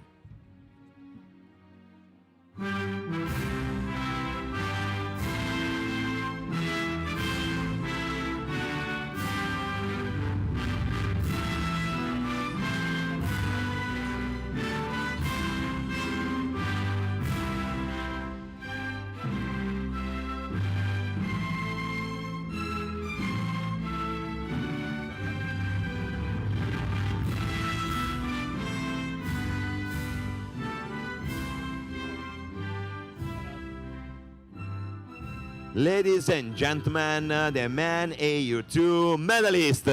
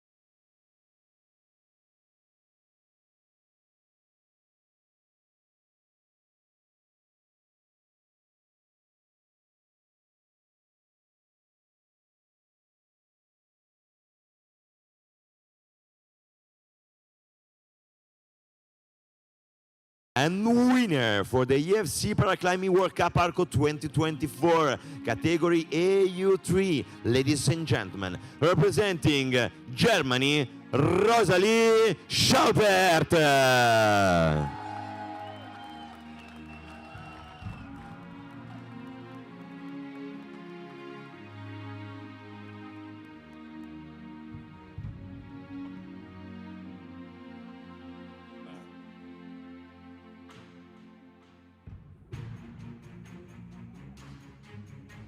And so, ladies and gentlemen, please everybody rise up if you can for the national anthem of Germany.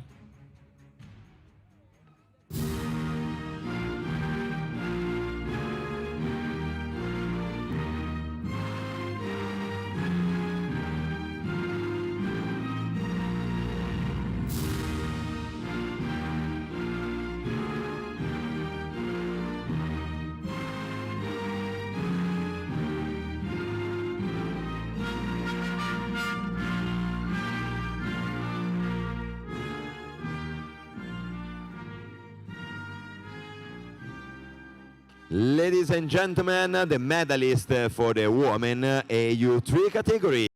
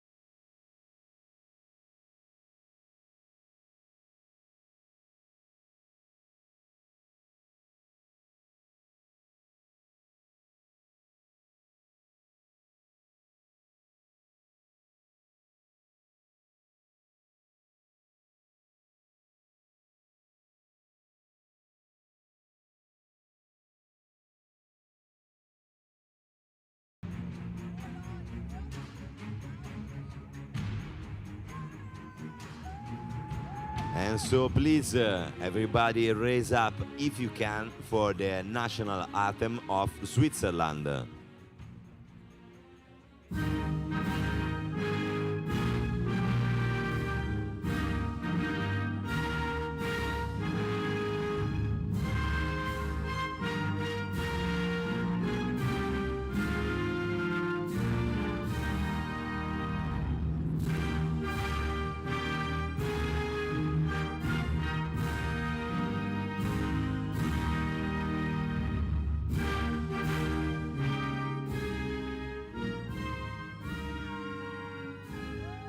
Ladies and gentlemen, the AU3 medalist.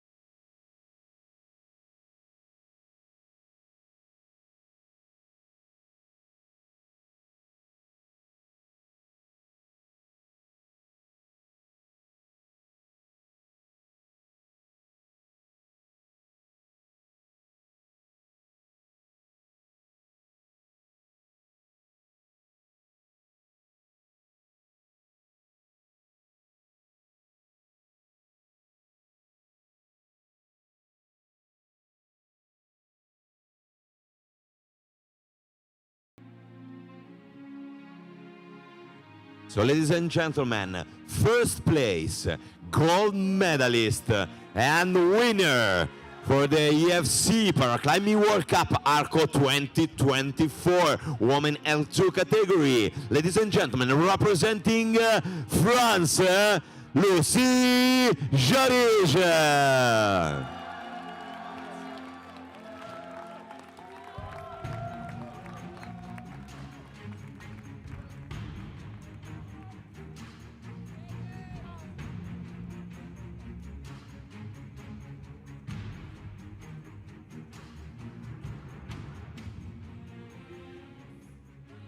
So, ladies and gentlemen, please everybody rise up for the national, if you can, for the national anthem of France.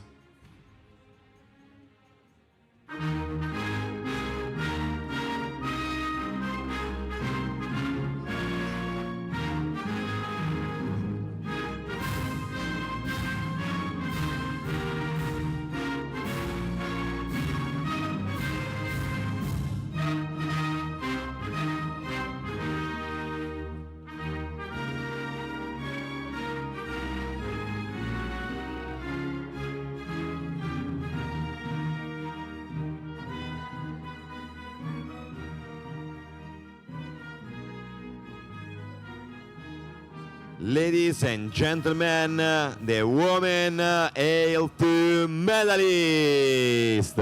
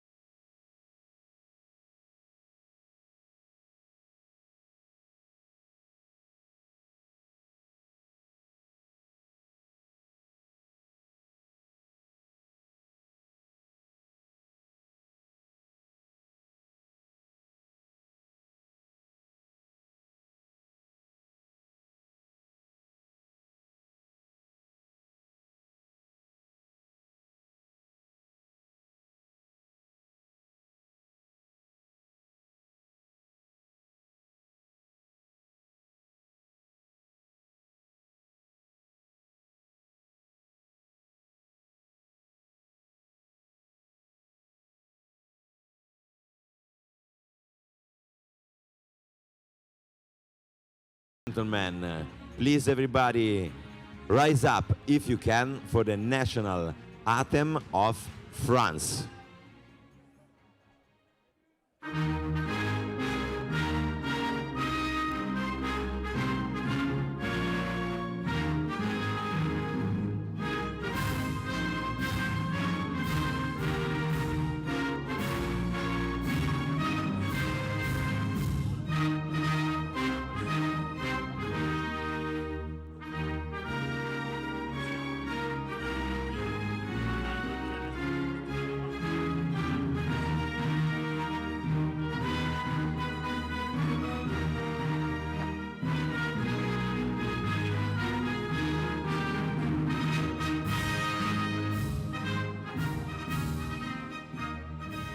So ladies and gentlemen, the men AL2 medalist.